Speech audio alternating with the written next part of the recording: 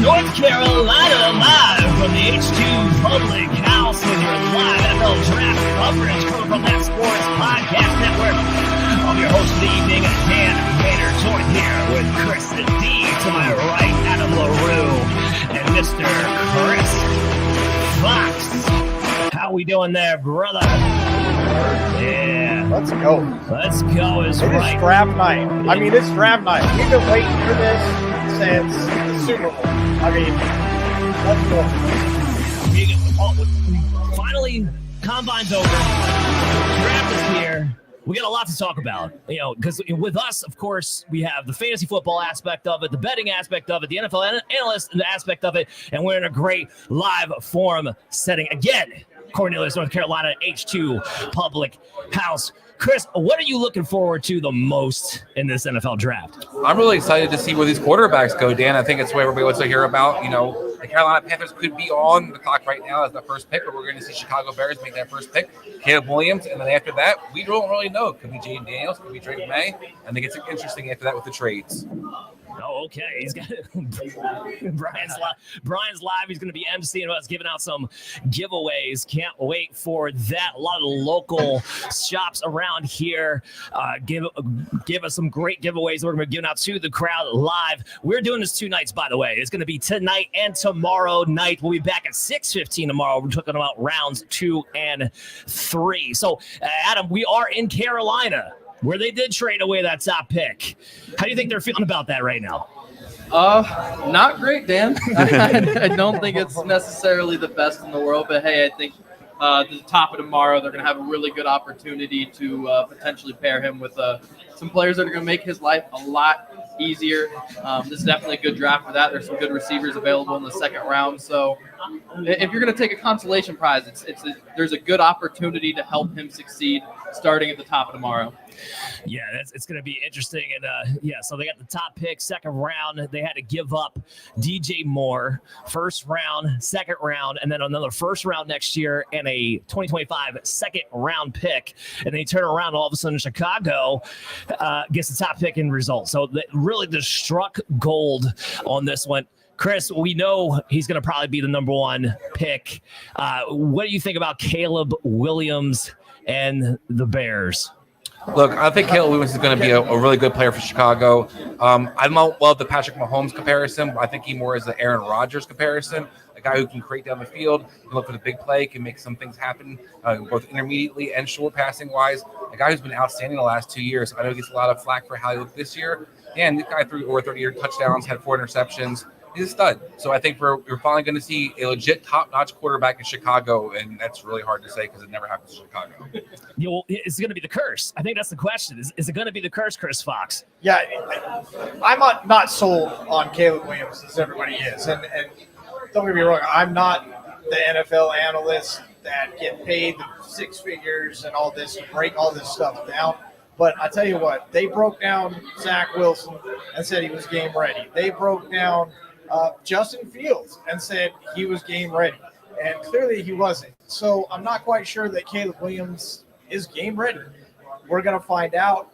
He's got a much better supporting staff than Fields had.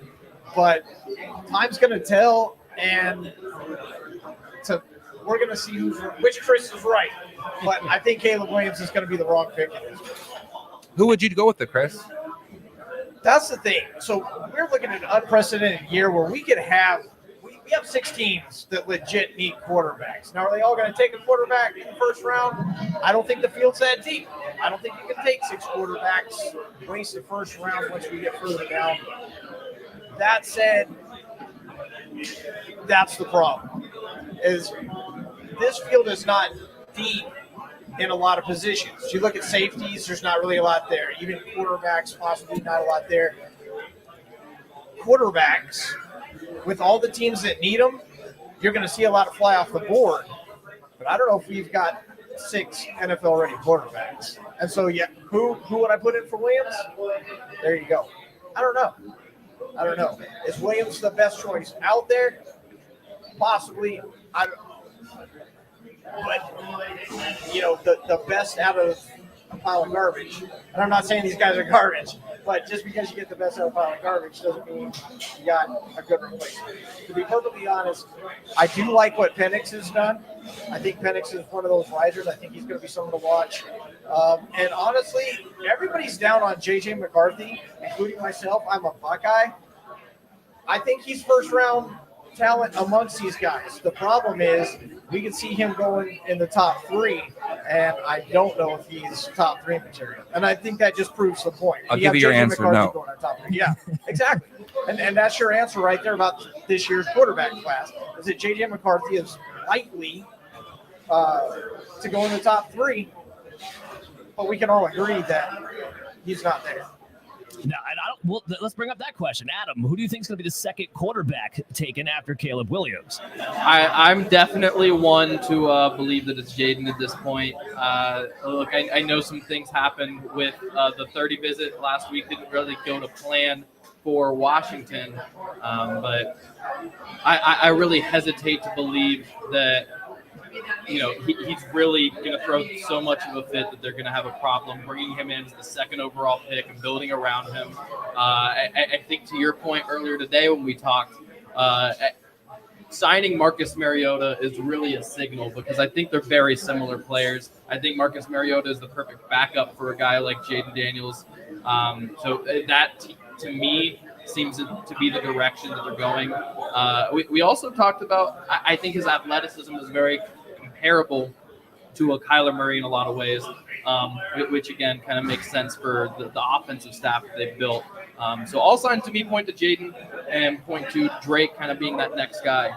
So I think JJ could be interesting, kind of going down the board. I think that's the question right now for the New England Patriots, is that if they do have a shot at Drake May, are they going to stay put at that spot? Because to me, he's probably the quarterback who fits them the best, or at least I should say has the best chance to succeed with New England, given his size, his speed, and you're not dealing with Jaden Daniels, who knows if he can cut it in the cold, and all those issues there. You're probably not going to take a Michael Penix that high, most likely.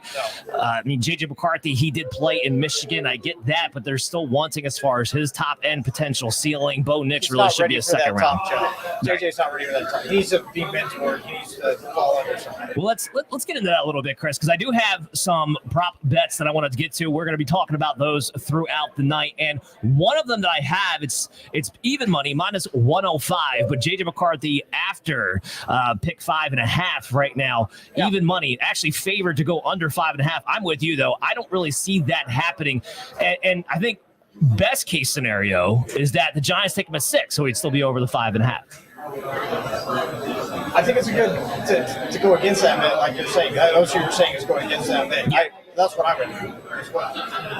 It's just this class is, once you get past the Caleb Williams who people believe in and the Drake May, I think he might be my answer, Chris, for who I put there instead of Caleb Williams. But I think after those two, I think those are probably your best two. And then after that, it's kind of a crapshoot. Pick one, try to build them up, see if you can get something out of them. And, maybe not do it in the first round. If you can help me.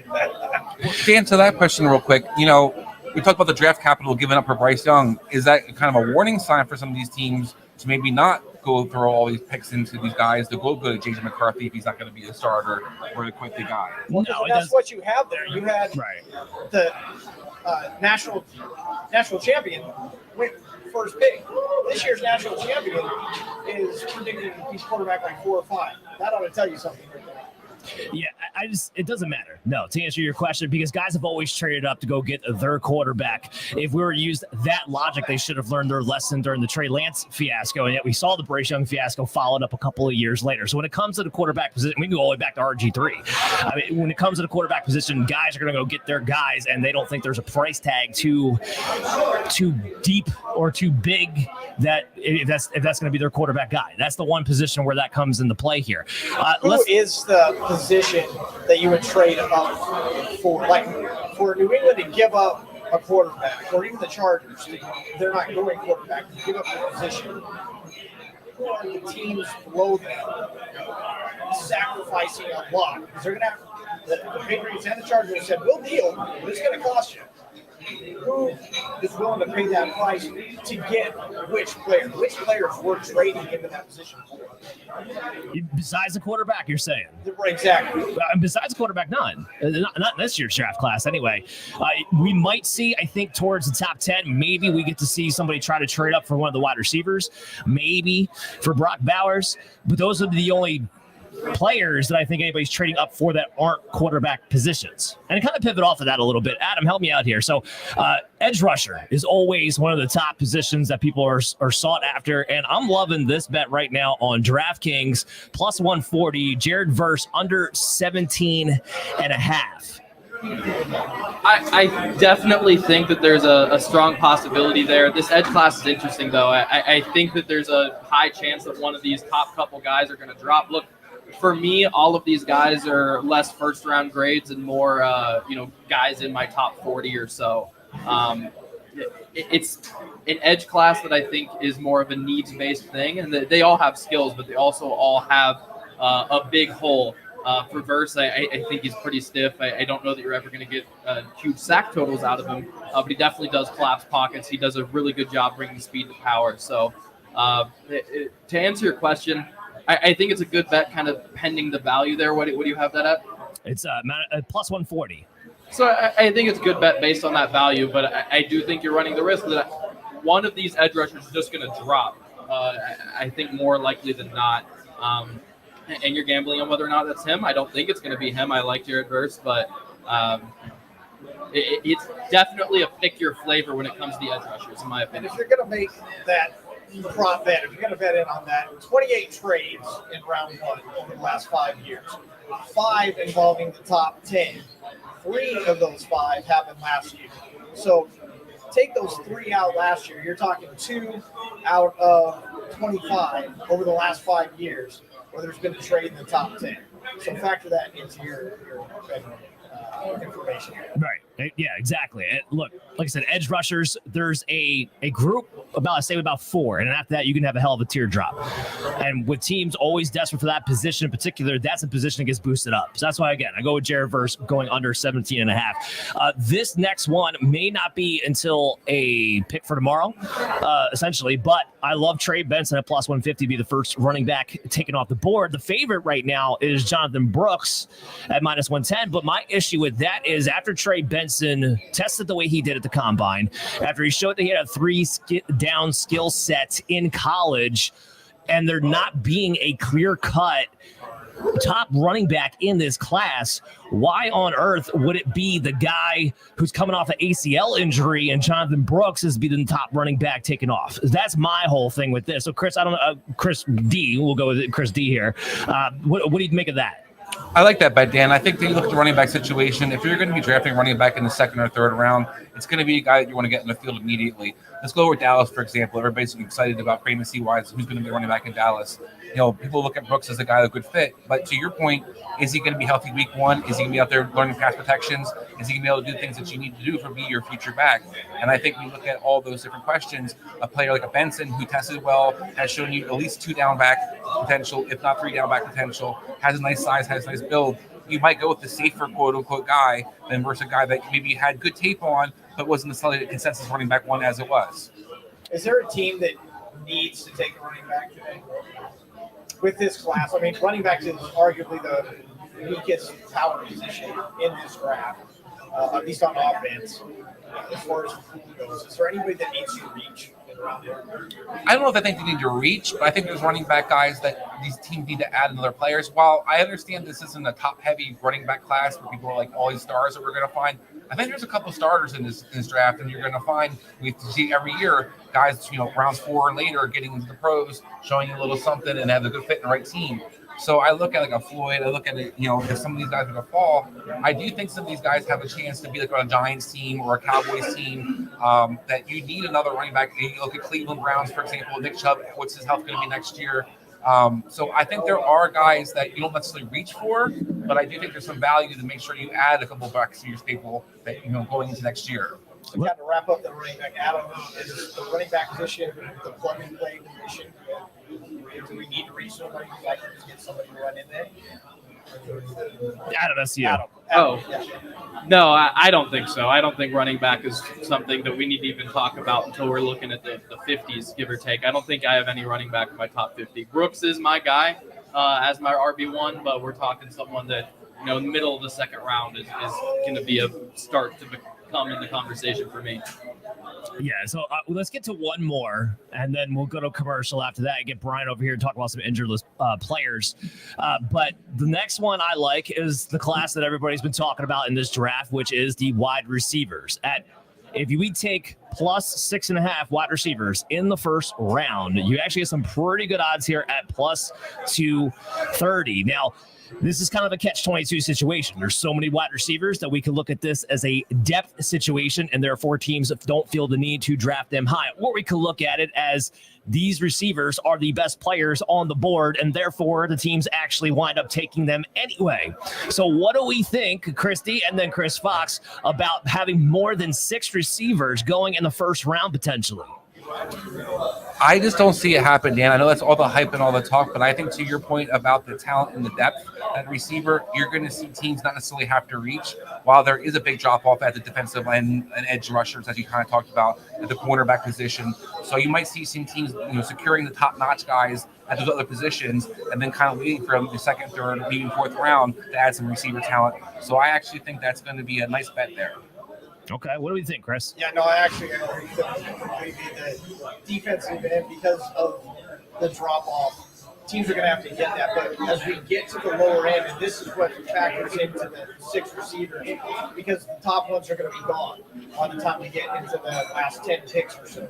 And so that, I'm not going to say paints teams into a corner, but it makes it more available for a team to grab a wide receiver because, hey, that the defensive ends aren't there anymore. The defensive guys aren't there anymore, so I can gamble on the wide receiver.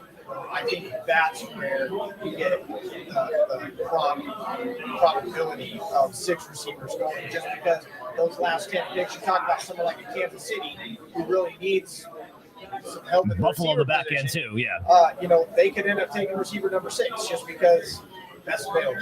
At that point, when those defensive prospects are gone, now your best available becomes a mid-tier receiver who could become something. Well, I think that's the key right there. At the end of the first round, you have 3 teams: Buffalo, Kansas City, and depending upon what happens tonight, maybe even San Francisco. But that's 3 teams right out there who could be potentially looking at wide receiver. I think that could be the gap that you need to get over that 6.5 mark. So here's what we're going to do. We're going to hit a commercial break, come back on the other side. Brian Scott from the Injured List Podcast is going to hop on and talk about some of the injuries that we have heading into this draft class. We are live from the H2 Public House here in Cornelius, North Carolina. Stay tuned, more to come. Fantasy Sports Corp and Underdog Fantasy have teamed up to start your fantasy season off in the win column with Best Ball. What is Best Ball? It's quite simply the easiest way to win. No team management, no trades, no waivers. It's their biggest contest ever and it has only gotten bigger. You simply have to sit and win. You don't even have to set your lineup. Always get your best score every week. Just enter a contest, draft your team, and Underdog will do the rest. What could make this even better? How about free money, up to $100 using our exclusive promo code? Go online now and use the promo code InjuredList to double your deposit up to $100. You tell them Gingerbread sent you. Good girl. In a world dominated by giants where media conglomerates cast colossal shadows over the airwaves, there exists a beacon of passion, determination, and unyielding spirit. That's Sports Podcast Network. We are not just another podcast network. We are the underdog striving to make our mark in a landscape dominated by big media entities. All right, we're back. Your servers and your bartenders. Yeah, we got Mike in Brian. the bar. Instead of hopping on this bike, Brian's too busy being the MC over here. We're going to get him in just a second. But yes, we are live in Cornelius, North Carolina, the H2 Public House with your NFL complete coverage, with your NFL analysis, fantasy football reactions, and a pick-by-pick betting all here tonight. All right, so thank you very much for that. So here's what we're going to do. I think we're going to get Brian on here to talk about the injured players of the list. Come on, Brian. Come on down. Come on in. Come on up. We're trying. We're working on it. There we go. Yeah, we're gonna get him in there. The Giants fan himself. You got to forgive these Giants fans. You know, sometimes they don't know which way is up. You talking about me? Of course. I'm talking about the Giant fans in general. Okay, so we got Brian Scott, the Angelus podcast, in here, our number one doctor of all fantasy sports. And first up, man, we do have quite a number of players who are going to go in that first round who we do are coming off of either injury history or have an injury right now. So, look, the quarterback, top conversation, of course, anytime going into the first round. So let's just start there. Michael Penix had 2 ACL injuries 2 years ago. Back-to-back years. So when you see that in a player, how concerned are you for their future moving forward? Very concerned, Dan. 2 ACL 2 years does not give you a lot of time to recover. The injury rate is very high for potential re-injury. There's almost guaranteed some form of articular cartilage damage with that type of injury, especially the second time around. So you can pretty much bet that he's going to have a somewhat shortened career because of those injuries. The question is going to be whether or not it catches up to him sooner or later. It's definitely something that I'm sure they're scrutinized during the combine and his medical evaluation, but it is a big deal. And let's not also forget that he also missed the final 4 games, including the bowl game, due to a fractured clavicle. I'm not sure if that was his throwing arm, but still, that's a significant injury as well. And it shows that maybe he's not quite as durable as some people think. All right, and it stands to reason. It's one of the knocks on him coming into this draft, although he has been able to stay relatively healthy over the past season, and he's more of a pocket passing quarterback, so take that as you will. But that's one of the things that we're looking out for today. What do you have on your list with Bo Nix? Bo Nix, let me find it. I got to look at his book. I got pages and stuff here. I just had him on my list, but he dealt with an ankle fracture that required surgery back in 2021, which basically ended his season and tenure at Auburn. Then had a prior injury to the same ankle that year before, which may have led up to the ankle fracture. Hard to say for sure. The question was, were they treating it for the fracture? Were they treating it for the instability? Either way, the decision to do surgery was likely to restore some type of instability. So assuming that got addressed during the procedure, it's likely to think that he's probably over that. Shouldn't be a major issue, assuming that his joint was healthy and there was no major long-term structural damage.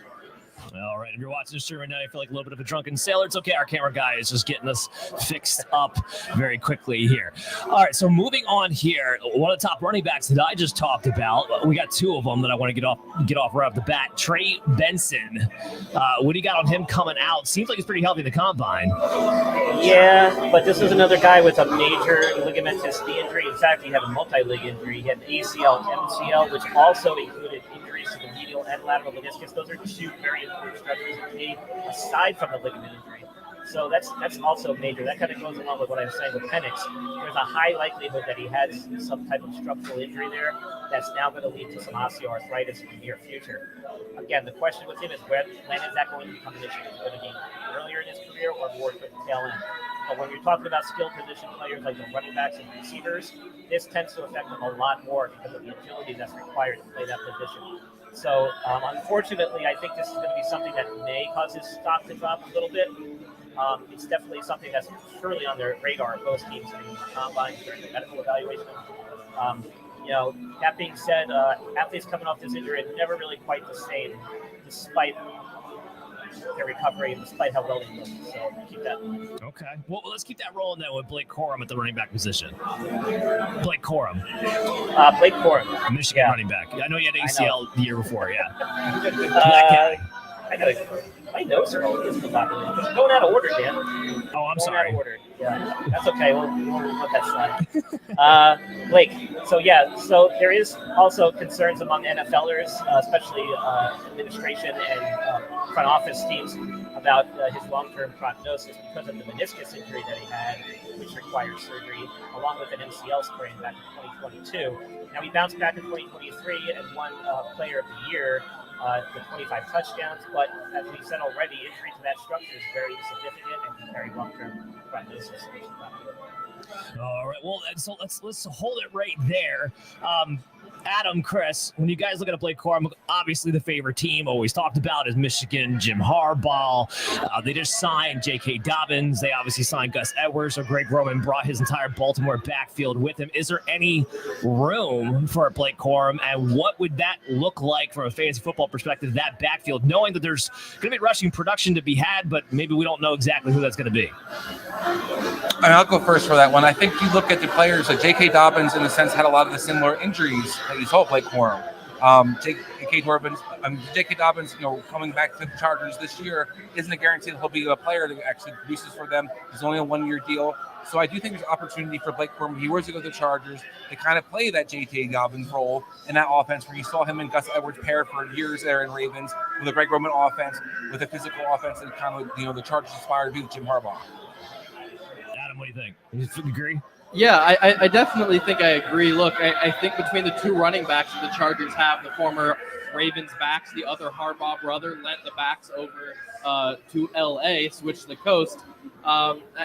I think what Corum would add to that backfield is that he can kind of effectively be a backup in both roles. I think he kind of can be that in-between the tackle guy that can come in for Gus Edwards if Gus is hurt. He's had some injuries of his own. Obviously, Dobbins has had some injuries. Both of these guys have been hurt multiple times in their career. But Gus is getting up there in age. I believe he's 28 or will be 28 to start the season.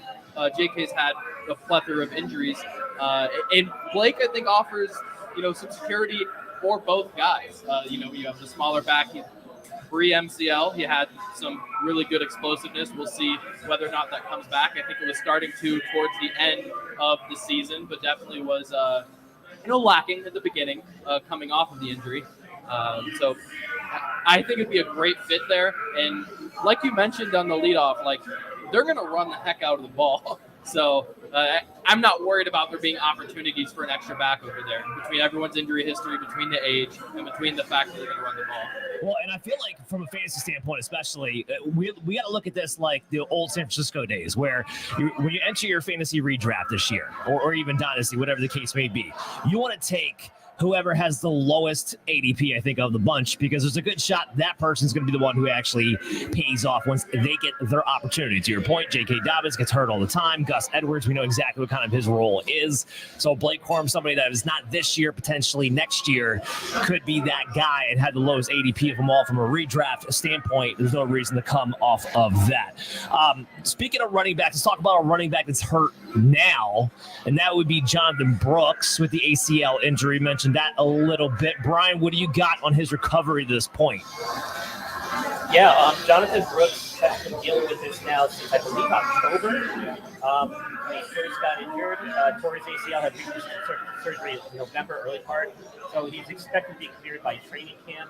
I don't think he's going to really contribute any meaningful minutes at the beginning of the season. How about Breece Hall? I think this reminds me of. Apparently he had a great clean tear, which is good. But I think they're going to bring him along slowly, similar to having Jets did with Breece Hall, which might actually go even better for his career. Give him a chance to kind of get acclimated, get used to the playbook, and kind of bring it on slowly as it develops. Good for your bet, Dan. Yeah, it is good for my bet. It's one of the reasons why I wanted to take that bet. Adam, I want to kick this to you real quick, though, because you said you do have Jonathan Brooks still as your number one running back. Does that take you off of that at all? No, I can give up 4 weeks of the season for the rest of his career. I feel pretty good about that. I believe in the player. He's not especially old. I'm not in any crazy hurry. If I have to wait a month before I really get to see him perform at the best of his ability, then I think I'll be all right. I want to go to Kool-Aid McKinstry. We're getting some defensive players here as I frustrate Brian because he's got to jump through his list. I mean, if we could just upgrade Brian to, tablet 21st century technology, this might not be an issue anymore, but, it still is. So anyway, Kool-Aid McKinstry, what do you got over there? Yeah, Kool-Aid. He had a Jones fracture that they discovered during the medical portion of the combine. That's terrible. Not a huge deal as far as injuries go. The issue with these is that a lot of players actually play through them, which is probably what he was doing, and then didn't really have much pain, but they found it. They fixed it surgically. There's no reason to think that with surgery this should not heal. So I don't see this being a long-term issue. This should not affect his draft status at all. Okay, we just got some breaking news in here. A.J. Brown just signed a contract extension, 3 years, $96 million, $84 million guaranteed, so $32 million a year, and it's now the highest average per year for any wide receiver coming off the tail end of the Amon-Ra St. Brown deal just a couple days ago. Chris, what's your reaction to that? How much is Justin Jefferson going to get paid? How much is CeeDee Lamb going to get paid now? And for your Dan, as your 49ers fan, does that mean Brandon Ayuk might be on his way out of the 49ers? Because I don't see them flipping that kind of bill. No, I wouldn't either. I said this actually during the Amon-Ra St. Brown. The one thing that is kind of working against Ayuk being on the San Francisco 49ers is that he has not had the opportunity to be as productive as Amon-Ra St. Brown or as productive as an A.J. Brown, which could ultimately affect the dollar amount of which he can require to keep his services. I mean, I look at Michael Pittman. I think that's a very fair contract. Devonta Smith, also a very fair contract, much lower number, lower than $25 million a year. And really, frankly, his production has been more in line with those guys. Now, I don't think any of us think that's his talent level. I think his talent level is more of the A.J. Brown and those guys, but production is actually ultimately what winds up dictating some of these contracts. It will be interesting to see. One of the biggest rumors going on right now for the San Francisco 49ers that they are actively shopping Ayuk or Deebo Samuel to potentially move up into the first round. We'll see if either one of those things actually happens. Real quick, Dan, back to the Eagles. Are they able to get things done unlike Dallas? Does that stand out to you in any kind of way?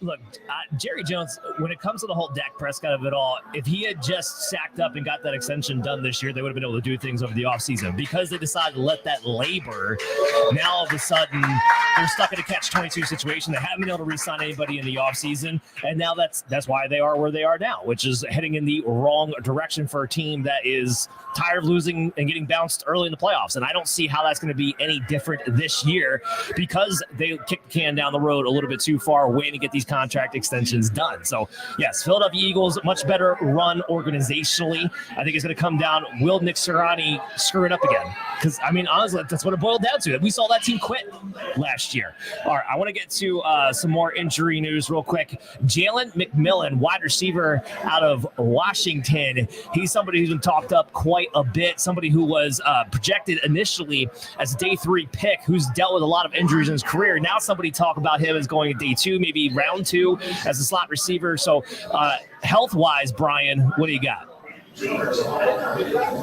Sorry, technical stuff here. Jalen McMillan, not a heck of a lot. Just had he injured his knee in week 3, missed 4 games, then played 4 games, but effectively was sidelined due to the knee limiting its ability to be effective. So not a lot of detail about what the injury was. It's kind of hush-hush about it. Sounds like it was probably just a sprain of some kind. I don't think this is anything serious. Okay, well, that's good news there, and we'll be curious to see exactly where he's going to be able to go.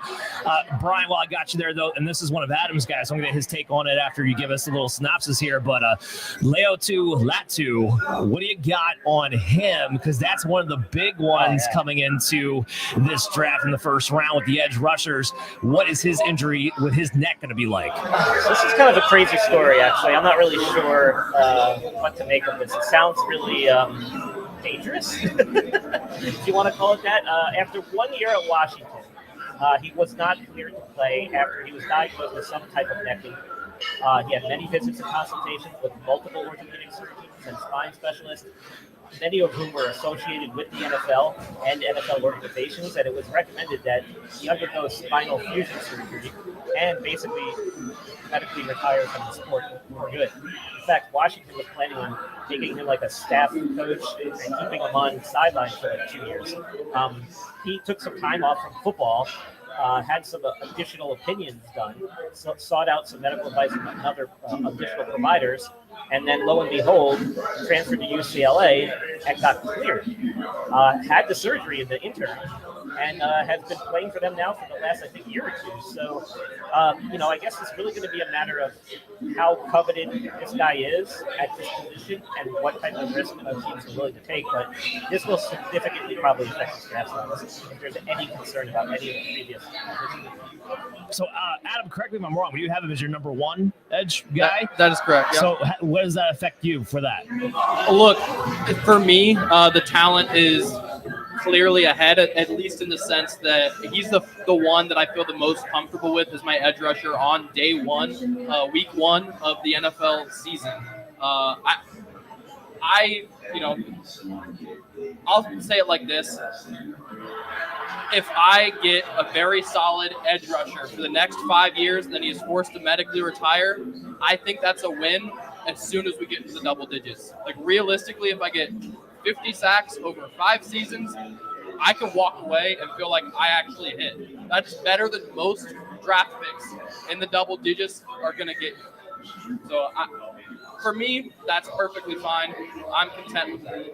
Okay, fair enough. Look, again, there's not a Will Anderson in this class. There's not that dominant edge rusher guy, and teams need that. So they're going to take the chances on a player who might have his kind of upside, who frankly, outside of a health issue, he probably has the biggest floor of all the edge guys coming into this first round. So teams are probably going to take that into consideration. Brian, is there a player or two that you want to talk about the most as far as the injured guys go? Dan, you see my list here, right? Well, give me a player or two before we player or 10, maybe. We're going to get you throughout the night. Don't worry. But before we start the first round. Well, I mean, what do we think? We're thinking receiving deep class. We've got a lot of receivers on this list. I think one that probably stood out to me that we haven't covered yet was the gentleman from, where was it? Maybe it wasn't. Maybe it wasn't. Can I ask one real quick while you're looking, Brian? What do you think of Cooper DeJean? I know he came back from his pro day. He was able to return, but it's a guy that I'm absolutely in love with. A huge man crush on him. I think he's going to be a superstar. I think he's actually going to be good to go. He had a straightforward fibular fracture toward the end of the season, which kept him out of the combine and stuff. Not a huge deal. He's super stud athletically. I don't think this is going to be at all hiccup. But hey, we got a couple of local guys in this draft. You know that, right, Dan? Yeah, it's one we'll talk about them real quick. We got what's his name? The quarterback. Drake May. Well, no, I'm talking about the injury wise. Hold on a second. Just keep talking. Okay. We'll do that. We're just a radio show. We're going to keep talking. That's kind of the idea here, this whole thing. I hope you guys are enjoying this. We are live from Cornelius, North Carolina on That Sports Podcast Network. You can find us on YouTube. Of course, Chris, Adam, and myself are all in the Operation Domination at OPD or OP Domination FF. You can also find me at Dan Mater FF. And Adam, where's your Twitter handle at? Yeah, it's at LaRue Adam LHEUREUXA 58.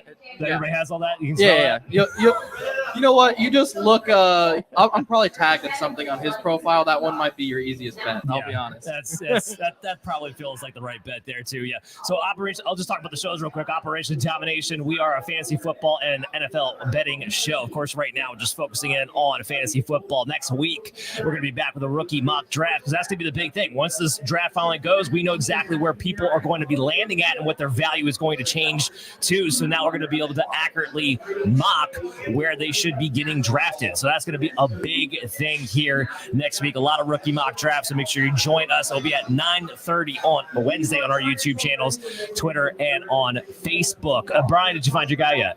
Sam Hartman. Notre Dame quarterback.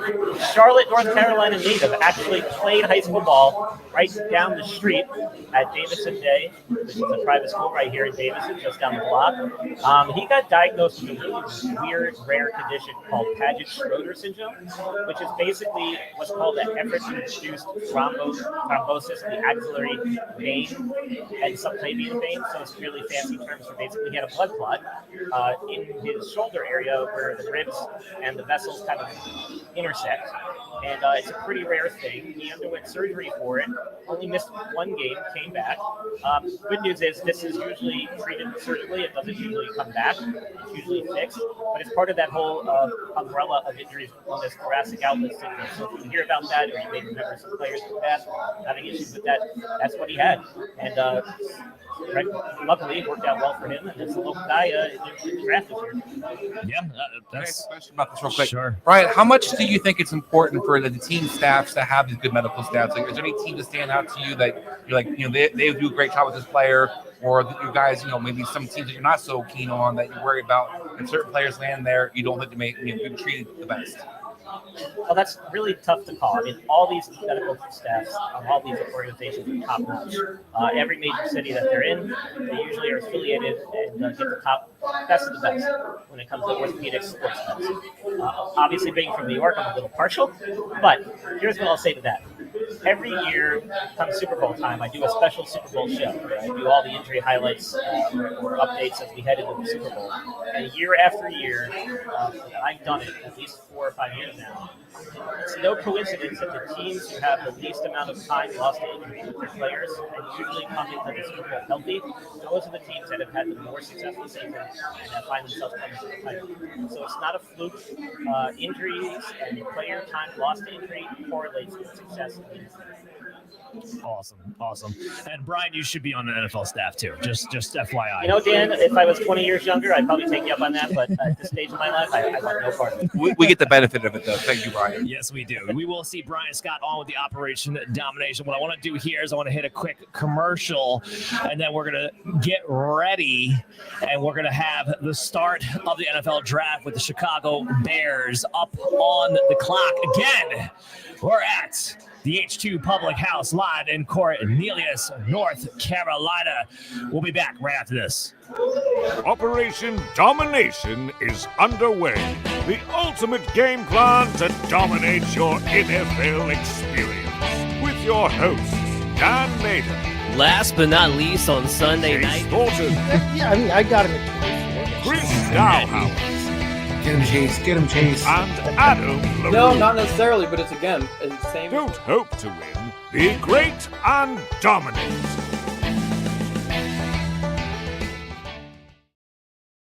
Woo-hoo-hoo. We are moments away from the NFL draft starting in just 2 minutes, where the Chicago Bears will be on the clock, presumably taking Caleb. Any chance we think it's not going to be Caleb Williams, gentlemen? No. Yeah.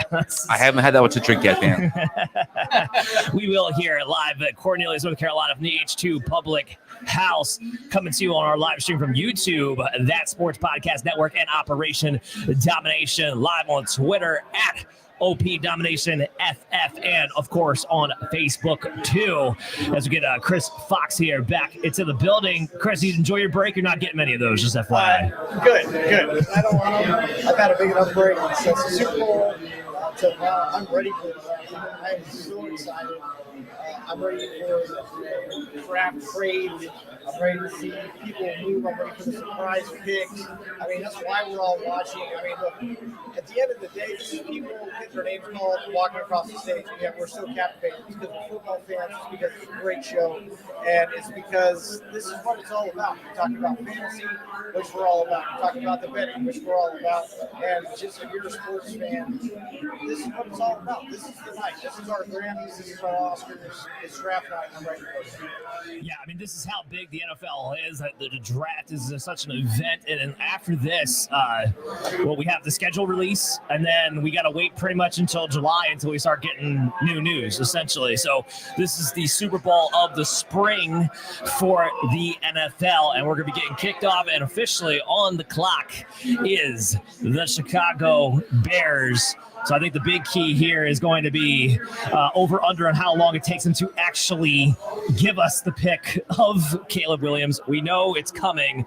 It's just a matter of time. So let's dive into that. They also brought in an offensive coordinator named Shane Waldron this season. They moved on from Justin Fields. He got traded over to the Pittsburgh Steelers. They brought in Keenan Allen to add to DJ Moore. They brought in DeAndre Swift from free agency. So we're looking at all these moves. Adam, what do you think? Is this a good situation for a Caleb Williams, for a rookie quarterback to walk into? I think it's absolutely a fantastic situation, and I cannot believe that I'm saying that about the Chicago Bears. It's not something in my lifetime that I've ever seen. The last time I saw two very good receivers for Chicago was Brandon Marshall and Alshon Jeffrey, and that was a much worse team elsewhere. So I think Chicago could be very exciting very quickly, and to have two top 10 picks with it, obviously Caleb's going to be one of those, but to get an extra chance in the top 10 to add a really solid talent, regardless of what they end up doing with that pick, I think he's going to be in a really good situation. I think Chicago's in a really good situation with that second pick, that they're not necessarily forced in any one direction. There's a couple things that I think make the most sense. But they can get creative. They can trade back. They can pick the best player available. I think they've got a lot of options. Yeah, I like that. I mean, Chris D here. What's your take? What they should do with their second round pick? Do you keep adding weapons for Caleb Williams, or do you address the defensive side of the ball where Matt Eberflus usually lives? Well, I was going to say, Dan, I think one of the keys for Caleb to have this longevity in Chicago is you need to keep coaching staff. So for me, Mike Eberflus needs to kind of look and continue to invest in that defensive line or consider offensive line. You got a Caleb Williams, get a stud tackle, get one of you guys that they follow you on the board at least around 9. Because I think that's where Chicago gets a lot of credit for having offensive line. I don't quite buy it, Dan, and I think we all agree that if you want your quarterbacks to be good, usually up front is a great place to start. Yeah, so now that the draft has started, just get back to the betting side of this thing. The earliest bet you can place now is for pick number 4, which is Marvin Harrison by a landslide at minus 450. Now, just to have a little bit of fun here, do we think there's any chance Arizona trades out of that pick for, let's say, a J.J. McCarthy, somebody to trade up for a quarterback there at plus 425? I mean, I hope not for my other bet's sake, but do we think there's any chance that happens? I mean, I think there's a chance. I don't think you can completely rule it out. But look, I think the closer we've gotten to the draft, the more that I just don't feel like a team's going to trade up into the top 10. I think once you see the double digits hit, I think it's game on. I think you're going to see a lot of movement. I still think there's a decent chance we see a lot of trades tonight. But I think it might be a slower start than a lot of people predicting a month or 2 months ago, because it sounded early on in the cycle like we were going to see a lot of movement early. Minnesota gearing up to go up into the top 5, and these are things that I kind of feel like they've fallen through. But maybe we'll get surprised. I don't know. Real quick to that point, Dan. That it is smokescreen season. This is usually why we hear what we hear, because it's intentional a lot of times. So it's hard to kind of see what we've heard and kind of guesstimated, which we've been put out there for us to kind of dissect and break down, versus what these other teams are already kind of thinking already have on their boards. Yeah, and look, Chris Fox, when I look at that situation there, I just look at the Arizona Cardinals like, how are you going to pass on a Marvin Harrison? Because you have Kyler Murray, you have something now with Trey McBride, but you're a team that needs the bill, you're a team that needs special talent. They have no special talent really outside of that. So I feel like for them, even if there was a nice package deal on the table, to move out of that spot and risk not getting a Marvin Harrison could be the biggest issue I would have. Do you see the same way? Yeah, no, 100%. They got rid of Hollywood Brown, so the writing was on the wall right there. As soon as they made that trade, you knew they were going to Marvin Harrison.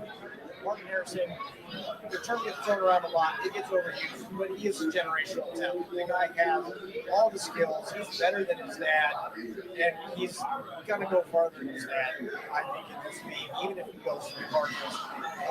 Kyler Murray, if you're a fantasy player and you've done your research, you know that Kyler Murray is great for fantasy. He can get wide receivers the ball. He can get it done when he's dialed in. When you have a guy like Marvin Harrison, you don't have to be that good. If you get the ball in Marvin Harrison Jr.'s area, he's going to catch it and he's going to put it in the end zone. He's just once in a lifetime guy. Arizona, there's no way. There's absolutely no way. To that point, the receivers that have done the best with him have been guys that are comp to Marvin Harrison. People talk about comparing Marvin Harrison Jr. to DeAndre Hopkins and A.J. Green, and A.J. Green didn't have his best years with Kyler Murray, but I think we would all agree up here on this panel that he overachieved on what we expected when effectively the corpse of A.J. Green traveled over to Arizona. I think it's the type of receiver that Kyler's going to do the best with in this league. I think it's a great pick. I agree with both of you. Well, and he did great with DeAndre Hopkins. Let's not forget that. And that was Kyler's best year from a fantasy standpoint as well. So not only for a fantasy on Marvin Harrison, it's fantastic, sure, because he's getting probably 25% of the target share right off the bat, bare minimum. And that's, even with Trey McBride there, it's still not going to degrade you from that. And that's a high-end wide receiver 2, low-end wide receiver 1 stat line. That's probably being conservative as far as the volume is going to be. And on the flip side of that, Kyler Murray, who right now is going as a borderline QB1 in fantasy football drafts, could be a great value if he actually has another weapon that he can go on to. Yeah, I like that. Isaiah Correndo, a mandatory third-round Kyle Shanahan pick. Yeah, you're probably not wrong, Dynasty Brewers, to be perfectly honest with you. Chris, would you take Kyler Murray higher once they have Marvin Harrison selected? I think it's going to help. It's going to probably do the rest of the draft. This team is very, talent deficient for the most part. So I would actually consider making that move in that trade. I think you look at the rest of the team. I like McBride. I like Marvin Harrison. Kyler Murray's going to kind of make things happen, but you're looking for him to use his legs a lot of things, how things happen. He's not a guy who has elite touchdown production, not a guy who's been thriving in the red zone per se. So I do think he might move up my board slightly, but he's not a guy who's going to jump on my board just because now he has one weapon. Okay, that's fair. Again, he finished QB5, I believe it was the year he had DeAndre Hopkins. That's really all he had that year. So not Kingsbury there anymore. True. That is valid. That is not Kingsbury. Speaking of Kingsbury, who do we think is the better fit, Jaden Daniels or Drake May? This isn't even a debate for me. I think it's going to be Jaden Daniels, but I think Drake May should be the choice. I think Drake May, with the weapons they have in place, would make Washington an instant playoff contender. I know people have their knocks on Drake May. I'm a huge fan. I think he's better than Jaden Daniels. I think he has more upside than Jaden Daniels. But I think when we look at what's going to happen, as Adam alluded to earlier, Marcus Mariota kind of gives it away, I think, in what you're looking at. You're looking at a team who's looking to have a mobile quarterback and kind of feature the RPO action versus letting the guy kind of be a thrower first. So let's circle back to Chicago real quick. Adam, do you think with Caleb Williams, Chicago is a playoff team this year? I certainly think that they can compete for a wild card spot in the expanded playoffs. I don't think the NFC is a particularly difficult spot to get in. And I think if you get Caleb, if you knock some of these mid rounds out of the park and you get a competitive, helpful day one player with that second first round pick, I think you're going to be on a similar level, a similar plane to the Green Bay Packers that just made the playoffs. I was going to ask though, what about the division? I don't think you're passing Detroit, but I think you're going to be on par with Green Bay. Well, I think what's going to be interesting is the second. They have that second top 10 pick. Right. We all know what they're going to do with the first one. What are they going to do with that second one? And I think that's really going to kind of tell the tale of where the mindset is in Chicago. They make that pick. And Chris, just to stay with you for a split second, now Chicago gets Caleb, Jordan Love's in the division, Jared Goff's there. There's three at least solid quarterbacks just playing it conservatively there. Does that put more pressure on the Minnesota Vikings to make sure they walk away in this draft class with their guy? And that's the pick that I think a lot of people are going to be looking at, is that Minnesota Vikings pick. Because we all know that they need a quarterback, but we've already talked about the talent pool and the talent level that's there. Is there somebody that can come in and start today, compete today? I don't know that there is after Caleb Williams and Drake May. So I don't know. Minnesota's one of those picks that I'm really looking at. That's one of the ones that is shooting the odds up for 4 or 5 quarterbacks getting taken in the first round, but I don't know if they necessarily need to do that in the first round. They're already talking about like a Penix and even a Bo Nix falling to the second round. I don't have the order in front of me, so I don't know where Minnesota is in the second round to see if that's a possibility. They don't have a second round pick, I believe. Okay, so they could possibly trade up if they really feel they need one. They could already have a plan at quarterback. I'm really watching to see what Minnesota is going to do. If they do take that quarterback, they're clearly doing it to compete in the division. And again, I don't know what to say.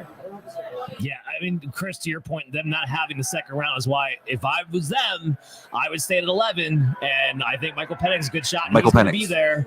Yeah, and I would just stay there. And then you have the second first round pick. And you can go ahead and keep building around that. But it's going to be an interesting division because of that. And there's a fan base, by the way, just not to get off topic. There's a fan base that has more momentum than Detroit right now. They finally go to the conference championship. They got the drafts. Eminem's pumping up the crowd right now. Everybody and their mom's pumping up the crowd right now in the background, if you can hear it. They finally managed to get Calvin Johnson back on their side. It took a lot. And Barry Sanders. And Barry Sanders. You got Barry to come out of the woods. I love it. If you guys just find a way to win, we'll actually act like you exist once again. Yeah. So just funny because we got that going around in the background here at H2 Public House in Cornelius, North Carolina. So they're getting through all the introductions, and hopefully we'll get the pick for Caleb Williams soon. But outside of that, let's kind of circle back here. Chris Fox, when you're looking at this entire draft, all 3 days, is there a particular day that stands out to you? Is it the first round that you're looking forward to the most? Is it day 2, day 3? I think day one's got to be that's your big highlight there. But there's an interesting article put up by Yahoo about undrafted free agents, and of the 704 starters last year on week 1, day 1, we got this is offense and defense. You got 11 starters on offense, 11 starters on defense. There's 2 teams for about 704 starters. 28%, almost 200 people, 200 players were drafted in the first round. And this follows suit. They weren't necessarily rookies, but they were drafted in the first round during the draft, whenever they have to. So you've got a predominant, again, 28% of players being drafted in the first round. There's a bunch of numbers. Second competes, third round competes, but after the third round, actually there were more undrafted free agents that started than players that were drafted in rounds 4 through 7.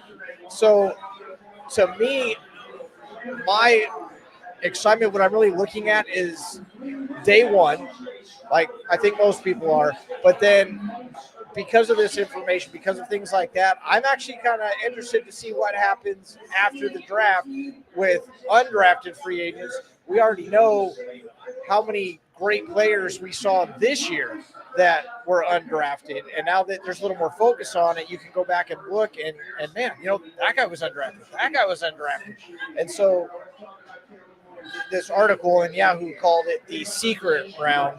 And so after the first round, that's actually what I'm really looking forward to, is that secret round. Yeah, I'm with you. Again, we're going to be back here again tomorrow at 6:15 p.m., kicking off the show for day 2. We're not covering day 3, unfortunately, but we are going to do day 2 here at the H2 Public House in Cornelius, North Carolina. And that's what I'm looking forward to the most, because to your point, there's not a top elite tier at most of these positions, but there is a lot of value, and a lot of guys I think are going to surprise the later we get into these drafts. That is what I'm the most excited about. But first round, everyone's pumped, and just to give you guys a clue, we're in North Carolina. The Charlotte Hurricanes are playing, so we got a crowd in the bar in the background. They're going crazy for the hockey game, going crazy for the draft. It's a lot of energy here that I'm feeling it. Let's talk a little Chargers here. Let's talk a little bit betting, because right now JJ McCarthy just jumped to be the lead guy at 5 at plus 200. I think, and obviously, well, not think, anticipation. It was us of there being a trade. Yeah, the anticipation of there being a trade. But let's say the Chargers don't trade. Adam, Chris, answer me this: JC Latham, he's at plus 280. Joe Alt is at plus 300. Which one fits better for the Chargers if they stay there at 5? I think it's going to be Latham or it's going to be Fuaga if it's for the Chargers specifically. I've been saying that all weekend. I know that, Alt's higher on my board. Alt definitely higher on my board, although I do have Latham and Fuaga as first-round picks as well. I think they're all great players. For that team in particular, they've been pounding the table, saying all offseason, we are going to be physical. I'm a Notre Dame fan. I love Joe Alt.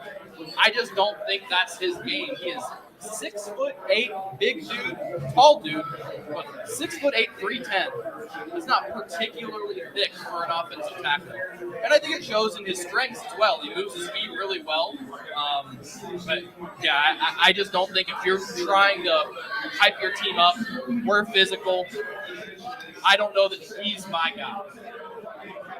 I love the Fuaga. I think that's one that I would definitely consider. I think it's the best fit for them. But I'm going to go with Alt just because while I think Latham has some of the obvious things you might look for, is that mauler type. We look at the guys like Ronnie Stanley for Baltimore, the guys that they have drafted passers like Roman's offense when he was in Buffalo. He doesn't necessarily target those guys who are like the 340-pound guys. I think the guy with like Alt, who is a good pass protector, who is able to move a little well, is very well, has clean tape the last 2 years. I think it's going to be hard to kind of pass on him when he's going to be, as most people have as a top tackle on their boards, and then go make a reach for a Latham, who may be a guy who might be 4 or 5 on some guys' boards. So I think unless they can trade down, Dan, I think it's going to be probably Alt, or I think Fuaga is a sleeper guy that people aren't really talking about. Yeah, Fuaga, if you do like that, plus 3,500 right now for Fuaga. But I'm more in the agreement of I think it is going to be Alt. Let's talk about the Giants a little bit here while we wait for the Bears to make the inevitable Caleb Williams pick.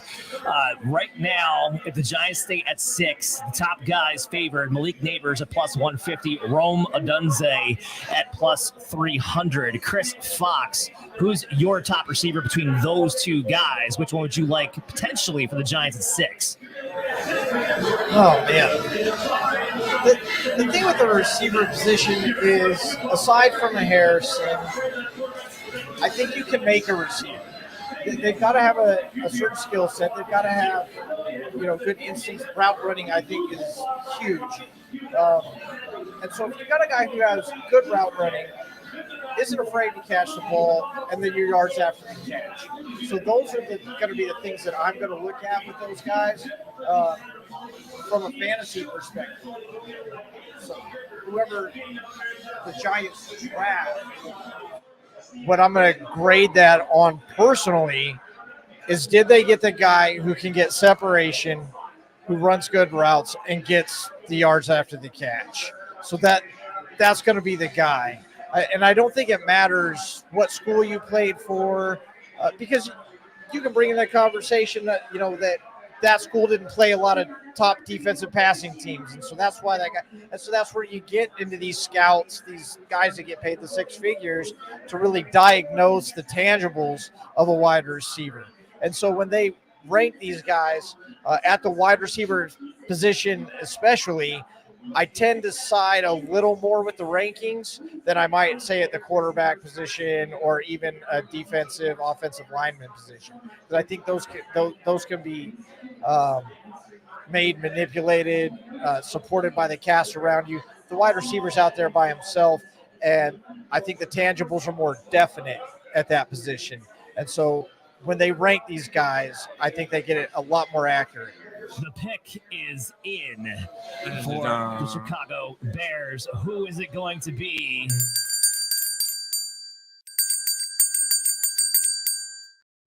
Oh, shocker. It is Caleb Williams as the top quarterback going to the Chicago Bears. That is just now official.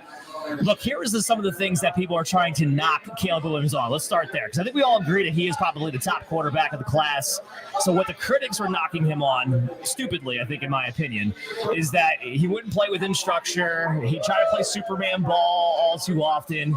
And my reaction to that is, yeah, did you see USC? Did you watch their offensive line? Did you see the wide receivers he had to deal with? We're 1 year removed from Caleb Williams having the best statistical year of all the quarterbacks. What was the difference? He had Jordan Addison as a wide receiver. So he actually had a first-round talent, one, by the way, and he was the top quarterback in all of college. You took that away with a bad offensive line and a defense that made them have to play shootouts in the Pac-10 every single week. Yes, he had to put on the cape and play Superman ball. So I don't think that's a fair critique. All right. I know we talked about this a little bit, but, Chris, when you look at him and his fit with Shane Waldron, is Waldron suited to bring out the best here now with Caleb Williams in Chicago? I do, Dan, because my concern with Caleb Williams, if I have a knock with him, I do think he processes a little slow at times. And I think where you have a Shane Waldron that helps with that is he moves pockets around. We've seen guys like Geno Smith. We've seen guys like Baker Mayfield and David Canales. And that movement and how it kind of helps these guys have a simple read. You look deep, you look second, and then you have a kind of, where you can do the ball, where's it going now? So I think it's actually a really good fit. Some of the weapons they have in place, I think it's going to help Caleb kind of play and, be natural, kind of flow, and then learn how to kind of play the NFL game and learn how to read defenses as time progresses. What is the mindset with the Bears to get rid of Fields just because they're taking Williams? I mean, they clearly had they didn't respect the position. They gave away for nothing. They gave away for Cam Carter. So why would the Bears do that? Do they have – has Caleb Williams shown enough that we can just get rid of our 2-year starting quarterback? In your guys' opinion? Adam, I'll start with you. I think for me, it's just simply like you don't want two of those types of guys, the like alpha, I lead the locker room types of guys together. You don't want a rift in the locker room. You want to go in week one and everyone's aligned like, this is our dude. We're following this dude into battle. I think you have that with Caleb, and I think Justin had that type of respect in the locker room. So I think you just rid yourself of that. Let Justin go be successful somewhere else, and you focus all of your attention on how do I make Caleb Williams successful. Because I think if this doesn't work out, in my opinion, this is on Chicago and it is not on Caleb Williams. Chris, let's talk about this trade from last year. Okay, so again, we're going back to it. Carolina moved up to get the number 1 pick from Chicago last year to get them Bryce Young. Okay, so that trade again included DJ Moore, their last year's first-round pick, 2023, which was Darnell Wright, the offensive tackle, kind of helped out quite a bit there. The second-round pick wound up being cornerback Tyreek Stevenson. Now the Bears get Caleb Williams. We still have yet to see what they're going to do with their 2025 second-round pick, which was part of that deal. But just looking that on the face, who's the winner in your mind? I think it's pretty obvious that Chicago did, and I think that's why we got to question some of these teams and that whole mentality of idea that trading up to go get your guy. I mean, when has that really been successful? Since 2020, 2021, we've only seen one quarterback, Trevor Lawrence, consistently be the starter still from that draft. We see guys moving up and getting players constantly. These quarterbacks are our guys, but you have to put in position to succeed. And I think that's where it's got to be questioning. If you're giving up this much stuff, you still need a team to win. Quarterback helps, but the team wins. So I think it's something that kind of jeopardizes your future if you give up too much. And I think Carolina, obviously, in my opinion, gave up too much, and we were arguing that last year. Yeah, and now, so again, the Commanders are on the clock. We know it's going to be a quarterback. We know it's Please be Drake. Please be Drake. Probably Jaden Daniels or Drake May. I tend to agree with you guys. I hope it is Drake May as well. We're going to get to see what they do in just a little bit. As we move on from the first pick and we wrap it up, I want to eat a little bit of crow here and just kind of talk about who's gone first over the past years. We know Bryce Young, still a project, Trayvon Walker, but you mentioned Trevor Lawrence, Joe Burrow, Kyler Murray, Baker Mayfield, who may have finally found the right team. You got Myles Garrett, Jared Goff, Jameis Winston, who's had his issues, but from a fantasy perspective, he definitely can put up numbers. Jadeveon Clowney. So that first pick has panned out more often than not. And so I would say the odds are in Caleb's favor to be successful. So I give that. Well, to that point, real quick, and Dan, this question is for you. We look at Trevor Lawrence as a generational talent when he was coming out of the draft. If you get a Caleb Williams, and Adam, this to you too, if you get a Caleb Williams similar track that Trevor Lawrence has had, will that be a successful pick, in your opinion? For the Chicago Bears, it absolutely would be a successful pick, because even though Trevor Lawrence has not panned out to what you want him to be yet, and he had, of course, a rocky start with the Urban Meyer of it all and everything like that, and Caleb's not going to have that bad of a start, thankfully. But that in and of itself, what Trevor Lawrence is probably the best quarterback Chicago's ever had. I mean, like, when we're talking about Steve McMahon and Jim Harbaugh is really the best. Jay Cutler is the best quarterback Chicago's had in their history. Kramer, don't hate on Eric Kramer, Dan. My bad. Sorry, I forgot about Eric Kramer. Whoopsie daisies. But yeah, that would still be the best quarterback. So that's why it's not for number 1 picks, as far as number 1 picks go, he probably has the least amount of pressure on him because he doesn't have a lot he needs to overcome as far as standards go. And that's a lot to be said. And that maybe that helps him out even more for these number 1 picks. Adam, what do you think? Well, to your point, we're just looking at former number 1 overall picks. This is not an Andrew Luck replacing Peyton Manning situation by any stretch of the imagination. Right, yeah. The bar is low. What makes this situation so good for Caleb Williams?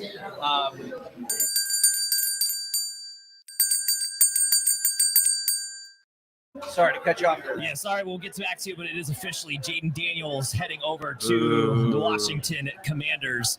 And so now the New England Patriots will be on the clock. And they have to take May. They have to take May. I tend to agree. I would think they'd have to take May. It's either taking May or they're trading out. It's going to be one or the other, so we'll have to see. But Adam, go ahead and finish your previous thought there. Yeah. What I was going to say is I think if you got a player as talented as Trevor Lawrence, but you were set up so much better. You talked about the coaching situation that Jacksonville had that first year. The best advantage to having a rookie quarterback is being able to contend and build a team around them while they cost next to nothing. And Jacksonville was not able to do that while Trevor Lawrence cost next to nothing. I think the Bears are in a much better position to do so.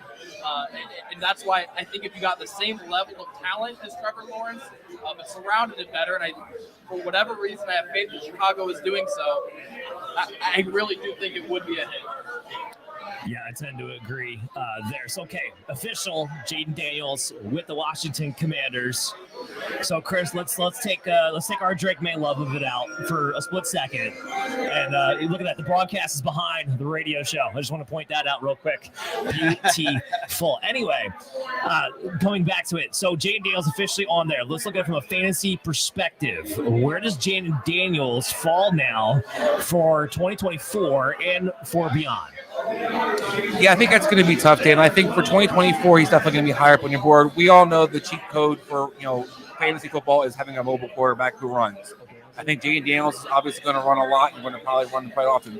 My concern long term, and Adam speak about the dynasty more to this, but I think my concern long term is I think this guy took a lot of hits in college. I don't know if he knows how to slide. He doesn't really have the biggest build. I don't think he's Lamar Jackson. I don't think he's Kyler Murray, where he has the same kind of quickness, make people miss.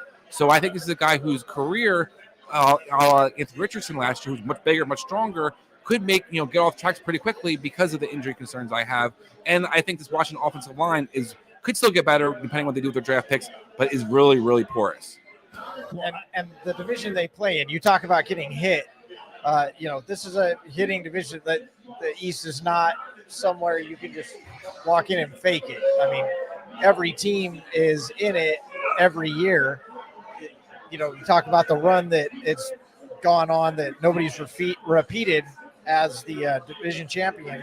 And so he's going to have to go out there and actually perform, and he has tools. But I love the mention of Lamar Jackson because I think that is like the goal for a lot of quarterbacks with his skill set. And you're right, he doesn't have it. So how long does he keep trying to be Lamar Jackson versus listening to his coaches? And I think that's going to determine how long he has a starting position in the NFL. And just to give you guys a little bit of update, Adam Schefter reporting that there is zero chance the Patriots are going to trade their pick here. So we are looking at potentially a quarterback just kind of. Or Drake May. I know. We're going to get to that in a second. We'll have plenty of time. Yeah, we'll have plenty of time to talk about it in just a minute. So, Adam, yes, it is. The reason why I comp Jaden Daniels to RG3, to Chris's point, is because of the injuries that I anticipate. Plain and simple. But it's not that RG3 wasn't fun in the meantime. So from a redraft standpoint, because you're a guy, you're a Colts fan, you had Anthony Richardson. He was fun for the 3.5 quarters that he played. So what do you think? You're going to take a shot on Jaden Daniels, who probably ADP is going to be outside the top 12? Yeah, I think I'd be willing to, just kind of depending on how the board falls to me. Look, I mean, let's be realistic about how he won in college, right? It was those slot fades. It was those mismatches his receivers were able to do. And is that a problem? Is that concerning in the long term? Yes. However, in the short term, is that not something that we believe that Terry McLaurin can absolutely replicate for right now? And that Jahan Dotson can absolutely replicate for right now? Like, those, they have the right weapons for what he's good at. So I think that at least for a while, until the NFL has enough tape on him, they're going to be able to hide his deficiencies pretty well. And kind of as we've all talked about, it's just going to be how long are you able to stay on the field, because he loves to take some nasty hits and is a guy who you comped him to RG3. I do comp him to his current backup in Marcus Mariota. Yeah. These are guys who are kind of smaller, but they run. And if they're taking big hits, you're not going to last that long. So that with him, I had him as a first-round grade. I like Jaden Daniels, but that is my number one concern. Are you able to stay on the field with that body? And if you run into guys like you were doing in college, like you were doing at LSU, I'm not sure that you're going to. It's something that comes up every year, that in the NFL, everybody is the best. In college, you can find the holes, you can find the gaps, because there's 3 or 4, usually at max, unless you're talking about the Alabama State. But on the other teams you play, there's like 1 or 2 that are really, really good. And so you can do the things that he can do successfully against teams that don't have the best. When you get out there and you're playing in the East like that, and you're playing against like some of the Micah best, Parsons chasing you. yeah, you're not just gonna outrun those guys. You're not gonna juke those guys. They know how to deal with you. Pick us in, buddy. Pick us in. I'm on the wrong screen. The little thing.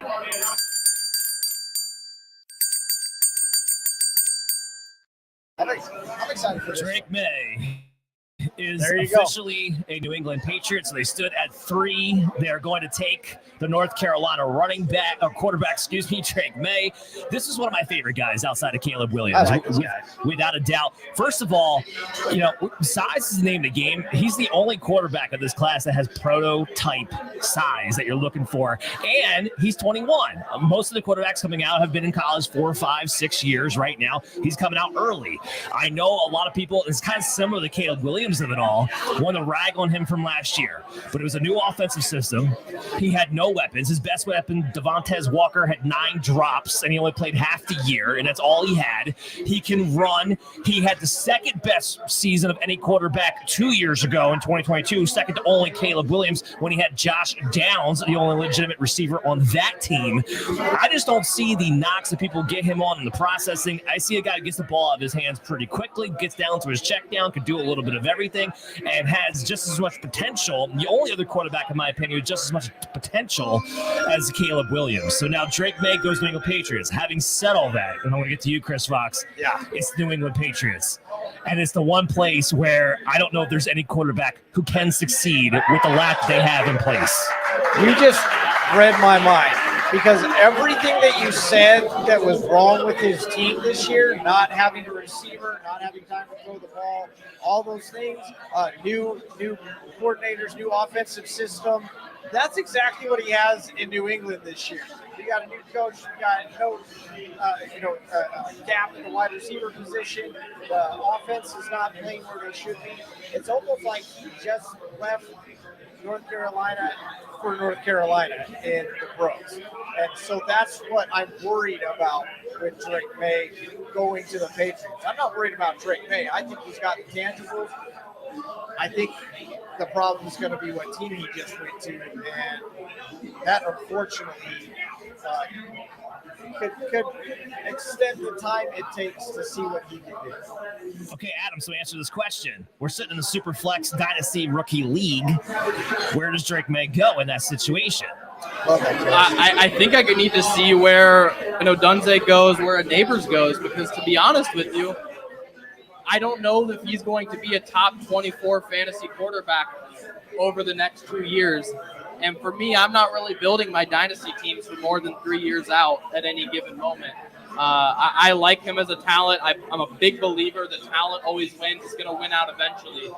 But it might be a while, and I don't think New England could have done anything else. I think they got the player that was the best fit for them at this moment. But as I mentioned earlier, the best thing about a rookie quarterback is competing on that rookie deal, and they're not going to be competing on his rookie deal. Maybe they're lucky in their year 4 into that option they're competing. I don't see it until then. So let's have this conversation, Chris D. If you have Jaden Daniels, who we think is in a better situation, at least early on in his career, but we have long-term, longevity concerns with injuries, or you have Drake May, who we don't know when or if he's ever going to get a top-notch receiver, because the Rangers haven't had a top-notch receiver in like a decade, it feels like. So where they rank out to you? Which one would you have higher in this situation?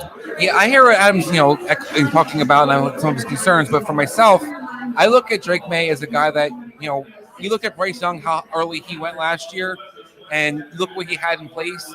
But then we think about what all the things they gave up to get him. New England didn't give up anything to get Drake May. They have him right now. No, they don't have the talent on the team right now to surround them with, but they're going to have a lot of cap space next year. They're going to have all their draft picks next year. They're probably going to be a bad team, so they'll probably have a high draft pick. They'll be able to flip, some guys. So I think this is a team that we see year to year in the NFL. Texans are a great example of that.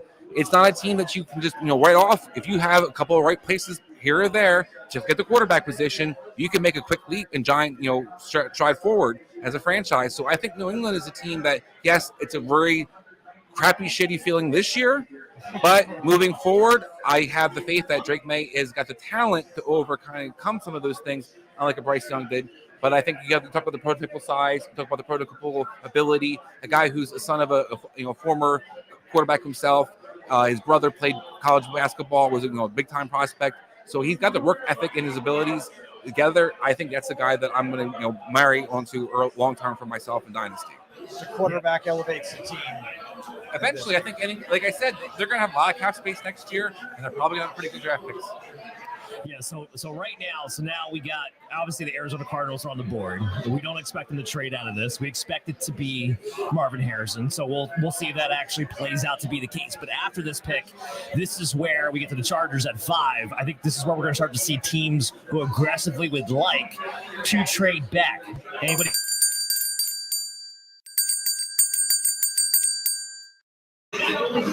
Yeah, shocker. It is Marvin Harrison. He is off the board with the Arizona Cardinals. So scratch that. We'll come back to that question in just a second. Let's switch gears into this. Marvin Harrison, we talked about it a little bit before because we did kind of expect this, but now that it is official, he comes in right now, I think ADP best ball and underdog. He is listed as a wide receiver 8 as a rookie who has not played yet. Yeah. And he's a top 10 prospect. Adam, is that too high? Or do you think that's just right for a guy who might just be walking into a huge target share? I think he is walking into a huge target share. Not only is he walking into a huge target share, he's walking into a huge target share on a team that is going to be playing from behind and they don't have a very good defense. I think there's going to be a lot of opportunities for the Cardinals to put up points, probably in losing efforts, admittedly, but put up points nonetheless. And I think he's going to be the main catalyst for that. So I think it's fair.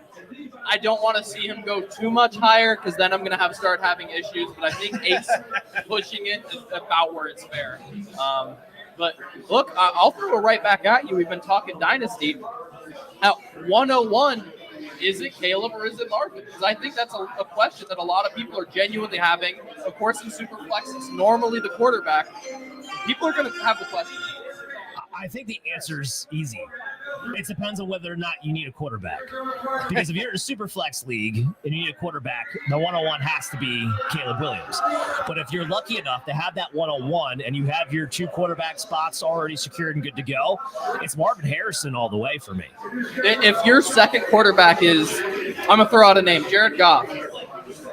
I'm pulling the trigger on Marvin Harrison, 100%. Because I will, if you're going to give me Jared Goff, who's going to probably be in that top 14 again this year, who might be getting an extension, we'll see, to stay with the Detroit Lions past that, and I'm building for a team in the next 2-3 years, hopefully compete for a championship, I'm going to take Marvin Harrison, who, if it's not this year, probably by next year, will actually be a top 10 wide receiver for fantasy football purposes. So, again, you're going to a situation where day one, you're looking at 25% target share, and that's probably being conservative. So I think it all depends upon what you need. Do you need that quarterback? If you're settled there, then I'm going Marvin Harrison, frankly, all the way. I mean, I don't know. What do you guys, Chris Fox, what do you think over there? Like, is Marvin Harrison that upper echelon of a wide receiver, or are we just making too much out of it? I really think he is. And we talked about guys not being ready for the pro level. We talked about, Jaden Daniels having to play against elite levels at every position now. Marvin Harrison, number 1, he played for the Ohio State University, so he faced a lot of elite talent throughout his career. Not every game, but the games that he did play. I mean, they went up against that Michigan team. They played a lot of ranked teams.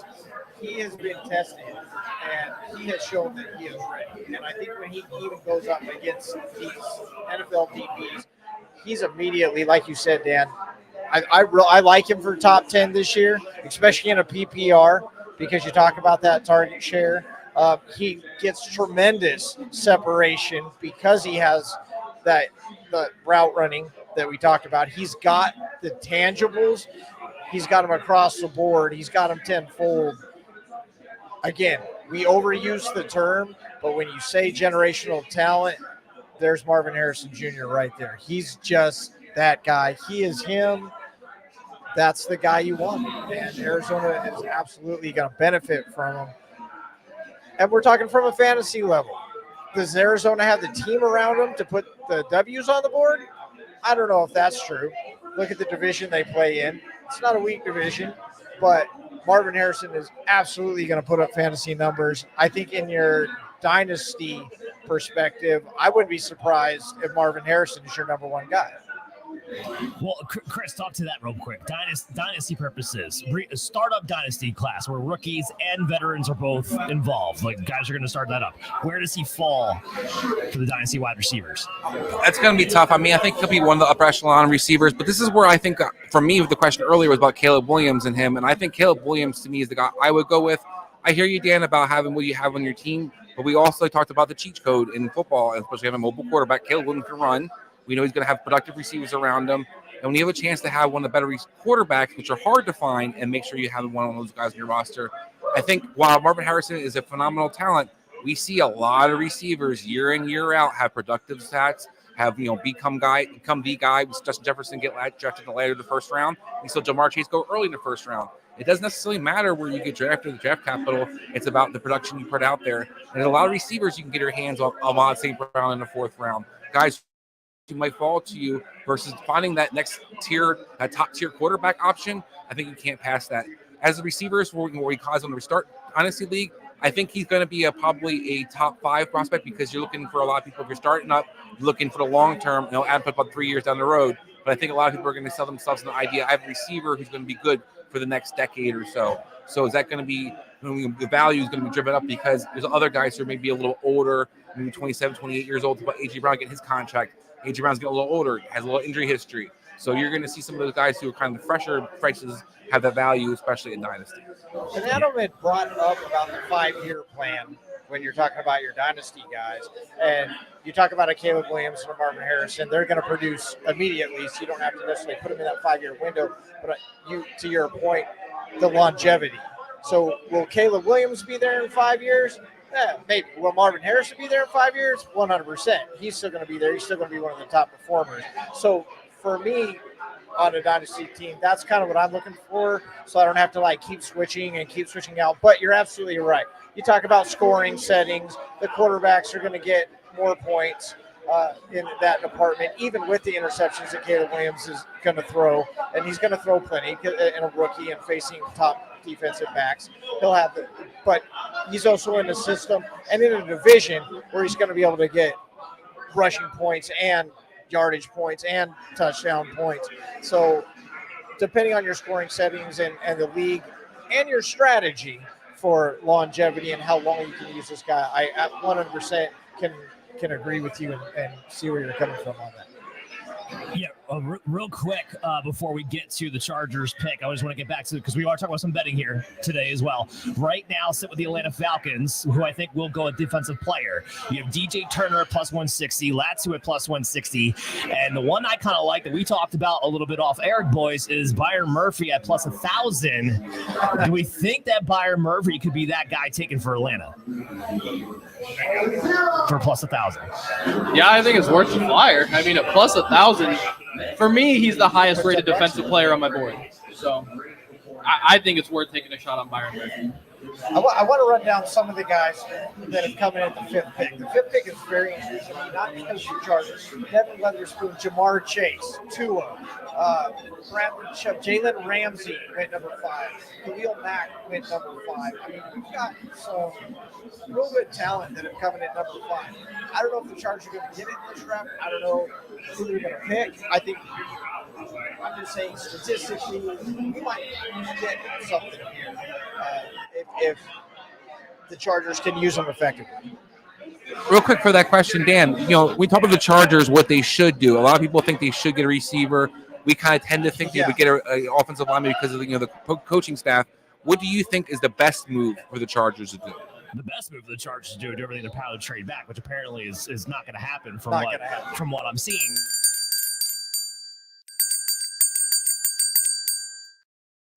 The Chargers pick is in, and there it is. I was just waiting for that to come through here. It is going to be left tackle Joe Alt. There you go. So that makes me real happy because I had J.C. Latham at plus 475 for Tennessee. So that's going to make that real simple. Pick 7 here coming up. I think this is one of the best available. This is the best available pick. I think they can use him. I think they need him. You can make the argument that they could have gone somewhere else and got better value or something like that. But all the GMs, as they're looking at their board, that's who was next on the board for the Chargers. It's the best available, and it's a scheme fit. Because It is. Chris, to answer your question, do I think the Chargers should have traded back and get as many players as they can because they have a lot of holes? Yes, but at the same time, we know that coaching staff is coming there with one idea only, and that's to get more physical. That's all Jim Harbaugh's ever wanted to do. It's all Greg Roman ever wants to do is get more physical. You get Joe Alt. Now you have two really good tackles there with the Los Angeles Chargers. Something a lot of teams do not have. No. So they're going to be ahead of the curve on that front. And Josh Palmer is your number one receiver. Well, yeah. Let me ask you that question because you bring it up. Who is playing left tackle? Do you think they're moving Slater over, or is I think they gotta Alt move him playing back, at left? Alt's playing right. Alt's going to play right all the way. Yeah. They've already talked about the fact that they thought he could be a flexible tackle to begin with. It's going to be all the way 100%. And I think it's actually better for him, especially earlier on in his career. He won't have to face the premier edge rushers because there is some questions about how quick is your first step when you're going against these elite guys. He's not going to have to necessarily worry about that. And Justin Herbert, for the whole 450 times that he throws this season, he's going to have a lot of great, protection for that too when we have those situations. So New York Giants are on the clock. We still have not had any trades. This is another team that probably should trade out because they have a lot of needs. But this is also the spot where people start to go, okay, will they actually go ahead and take a J.J. McCarthy, who they talked about, constantly all the time. And in the background, you're hearing the Chargers selection being made on the broadcast. But what do you guys think here? Do the Giants go quarterback, or do they take this opportunity to try to trade out and get as many picks as possible? Or do they go wide receiver? Because Malik Neighbors is mocked there quite a bit too. What do you guys think? I think you can see a wide receiver go here. I think you can see defense or offensive line. That's really where the value is, I think, in this draft is the lineman. I don't think they're going to go quarterback. They don't want to alienate Daniel Jones, and I don't think there's anybody in this draft, especially at this point, where you can say, yes, that guy is better than Daniel Jones, and he's going to be the future. He's going to be the guy that Daniel's going to sit for, and then we're going to eventually trade Daniel away for. I don't think that guy is here right now, and so the Giants have to address a need. Speaking of just a need, let's talk about Chicago at number 9 because I want to get back to the betting aspect of it all. Right now, Roma Dunze is the favorite at plus 100, so it even money. Then we have Byron Murphy at plus 190, Brock Bowers at plus 800. I don't see that really happening. The one that's interesting to me is Fashional because their offensive line is not completely set, and he's somebody who can play outside, interior. He's at plus 850. I kind of like the action there a little bit, but out of those names that I just mentioned, who do you think is the most likely to go for Chicago if they stay at 9, if you're looking at that, 4 picks ahead? I would say Roma Dunze, if he makes it there, if he makes it past the Giants, because there have been rumblings that he's higher on their board than the media has been making it out to be for some time now.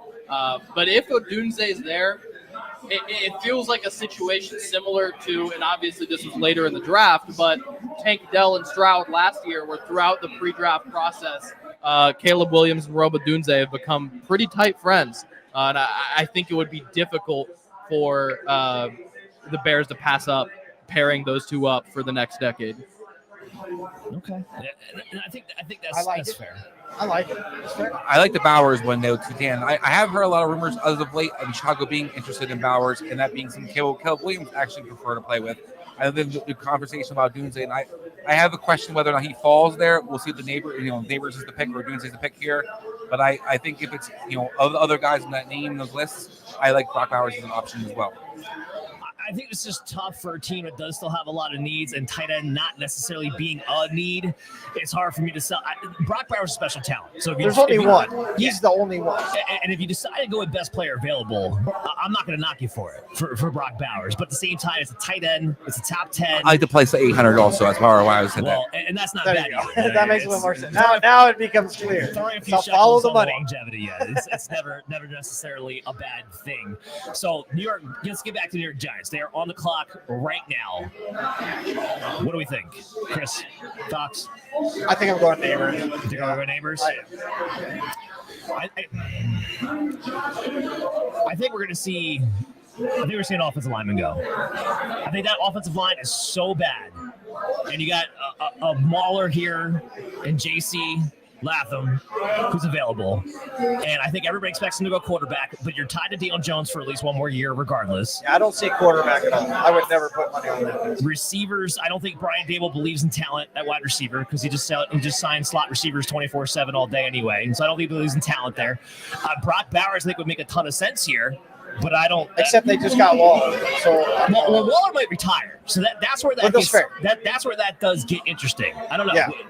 Adam, what do you think? You think it should be? Would you take Brock Bowers, or if you're the Giants, do you go quarterback here? If I'm the Giants, if it was me and I was in the room making this decision, I would pick Odunze. He's by far the best player on my board. Well, pick is in.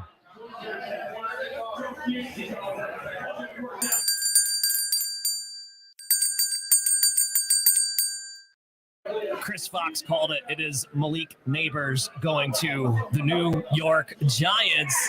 I know. To be fair, I really like the Bowers pick as well because you get a receiver and a tight end, and a locker at the same time. But again, well, let's we talk about the projections of wide receiver. And one of the reasons why I mentioned Brock Bowers is because you want to have somebody who Daniel Jones can actually throw the ball to. And Malik Neighbors, of all the players, of all the wide receivers, I should say, he is the guy who can play inside, he can play the slot, and he is a big yards after catch guy. And that is something I think Daniel Jones needs to have, frankly, any chance whatsoever to have any success at all. No, you're good. You're good. We got happy fans in here with the Giants pick. Finally getting some talent at the wide receiver position. All right, so let's have some fantasy reaction, fellas. Malik Neighbors has to be tied to Daniel Jones. If it's not Daniel Jones, it's pizza eating Tommy DeVito. I don't know, whatever.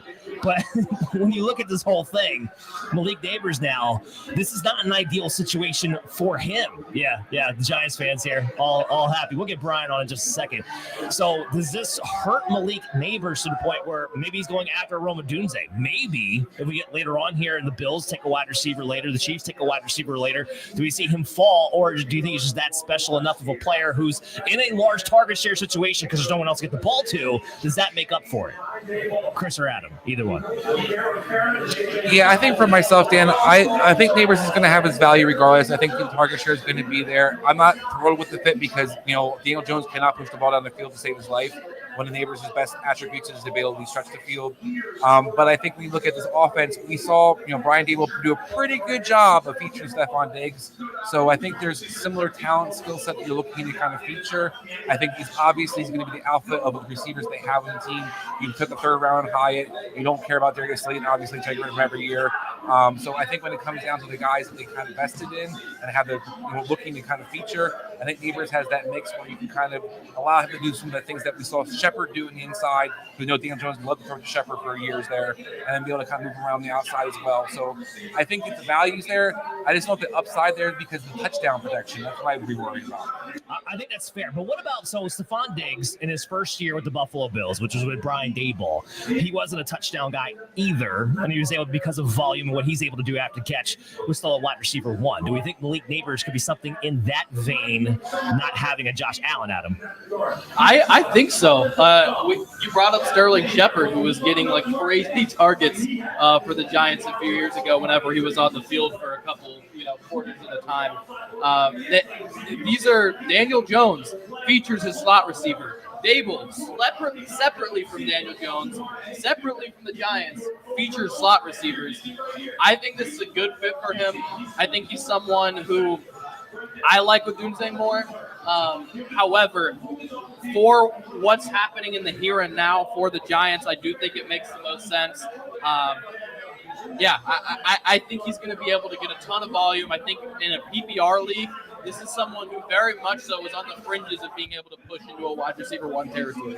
And if you're watching your screen right now, you're seeing the comparison between Neighbors and Jamar Chase. Regardless of how you think that matches up, the fact that they're mentioning your name in the same category as Jamar Chase. That's because of the LSU, though, Chris. They're just being lazy. They're just being lazy. They just want to talk about Jamar Chase. That's what But if Neighbors can do what Jamar Chase can do, that's. Well, let me ask you guys this, because this is my comparison from Neighbors. I'm not as high as you are. I'm more with Adam, where I like a Tuesday Mother. But I think Neighbors reminds me of DJ Moore. We're in Carolina country. DJ Moore, what was his ceiling, with a weak arm quarterback like a Sam Darnold, like a Baker Mayfield? So, is Neighbors going to kind of repeat that, or do we see the Josh Allen with Stephon Diggs like you talked about, Dan? Well, I mean, that's going to depend on who they get the quarterback after Daniel Jones is done. But here's what I would say. If his floor is DJ Moore, then you still have a mid-level wide receiver 2 in your hands, because that's what he was still in Carolina. So you could say either way, he's got a safe floor, therefore, and he's got a big boom potential if they do change out the quarterback. That's why I feel safe with Malik Neighbors potentially being a wide receiver 2, depending on how some of these other guys fall. Like if Roma Dunze does get drafted by Chicago back at 9, let's say, I'm going to have Malik Neighbors ahead of him for fantasy purposes, both in dynasty and in redraft leagues, because he's going to have a higher That's target share. That's what I was going to ask if you're talking dynasty or. Yeah, in either one in that standpoint, because you're going to have the target share right off the bat, and then the quarterback position for the Giants can presumably only improve moving forward, frankly. So.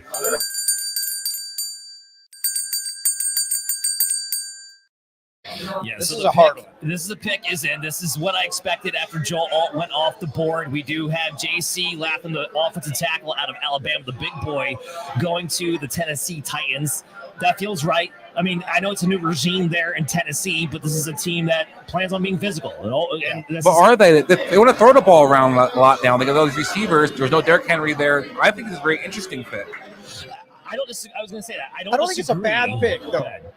Good. No, go ahead. No, I don't disagree that it's interesting in the sense of this is not Tennessee Titans of old. This is not under Mike Vrabel, but this has been the Titans' MO for, I feel like, forever, as long as I can remember, that they take big physical offensive linemen. It doesn't matter who the regime is. So that's why it still feels like a Titans pick at the end of the day.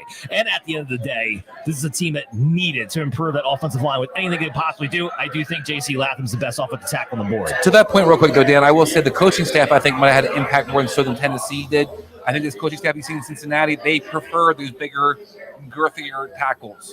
When you talked about not having a Derrick Henry, you need to have a line. Now, Derrick Henry didn't necessarily need a line. Derrick Henry was that kind of talent. He had a mediocre line. He could do what Derrick Henry does. Now that they don't have him anymore, you need a better line. I think this is a good pick. I think people will argue it in Tennessee for the next few weeks if it was the best pick. But I still think it's a good pick. I think it met a need, and I'm not mad at it. No, and outside the wide receivers, I can make the argument that he might be the best player who was on the board, regardless of need anyway. Right, and that's what they just had to do in that situation. That also means the Atlanta Falcons are now on the board. This is such an interesting team. It's an interesting team. This team should trade down. It's a team that should trade. Yeah. I agree with that. But this is to bring that point up, Chris. We're now to pick 8. No one's made a trade. No, all the like talk. I said, I don't think just like we talked about at the beginning of the show. Absolutely. I want to mention one thing too as we continue this on. Call your friends, text all your buddies, tell them to come over and watch the show because we're kind of kicking the NFL's butt right now. We have the pick in at least 30 seconds, if not more, faster than they do. Watch your coverage of ESPN. It's great draft coverage. But if you want to know who the picks are, text all your buddies and be like, hey, these guys are on top of it. These guys have done their homework. And you want to come over here to that Sports Podcast Center and check out this coverage. That Sports They're Podcast on top of it. H2 Public House in Cornelius, North Absolutely. Carolina. Come on down and see us. If Atlanta doesn't trade this pick away, Adam, what are you going to do here? Me personally, I think Byron Murphy is the number one guy on my board. Probably period outside of Adunze, which I don't think you're going a wide receiver again. Definitely on defense. So Wouldn't it be awesome if they did, though, Adam? it would be pretty cool. The other name I'll throw out there is the Dallas Turner, who, look, it's not the most exciting pick in the world, but Raheem Morris does love to drop his edge guys into coverage, and I think if you're looking for that skill set specifically, Dallas Turner is going to be a pretty good fit for what you want to do. I don't think that he's a guy that I would want to pick in the top 10. That's kind of, to your point, why you would want to trade back. I have him as more of a top 30 but second round grade. But I think those are the two names that they're talking about in the war room right now for Atlanta. As long as we're hypothetically getting Atlanta to trade, who should they trade with? Who needs to come up? Who needs to come up into this? I think a position team to like grab Jacksonville is a team that something this wants long? one of those elite receivers. Look, we talked about the receiver cores. I think Odunze is one of those guys who is an alpha number one receiver. I think if I'm looking to add a guy who I want to be my receiver for the next 8 to 10 years and be that number one alpha, that's the guy I want to trade up and get my hands on. So I think Jacksonville or Buffalo could pull something off. I think Jacksonville's in the striking distance, and Adams Colts isn't a bad idea either. I absolutely love both of those, but I really like that Jacksonville. Don't worry if you're hearing that. That is the pick just now being announced for the Tennessee Titans as well. Which I think we're like 3.5 minutes ahead. Yeah, I'm just saying. Just saying. That's all we're saying. To talk about the Titans pick real quick, because we don't talk about it enough from a fantasy standpoint what offensive lines mean. So Tajay Spears, Tony Pollard. Does this change anything for you guys? Because we know how great Latham is as a run blocker. Does this change anything for you guys on that? Does this make you more pumped for a Pollard or Tajay Spears or both? I think the big thing for me in regards to those two backs is either of them going to have the volume stand alone to be effective, or are you both just kind of hemorrhaging each other to a point that I can't play either of you? But I do think from an efficiency standpoint, Latham does help this team quite a bit as far as being able to, these backs actually get some good yards per carry, break some big runs. Hopefully, the reduced volume for Tony Pollard allows him to be explosive again, and we'll see. I think their running game has just improved quite a bit from a Tennessee Titans perspective. I just don't know how much I can trust either of these backs individually in fantasy football. Yeah, from a fantasy perspective, this is a committee situation. Absolutely. I think this is Pollard and Zeke all over again from 2 years ago, only this time Pollard is in the Zeke role and Tajay's in the Pollard role. And you're going to see some production. You're not going to get those points. You're not going to get those points. Yeah, well, it's interesting because you're talking about Brian Callahan, came over from Cincinnati. He had Joe Mixon. Years ago, it was Giovanni Bernard was a pass-catching back. Last year, they tried to mix Chase Brown in there towards the end. But Pollard's he's just not that guy. He's not Joe Mixon. He's not those dudes. So that's why I think it does get interesting that you have two lightning type of running backs you're going to roll with. I got to think you're going to be a pass first team as a result. Wow. And when I look at Spears and I look at these guys,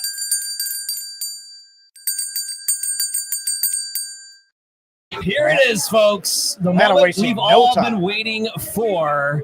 I'm just kidding. This is a shocker. Michael Penix just went to the Atlanta Falcons. Oh, my God. At number 8. What? I heard about this. Michael Penix to the Atlanta Falcons. So they bring in Kirk Cousins, old man on an Achilles injury.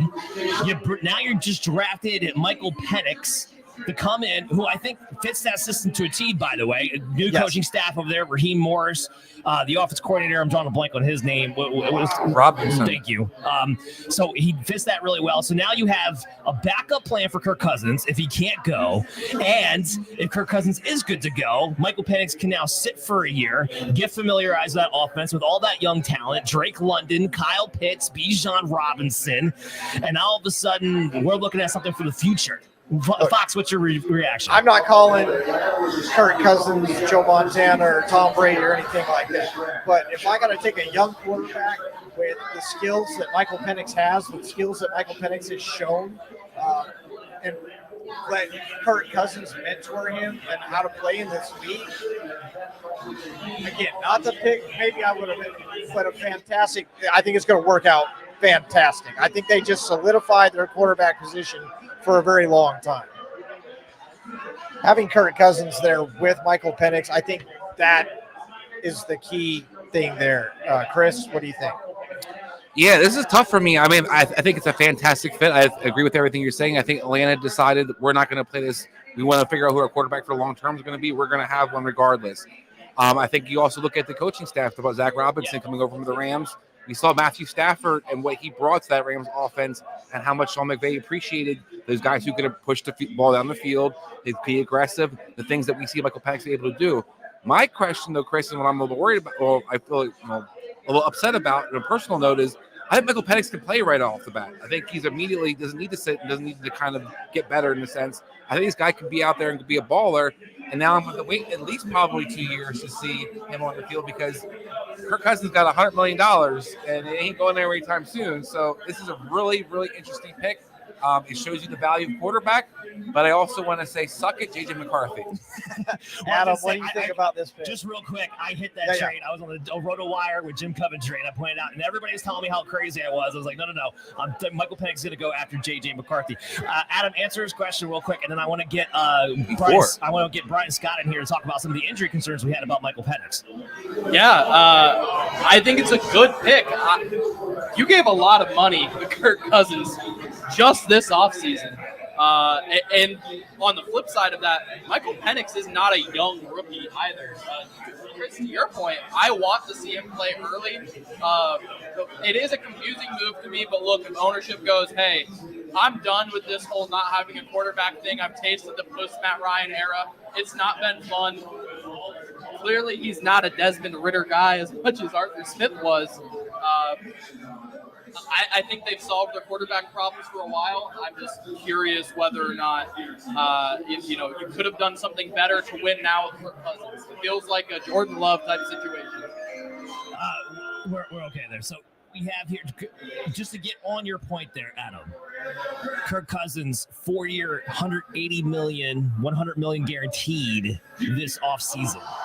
Just to reiterate that, so this is not supposed to be Kirk Cousins just this year. This is supposed to be something for multiple years in the future that Michael Penix is going to be sitting now in the wings. Now, speaking of Michael Penix, Brian Scott, I'm going to bring him back in here to kind of talk about it. We talked about a little bit in the pregame, but again, so now there's a player who 2 years removed from ACL, but now, like we're laying out, might have a few years before he has to play again. So what does that do for all the injuries in your mind?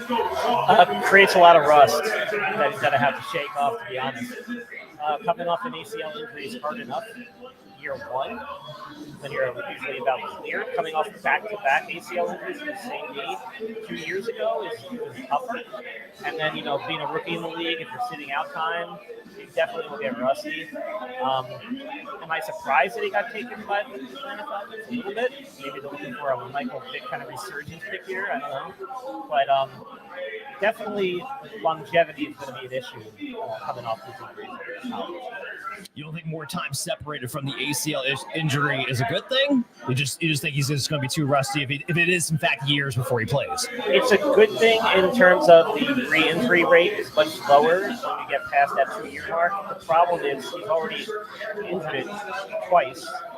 And so the health of that knee is now brought into serious question. That makes sense. Is there any chance, this thought just crossed my mind, I'm just pulling this out of my butt right now, but is there any chance that they made this pick to trade Michael Penix to somebody? That was my first thought, Dan. When we heard rumors earlier today about the Rams, considering about trading into the the top 10. We heard, Minnesota's a Viking team that we have a similar coaching staff that probably would be just as infatuated with his talent. So I do think could have been a chance there. Maybe Atlanta was, pressed to the board, wanted to get something done, didn't have enough time to figure that out. Maybe it can still happen. But it's a really interesting move, and we rarely ever see, though, this actually, guys get traded after they've been picked already. So with these guys now, the Vikings sitting at 11, are they pretty much stuck going J.J. McCarthy now? Or do we think they maybe avoid it or wait till the second round, or they don't have the second round pick? So do we think at 11, they go J.J. McCarthy or they go 20?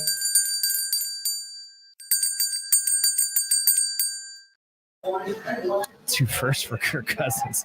Oh, the pick is in, and it was Mock Central. Roma Dunze is going to the Chicago Bears, so that is now locked in as well.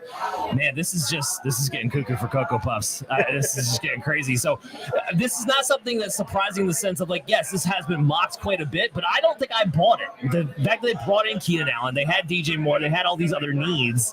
I didn't think they would do it, but now you can make the argument that easily for it. It's Roma Dunze comes in. You have Caleb Williams. Now you have Keenan Allen, DJ Moore, Cole Kmet, DeAndre Swift. Caleb gets even more weapons and somebody who replaces Keenan Allen after maybe potentially the season, being that he's an older guy. So give me your guys' reactions to this pick. Give me where he falls now from a dynasty perspective with Rome Odunze, Chris.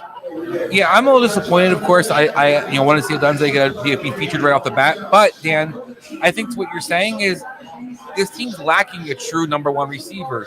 DJ Moore's good. Keenan Allen's good. Keenan Allen's 34 years old. Are these guys going to be your number one receiver moving forward? You're Justin Jefferson in this sense. While Odunze can be that guy, you can move all over the different formations. You can definitely be a tough matchup for this offense. And then the guy who has become really close to Caleb Williams over time, and we've seen how that connection kind of carries over, into the seasons. So I think this actually might be a guy that, while initially on paper it doesn't look like a great fit, it could wind up being he's the receiver one on this offense. You echo that, Adam? Yeah, for Dynasty, I'm not nearly as worried as you are. Look, for me, my last blue chip player just came off the board. It was Caleb, Odunze, and Harrison, leagues above everyone else for me. So I think it's a great pick for Chicago. I think, year one, you got a player a lot of people comp to Keenan Allen, getting to be in the same building as Keenan Allen. Caleb really likes Rome Odunze. And I think... Sorry, Adam. We had a trade alert. The Jets just traded back one spot with the Minnesota Vikings. So the Minnesota Vikings are now on the clock at 10. We'll try to get the details to that trade in just a second. Go ahead and finish up your thoughts there with Rome Odunze. I was going to say, I think Odunze is going to take over as that X receiver as soon as, next year, and it allows DJ Moore to kind of do some flanker stuff, rotate out, move motion through the slot. I think ultimately it's going to allow this offense to be incredibly efficient. So, maybe the target share is not as high as I want rookie year, but I think this is going to be an incredibly efficient, incredibly high passing volume offense as soon as next year. I'm not thrown off on Dynasty in the slightest. Okay. And I tend to agree that from a dynasty standpoint, longevity, I'm with you. I think 2024 is where he takes the hit. But, dynasty-wise, which is what we're talking about right now mostly in this season, I think it's a great situation. Chris? Real quick to that, Dan, I was just going to say, this I also think Chicago show you and everybody out there that they're not going to get called for not putting enough weapons around their quarterback and not putting him in a position to succeed. This is a whole new Chicago. This is an offense-first Chicago now. When we ever thought we would have seen that? I mean, this is not a team that went out and got weapons. They are now a modern-day offense, something I wasn't sure we'd ever see out of Chicago. Brian, I just want to get this out of you. Minnesota Vikings move up one pick. What do you think they move up one pick for? It's literally one pick. And they were at 11. They just went 11 to 10. Is it going to be a quarterback? It seems like it'd have to be, right? And that's what I'm thinking. My curiosity gets peaked now is, if it is a quarterback, who did you think you had to beat out that you had to move up one slot? Denver Raiders. Yeah, that makes a lot of sense. Yeah, which means they have to be sold. I'm going to guess it's going to be J.J. McCarthy, most likely, that we're going to wind up seeing here in a few minutes. I can't think it's going to be Bo Nix.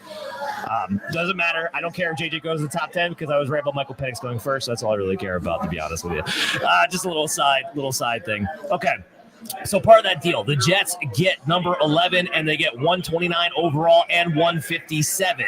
They traded the 10th pick and 203 overall to the Minnesota Vikings. So the Jets pick up an extra pick and move up in the later rounds on top of it. So a nice little move for the Jets, who were not going to take a quarterback anyway and only move back one spot. And because the Vikings are probably going to go that direction, are going to lose out on whoever it is maybe they want to take at 11 themselves.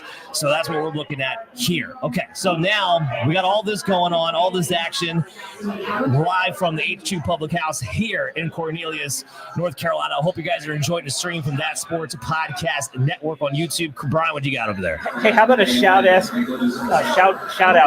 Simcast Productions, our boy Vin over there, keeping it down on the audio and the video for us. Doing a great job, Vin, at Simcast Productions. I'll make sure to put some information in my social media overnight tomorrow. Been helping us out big time. H2 Public House. Don't forget our sponsors. We got a lot of sponsors that gave us a lot of cool free giveaways. Chetto's Fine Italian Ice. We got Live IV right here in Cornelius. Massage Heights. gave us some free giveaways. Ash and Barrel Cigar joined over there.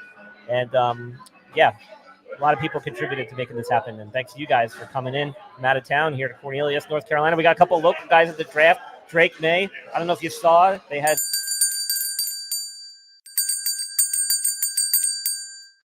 Sorry, buddy. We had to cut you off on that one. It is JJ McCarthy going to the Minnesota Vikings. So that is done.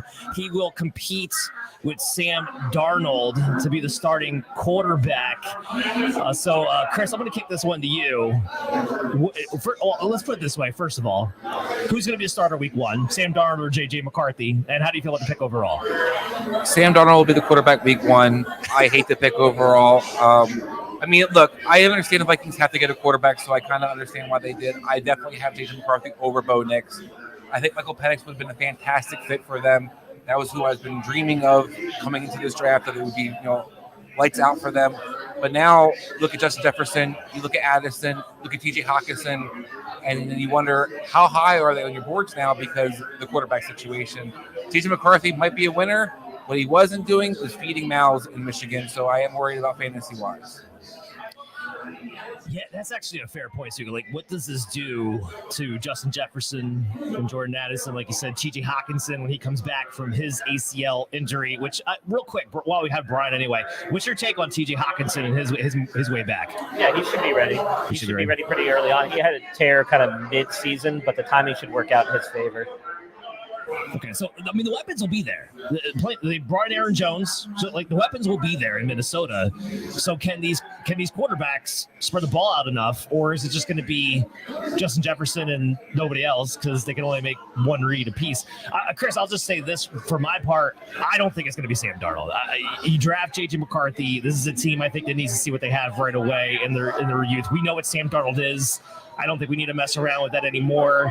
Assuming J.J. McCarthy can run some of the Kevin O'Connell offense, which when we watched him with Nick Mullins last year and Josh Dobbs last year of quarterbacks he had to teach kind of on the fly, I feel like he'll have enough time to have J.J. McCarthy ready enough. I just don't see why you'd waste your time with the Sam Darnold. That's just me, frankly, but we'll see how that plays out during the summertime. Adam, now that we know that McCarthy's going to be the future, what does it do for Justin Jefferson? I definitely think he just took a hit in redraft. I don't know if I care that much in Dynasty. I think he'll be all right. I think he's better than any of the non-Kirk quarterbacks that he had to deal with last year. But certainly early on, like there's going to be some growing pains. I do think that we've got some, it's going to be a slow start, whether it's Sam Darnold or whether it's McCarthy. I like McCarthy. I gave him a second-round grade, but he was my next available best quarterback. I definitely have him a tier above Bo Nix. I do think there's some things he can do. He can throw the ball on the field. You don't lose much zip when he runs. And I think there's something that you can unlock as far as, some velocity.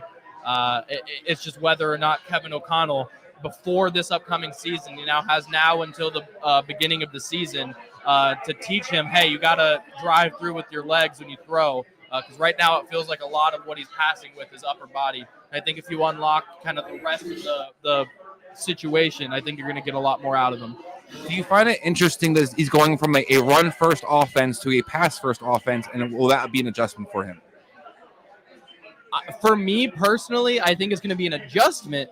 But what I really liked, and I think a lot of people liked about McCarthy, is that they could run on first down, run on second down, and on third down, he felt really good. Like his third down completion percentage was like insanely high, above 70%. This is a guy who could go a series without throwing, come in, throw, and be fine. So you don't know if he's consistent at throwing 30-plus passes a game, but that's as good of a sign as you can get given the circumstances. Real quick, Dan, don't you wish Justin Herbert would just get traded to the Vikings instead? I mean, I wish Justin Herbert get traded to anybody who's actually going to throw the football at some point in 2024. But if Herbert was on the Minnesota Vikings, that would be amazing. So let's get that to happen. Call up Jim Harbaugh. Like, you really want JJ McCarthy? We know you do. Like, come on, let's make that swap happen. No, I think that's got zero chance. But yeah, I would love that. I want to point out here that we are now up. The Jets are on the clock, and through the first 10 picks, it's been all offense. Now, I want to ask you guys this from a philosophical standpoint. Is this because of the way this draft is set up, or do we think this is just because it's 2024 and offense rules the day? I think it's a mixture of both, Dan, because and we know offense rules. They look at the coaching hires for the most part. That's who usually gets the hired. We're looking for the sexy things, but that's why we follow fantasy football. We want to see numbers. So I think there's a lot of rhetoric going around, especially this season, where we hear about the weapons that have to be in place. You need to make your quarterback successful. So I think you're seeing this push that you have to have all these different guys be offensively talented. But I also think that it's going to kind of hurt some of these teams where you have some defensive guys getting pushed down the board to these contending teams that are really good, and now you're going to start giving some teams some great players to match up with that. Yeah, I think it's just an interesting conversation to be able to have there. Just to get back real quick to some of the betting of it all. Right now, number 14 is the soonest pick that you can bet on at the moment, and it is heavily favored, which is the New Orleans Saints right now. Is heavily favored for offensive linemen at minus 750. Do we think there's any chance the Saints go in any other direction, assuming they stay at 14? Because the odds for every other position are fantastic. Wide receiver at plus 1,300. I think you should be able to make an argument that they could use a wide receiver. Defensive edge plus 750, cornerback plus 1,300. They could use that as well. They were hurting there last year. Do we think there's any chance that they go in any other direction besides offensive line at 14? I think there's definitely a chance that it happens, but I think depending, kind of failing at left tackle is make a huge hole. They don't have Austin Peete re-signed yet, so they have huge holes in offensive line. It's going to be really hard to pass with some of these guys on the board still. If they were to go in a different direction, offensive line, what position out of defensive edge, wide receiver, cornerback do you think it would be? I think you're going to see the edge would probably where I lean to it. That's what New Orleans typically does. They usually get an athletic edge rusher. It doesn't materialize them much, but I think that's where you usually see Mickey Loomis, when he does high defensive guys, he likes those guys who are the athletic defensive ends. I think that's fair as well. So we're going to find out in a couple of moments. The Jets pick is going to be in soon. Is it not Brock? It probably should be. You know what? Frankly, at this point, it probably should be. The top two offensive tackles are off the board. That would probably make the biggest difference for an Aaron Rodgers.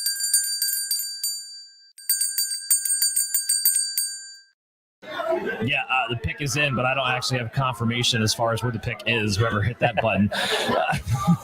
Oh, wait, no, I do. I lie. We do have it. It is an offensive tackle. It is Fashanu is the guy that they take. So they do go, Fashanu, they go offensive tackle here to continue trying to protect Aaron Rodgers. Now, this is a position, Adam, that they have addressed in the offseason, offensive line. So how do you feel about this pick, it not being a guy like a Brock Bowers to give Aaron Rodgers another weapon, instead bringing in somebody who maybe helps protect? My preference for them was offensive line, but Fashanu is not necessarily my pick. And my reasoning for that is I want someone with a little bit more positional versatility, someone who I think I'm going to, move inside, start week one have a really great guard. Right now, are you moving Fashanu in to play guard? Are you moving in Morgan Moses to play guard? Are you keeping your current guard outside of Vera Tucker? Because I think you're set at left tackle with Tyron Smith for the time being. But what I thought was nice about drafting potentially a Fawanga, a Latham if he fell, and what's going to be nice with Fashanu to what they ended up doing is that when Tyron Smith, who has a lengthy injury history and is up there in age, is not able to go, you have Fashanu, who you could feel like you can move over there. Moses isn't able to go. You have Fashanu, who you feel like you can go over there. And hopefully it just allows you to get your best five linemen on the field and improve that best five linemen. Real quick, for Fashanu, he's also very young. He is. He is very young. So that could play a big role here as well. I just think it's kind of interesting. Brian, Aaron Rodgers coming off the Achilles. I know you're trying to be Superman early in the season. That clearly didn't wind up actually being the case. But what do you think his odds are of him being good to go come this September? Oh, I mean, age aside, he's going to be ready. But, you got to factor age in. I mean, the guy's 38 years old, coming off an acute Achilles rupture. That he was, in some people's opinions, maybe doing a little too much too soon. So we'll have to kind of see how that translates on the field. But from a physiologic standpoint, he should be plenty healed from there. Now, do you think that this Achilles injury had anything to do with this pick?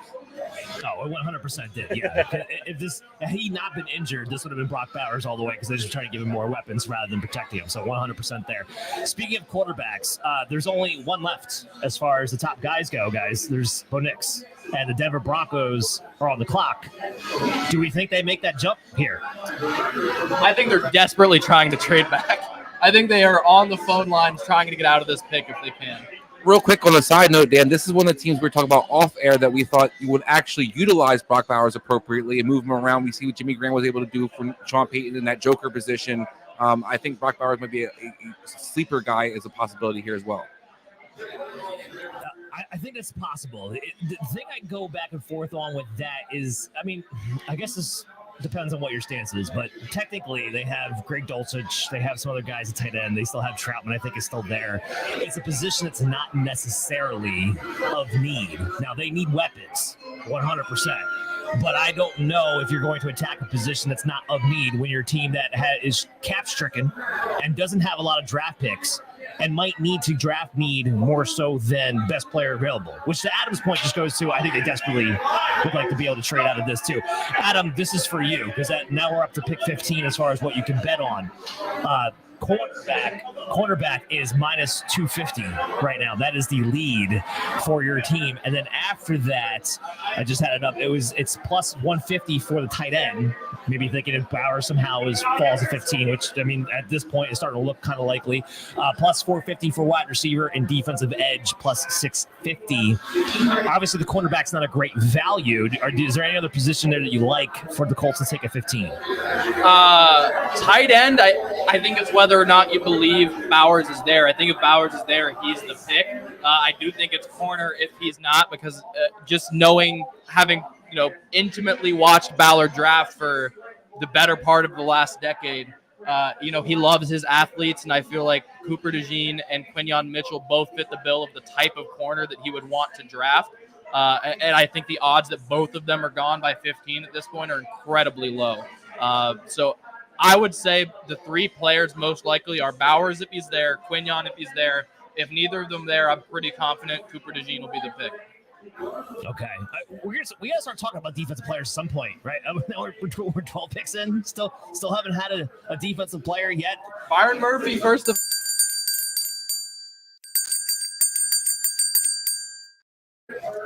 All right. Well, guess what? The last quarterback is, in fact, off the board. The Denver Broncos have selected Bo Nix at the number 12 pick.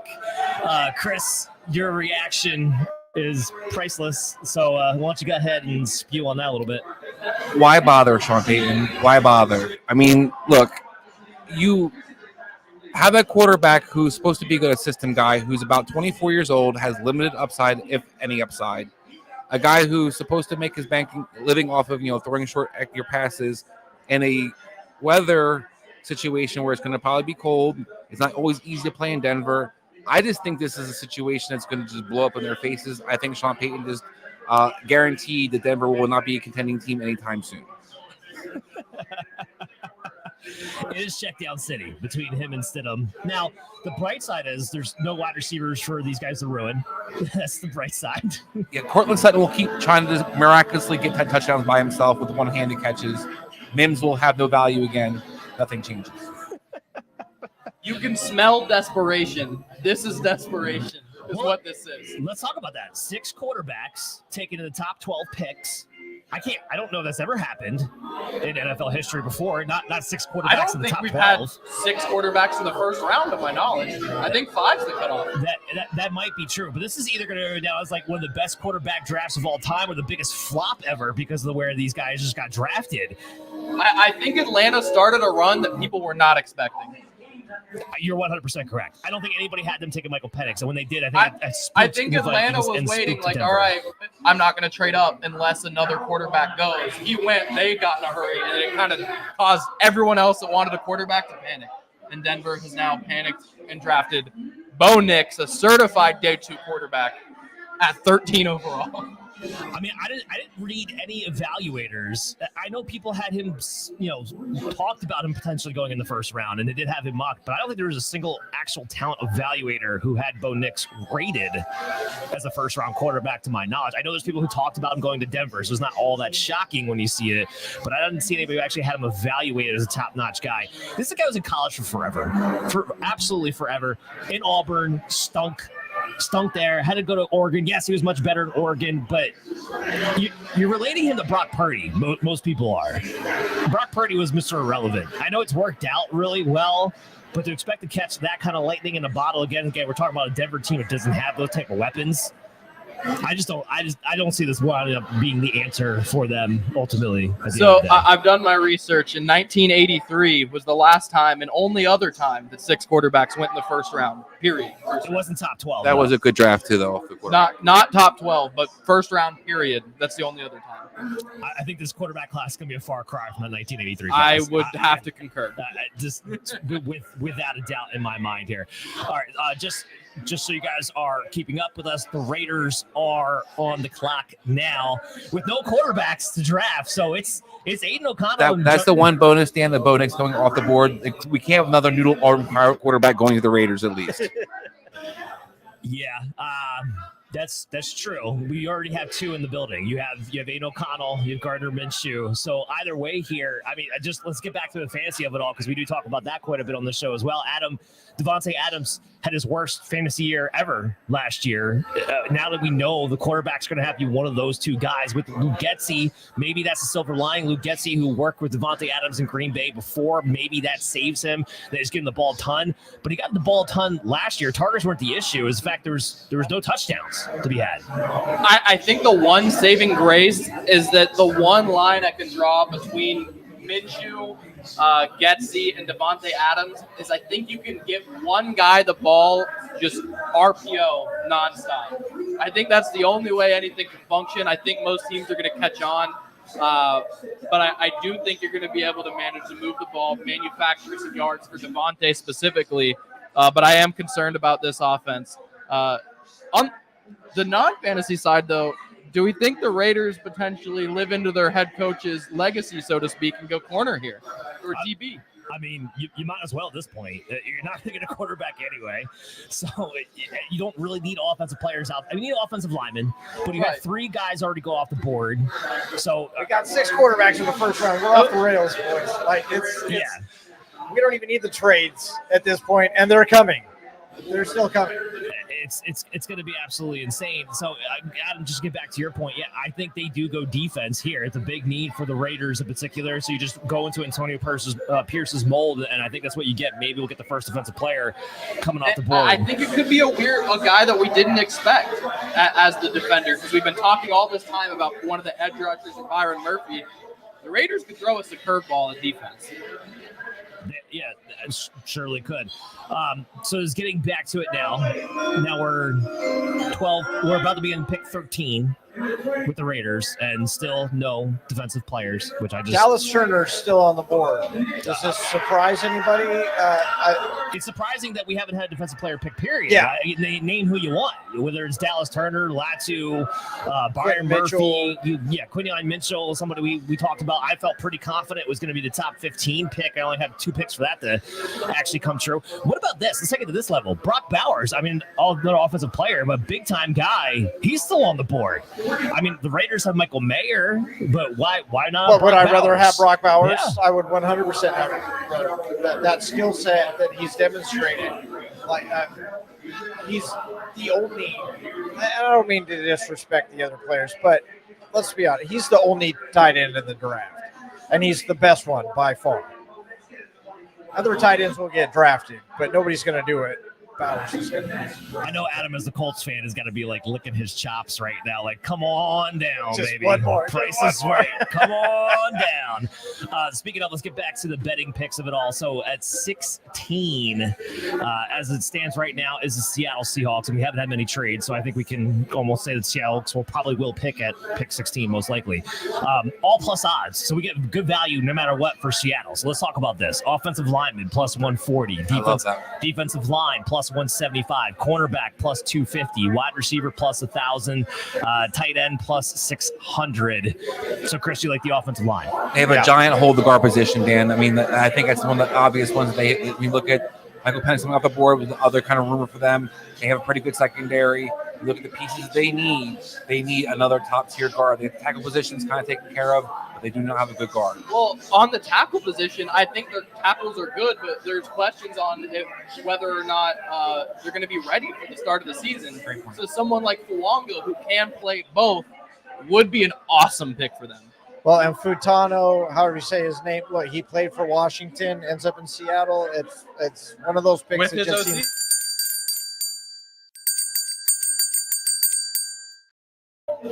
He's trying to set me up. Oh, look at this. Look at this. Sorry, Adam. Here we go. Didn't quite fall to you, buddy. Brock Bowers goes to the Raiders here. Yeah, this makes sense. This makes a lot of sense. I like for the it. Raiders. You're staying aggressive on the offside of the ball. You're adding another weapon to noodle arm quarterbacks, Nato Khan, Gardner Minshew, whose best friend would be a tight end. Right. So, Adam, your reaction?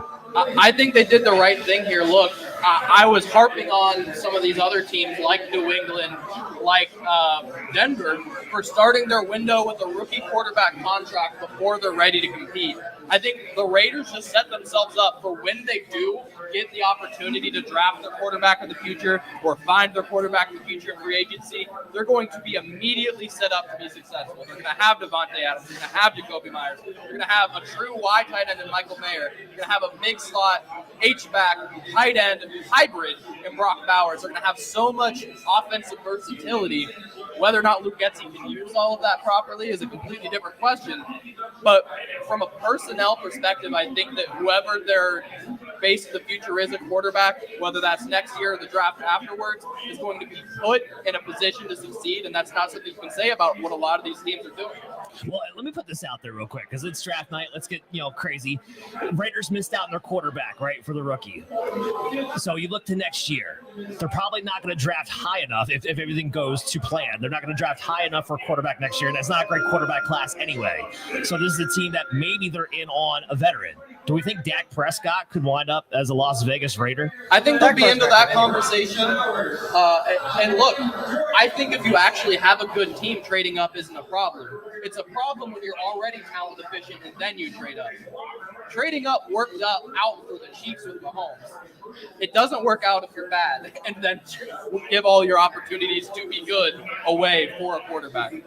So I think if a quarterback breaks out this year, that they'll be in the trade-up conversation. I think if Dak's available truly next season, they'll be in that conversation. I think all of their options are open because if I'm a quarterback, this is the spot that I want. And they're not paying anybody a silly amount of money where they could go after a free agent type. So Chris Fox, you're back with us, and we're replacing Brian there on the edge there. Through this first round to this point, I don't want to say what shocked you the most because that's obviously Michael Penix. What have you liked the most? I actually kind of like this Brock Bowers pick, and it really wouldn't matter who took him. I think this is a guy that you're getting a double position out of, and I think that's great value. There are teams that maybe didn't need him as much, but I definitely think you talk about the surprises and stuff that have been. We've got 6 quarterbacks gone already. I'm really surprised that Brock lasted this long, but honestly, I think maybe this is the best pick of the draft, and that's because I don't know that Caleb Williams was. Arizona obviously killed it with Marvin Harrison Jr. I just think that's low-hanging fruit. That's the thing. I mean, I think that's the best pick. I think he's the best. I think he's the biggest guarantee. But that's low-hanging fruit. So I'm actually going to give the Raiders with Brock Bowers on this one. I like this pick a lot. Chris D, besides Bo Nix, has there been a pick that you think it just made no sense to you or shocked you or you don't like besides Bo Nix? I don't think that didn't make no sense, but I think Minnesota getting desperate that they moved up from McCarthy. I think that's, you talked about, out of some of the Raiders and the situation they could put themselves in moving forward. I feel like Minnesota got desperate and kind of locked themselves in a situation where this is going to have to be our guy. He's going to have to pan out. And I was a little surprised. I talked about the Tennessee pick. I like J.C. Latham, but I don't necessarily think he's the fit of a pass-first offense. I think Tennessee's trying to evolve into being. But like I said, I do understand because the coaching staff coming from Cincinnati prefers to have those bigger, bulkier type of tackles. We saw, those guys be somebody Cincinnati usually targets. So I can kind of see the fit, but I think there's other players who I thought would have been a better fit for them. Again, right now, the New Orleans Saints are on the clock, and a lot of the rumors circling at the moment that the Saints are trying like hell to trade out of that pick at the moment. So we'll see if they're actually able to do that or not. So this speaks to some other bets right now. So right now, pick 17, which as it stands would be the Jacksonville Jaguars. They are heavily favored to take a cornerback at minus 250. And wide receivers plus 225. Offensive linemen's plus 950, and edge is at plus 1,000. Can I add to what you're throwing out these odds, and you just ask, who are we surprised is still on the board at this point? For me, it's Byron Murphy and Quinton Mitchell. Absolutely. I'm with you on that. Chris, yeah. Fuaga's, I'll add to that list. I think another guy who's I'm surprised is still on that list. I'll take all the edge rushers. I thought at least a Dallas Turner, a Latu, a Verse. I thought one of those guys would be off the board by now. Yeah. Just how much teams value edges. But as a fantasy guy, I'm loving it because we're watching a fantasy draft in real time. So it's a lot of fun. Just switch back. Cornerback just went to minus 275. The Jacksonville. Chris, is there a position between wide receiver, offensive lineman, defensive edge? I think there's any chance it's one of those three positions instead of cornerback for Jacksonville at 17. I thought about the receiver position before about Doze. One of the guys who might be a little bit surprising for a lot of people coming into this draft was Brian Thomas. Everybody thinks Brian Thomas is the fourth receiver, on the board. A lot of people feel the receivers are going to fly off. They're going to move up to get one. Buffalo wants one. Jacksonville wants one. Well, Jacksonville's sitting here pretty, and they actually could have them fall right to their laps. By the way, H2 Public House, thank you for the beer.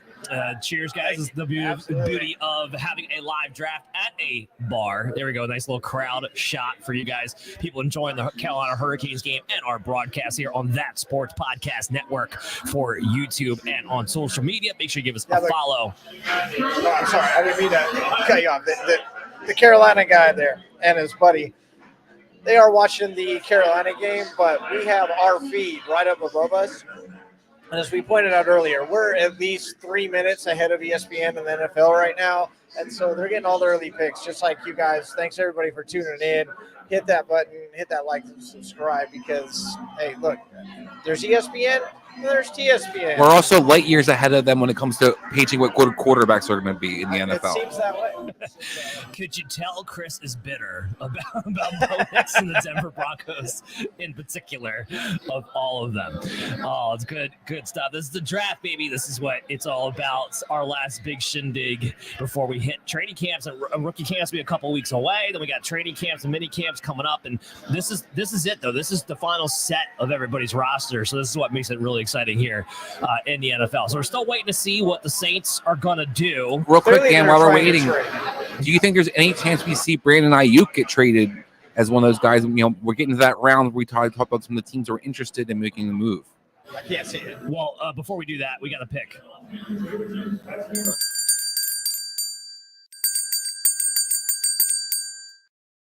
So the Saints do go offensive line. They went with Talise Fuaga, offensive tackle here. So they do address that need. So I did hit the money on that one as well. Talise Fuaga, I like him a lot because I think he's got a lot of versatility here. I think he fits the Saints and what they need really well. They need some protection for Derek Carr.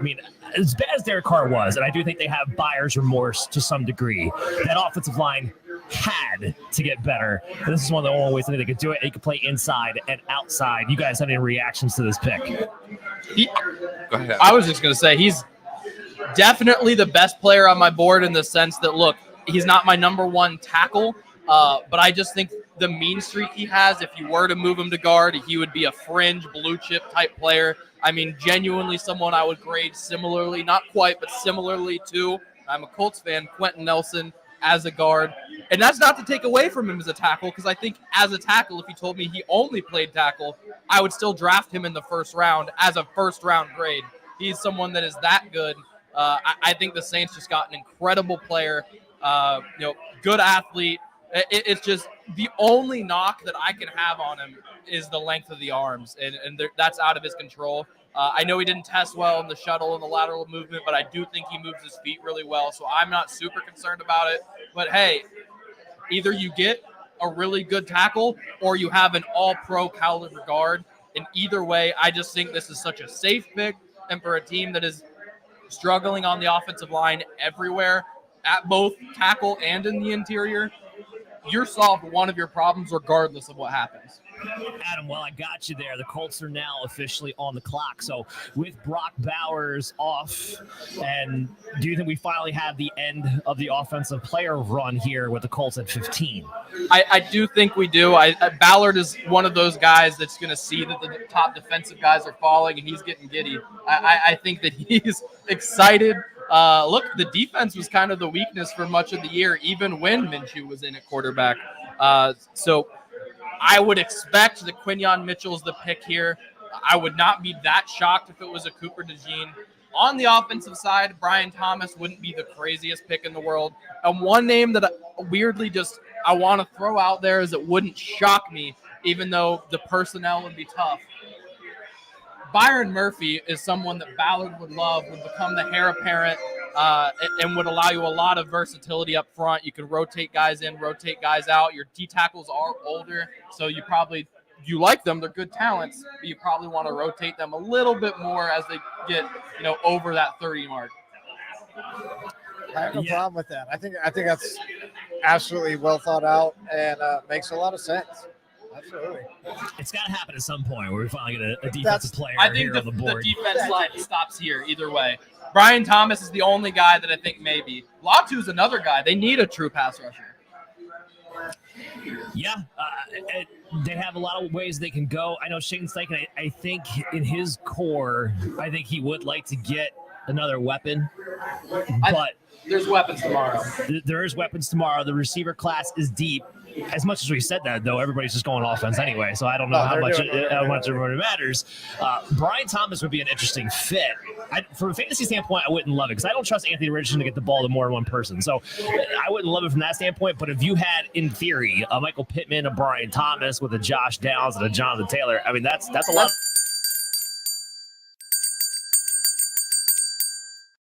Sorry, that was a slip there based on how far behind ESPN is compared to us. So I will take a hit on that. Chris Fox, you're ahead of me here. That's going to be the case yes. on that one. Real quick, let's switch gears here because we still want to talk about some betting picks, and we've been doing good so far. So at 18, which is the Cincinnati Bengals, the edge right now is the leading candidate at minus 120. Not bad money for a favorite. Plus 105 for an offensive lineman, 225 for a cornerback, 650 for a wide receiver. What do you think here? What kind of value do we like here? I really like offensive linemen. Burrow's been on his back way too many times. He's been hit way too many times. And for that kind of talent, you've got to protect that guy.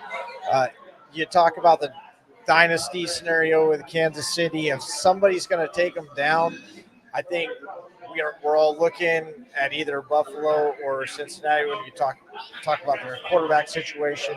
I really like offensive line for the Bengals. Got to be. I like the 650 for the receiver possibility there, Dan. I like the 650 for receiver. If a Brian Thomas is there, they can easily have a guy on the phone to make that T. Higgins trade. I'm going to sprinkle a little bit on both because so the offensive lineman that I have in the first round, you still have Mims out there, Morgan's out there, Guyton's out there, all guys I think would fit for sure. But I'm with you. T. Higgins, who got the franchise tag this year, it does not feel like a contract's going to get done with those guys. Now, I don't think they want to move on from T. Higgins, but you can make the very argument. You bring in Brian Thomas, your heir apparent already to your point, and plus 650, kind of like that. So I'm going to go offensive line and wide receiver. We're going to see what happens in a few picks. I will say I just want to get paid. Yeah, I will say not from a value perspective as far as betting goes, but just throw it out there. If one of these top edge guys is there, that's going to be top of mind for them as well. I know the value is not very good, but with Hendrickson, not terrible though. Yeah, but with Hendrickson having also requested a trade, which has kind of gone under the radar, with T. Higgins being the bigger name for a lot of people, but Trey Hendrickson also requesting a trade, that makes things interesting for edge.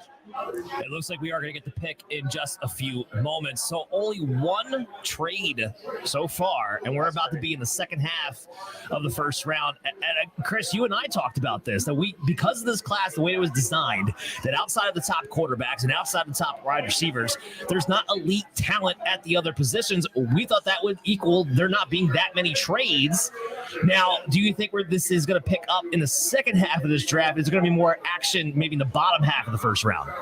I definitely do, Dan, because I think this is where you're going to see some, teams see that they have some defensive guys maybe falling within their range they get their hands on, or you're going to see some of the receiver preferences come out where you have a guy who's number 4 or 5 on your board, and maybe you're worried about the run coming, starting with maybe Carolina, tomorrow, and then you're looking at that and you're saying, I want to get my hands on some of the receivers before I have to kind of compete with these guys for next, tomorrow in this third day.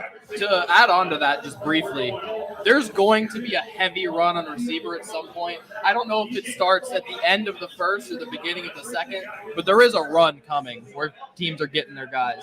Yeah, we talked about at the top of the show that the teams sitting down there at the end of the first round, they're wide receiver needy, and I think day 2 is definitely going to be a big wide receiver day as well. So to start the run, I think you're absolutely right. I think the end of this first round is the pick is in.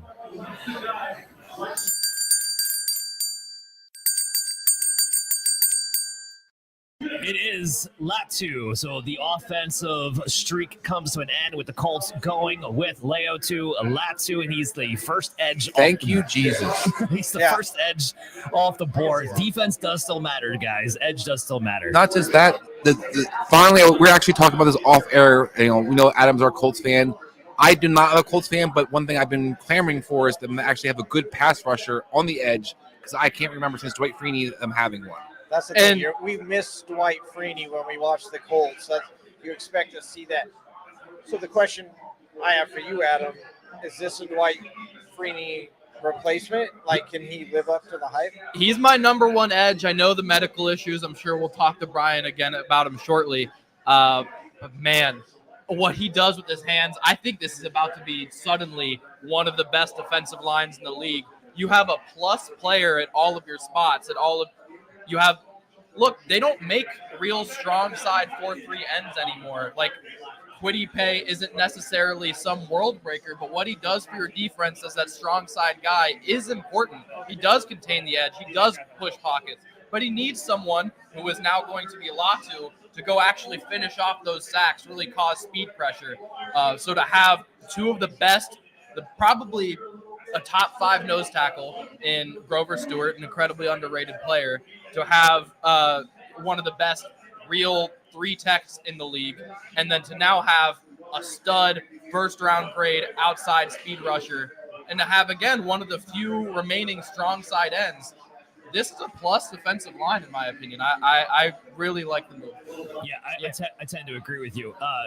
Christy, there's a story developing, and I want to get your opinion to see if you think it matters or not. And the story is that Kirk Cousins was not given the heads up that the Falcons were going to go ahead and take Michael Penix. Oh, wow. So is that a big deal in your mind? I think it's a big deal initially, but then Kirk Cousins looks at his bank account and realizes he's $100 million sitting in his bank account, and he'll be sitting there quietly and just take it as a man.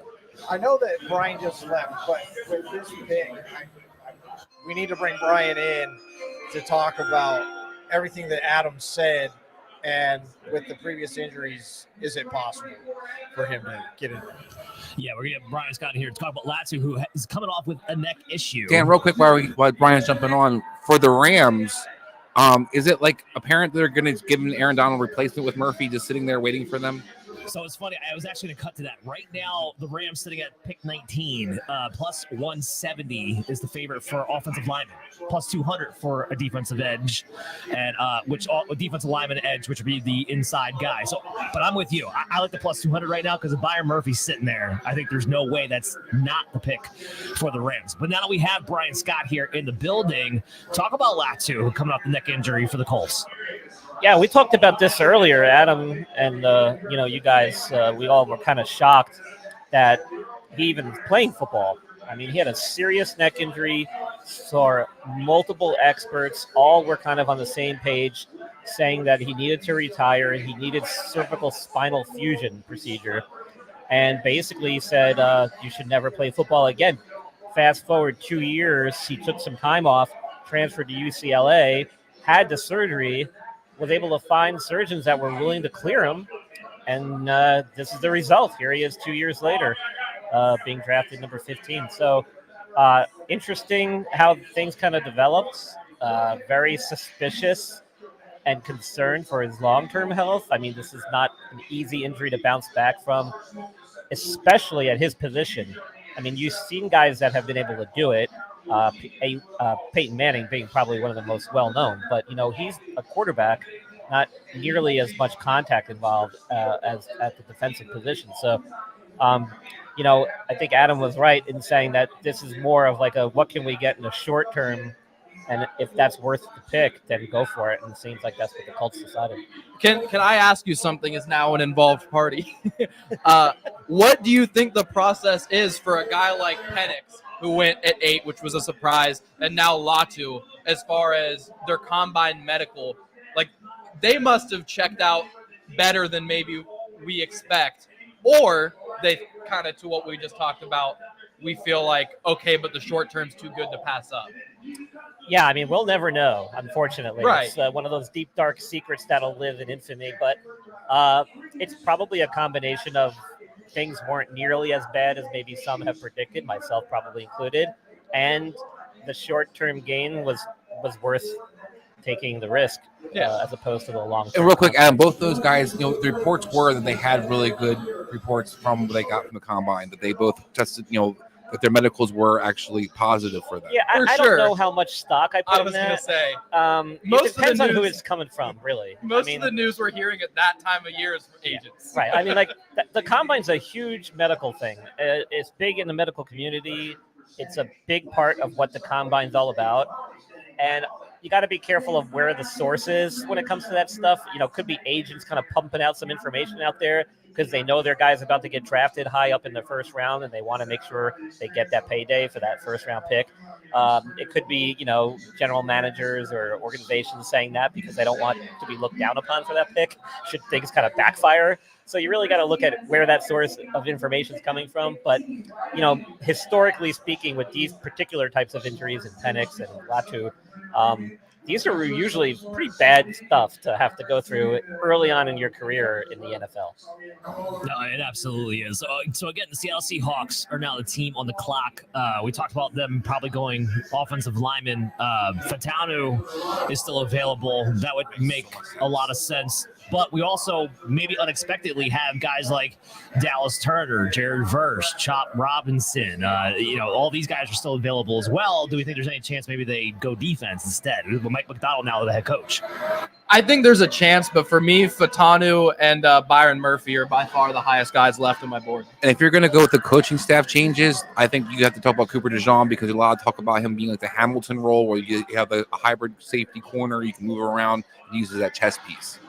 Yeah, I like that as well. So we'll see what the Seattle Seahawks are going to do in a second. Just to come back around, I do want plus 200 pick 19 right now for the Rams. And it's now that line just moved. It's now plus 175. So jump on that line while it still has a lot of value because defensive line, offensive line for that Rams pick just got neck and neck. Of course, we're trying to cash you tickets here at the H2 Public House here live in Cornelius, North Carolina. While we're going through our reactions for the NFL draft, going through our reactions for fantasy football, all very exciting stuff. I mean, to be honest, I'm kind of pissed at your team. They ruined my fantasy draft for the NFL draft. I mean, what the hell? Like, we're supposed to be all offense all the time here. I don't want to talk about IDP. This is not an IDP program at any point. No, I'm just kidding. It's got to go at some point. So let's look. They might be one of those dominating defenses down the road, Dan. Could potentially be. From a fantasy standpoint, while we're talking about that a little bit, Chris, what is your top fantasy pick so far? I mean, I think the obvious one, like I talked about earlier, is Caleb Williams. We talked about the weapons they have in place now. You got 2 tight ends with Everett and Clement. You got Swift in the backfield.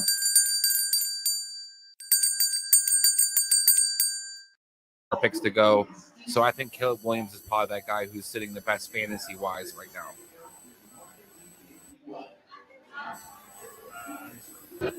A little technical difficulty there. Yeah, Chris Fox is hitting the. I don't know if you know something I don't know, but get back to me on that one. Okay. Well, you have the update. I don't. Who is it? You want to whisper in my ear? Or? Well, then wait till we know who it is. How about that? As we argue with the producers behind the scenes here. Well, let's wait. We're ahead of ESPN enough. We don't have to get 5 minutes ahead. It's all good. It's all good. Oh, I have the pick. No, go ahead. Well, okay. Do you want to hit the thing? I want you to tell me who it is. We already hit the thing. Byron Murphy. That's Byron Murphy. Okay, so there you go. So the defensive tackle, Byron Murphy off the board. Seattle, they go defense. They go with a penetrator. They did not go offensive lineman. Mike McDonald trying to implement his system now, getting away from Pete Carroll. So there's a whole new era here with the Seattle Seahawks, a whole new defensive system, but maybe still defensive first minded as far as the coaching staff is concerned. So go ahead, give me your reactions to how we think Byron Murphy fits in this Mike McDonald now scheme. I mean, I think it's a great fit. I thought this was the Rams pick, so that's why I said what a surprise. So I think this is actually a really nice fit. I think that they can use some interior push. We talked a lot about Murphy at length now. We all have him as higher a guy on our boards. I have him as a top 10 guy on my board, as a player in this draft.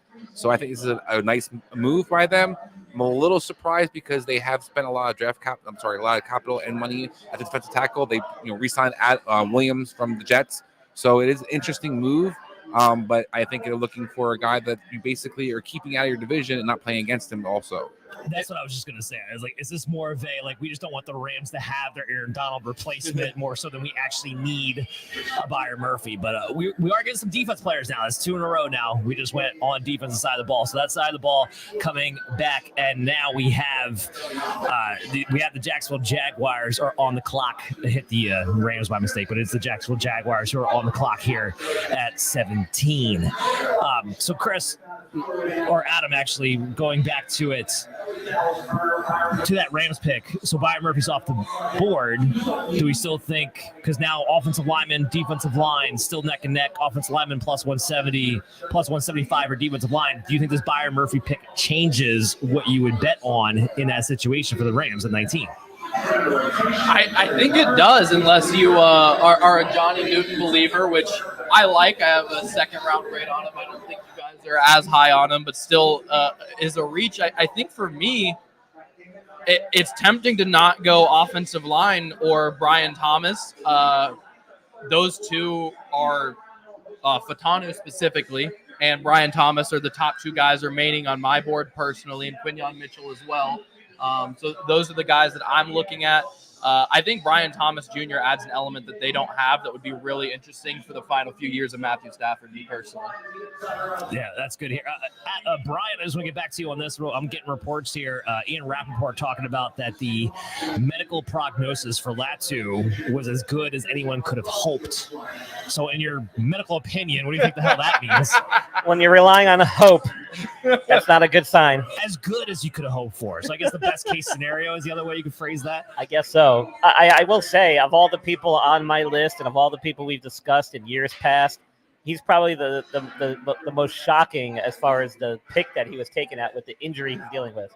I mean, you're talking the cervical spine, you're talking neck fusion, you're talking possibly the end of his career, which has ended many players' careers.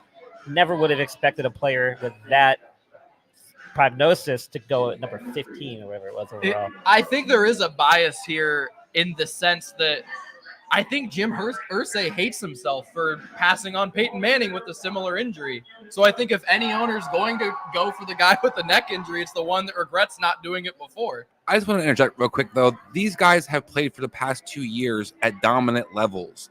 So I think that's also helps a lot of the GMs that maybe this isn't just hot air. Maybe this is something that they're not only seeing with their eyes, they're also getting with their medical reports. It does, but it's sustaining that type of level at that, especially when you make the jump from college to the NFL, it's a much bigger hurdle to overcome and much more difficult to do long term. So while, the results speak for themselves on the field in college, things change when you get into the NFL. You're now playing against some of the best football players in the world, and you're doing it on a 16-plus week schedule, and you're having to do it at a much higher level, game in, game out.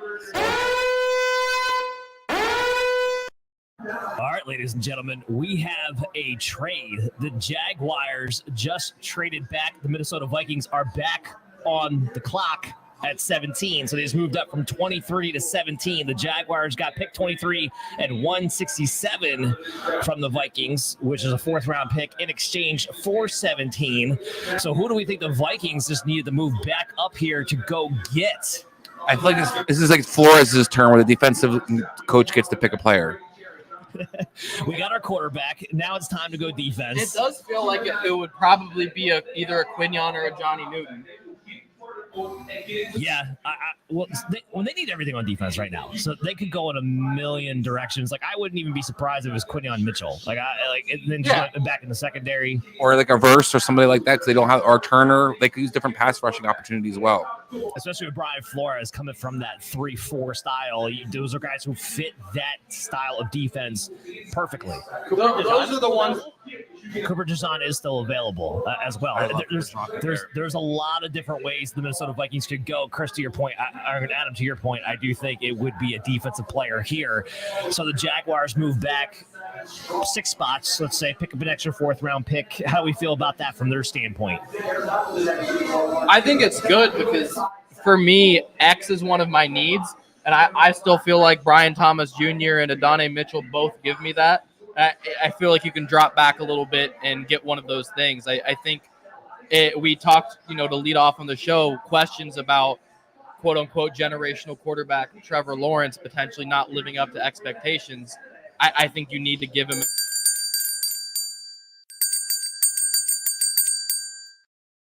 Yeah, it feels like we're always cutting Adam off, but it's okay because the pick is in, and it is Dallas Turner heading to the Minnesota Vikings. Dallas Turner ran the 4.46 40, one of the most explosive guys coming out of Alabama.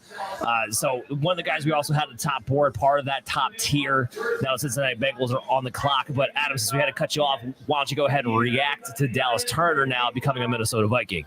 I think it makes sense because the guys I was naming as fits for me, and Dallas Turner is one I missed, but I think fits the bill as well, are guys that I think are going to do really good in the system that Brian Flores has in Minnesota, as well as guys that I think the Rams would have been interested in, who they passed to go get.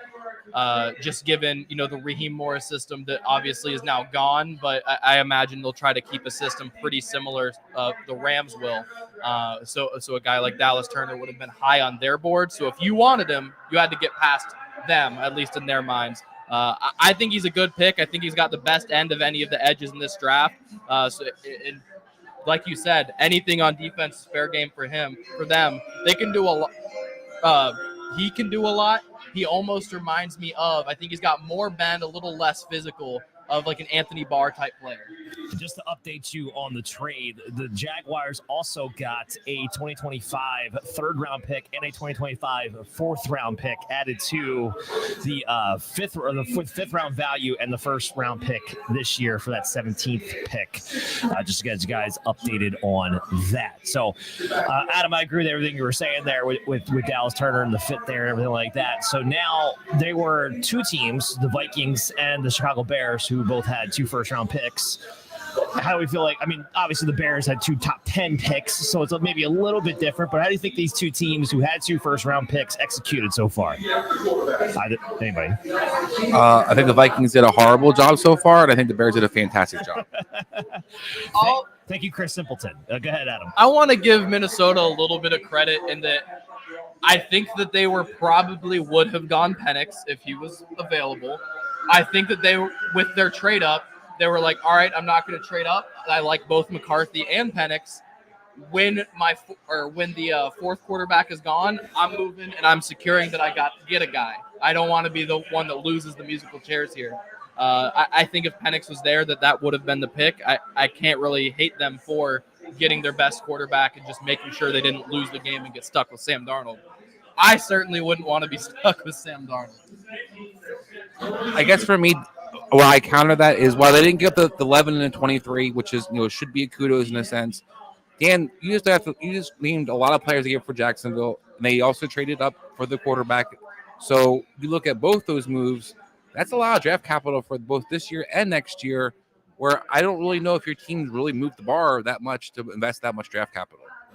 Well, and I think that goes to your point of how close do you think you actually are competing for the playoffs if you're the Minnesota Vikings with what is a more competitive division than we're used to seeing in the NFC North. And that's where I kind of agree with you, because especially in a draft like this, where I think the value is more on the back end, and you're a team already, well, you had 2 first-round picks. You had less picks on day 2, day 3 than most, and now you're giving up those picks to take Dallas Turner and J.D. McCarthy. You better be right, because otherwise the depth is not going to be there to bail you out if it doesn't go well. Yeah, I've been saying that about how close you are and the value of contending on the rookie deal. But let me throw you this. If they went into this season with Sam Darnold, what is the future of Justin Jefferson? Does he continue to be a Minnesota Viking? And would it be worth it to hemorrhage your future to keep a potential Hall of Fame receiver on your roster? I understand that argument. I think Justin Jefferson is going to stay wherever he gets paid. They also, they have the leverage in a sense with him. He can't just demand to get out of there. But on the other side, I also look at a team that you did all this with Justin Jefferson. Is he really going to get fed the ball with J.J. McCarthy? Is that going to be, Dan talked about the quarterback situation is better than Nick Mullins, is better than Hall.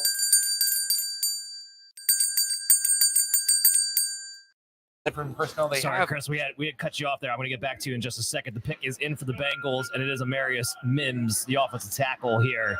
So I think we all agree it's a good pick. Wrap up your thoughts there. You're going on, and then let's talk about Mims. No, I was just going to say, with all that, with the draft capital they gave up, this team, despite getting rid of Kirk Cousins, doesn't have a lot of cap room. So it's not like they have a lot of flexibility moving forward with their, adding pieces to their roster.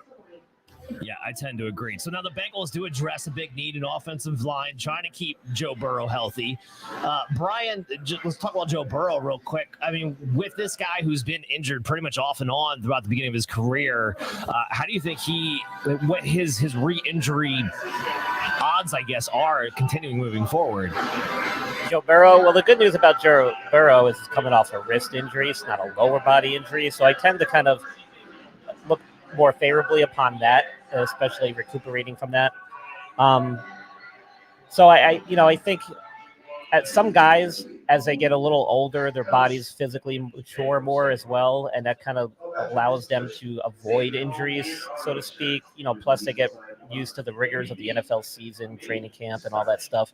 And I think Joe Burrow, in particular, having come off that ACL a few years ago, is probably more tuned in with that than most guys would be at this stage in their career. So I think he's got a lot going for him. I don't think this is going to be a major recovery from this wrist thing that he was dealing with last season.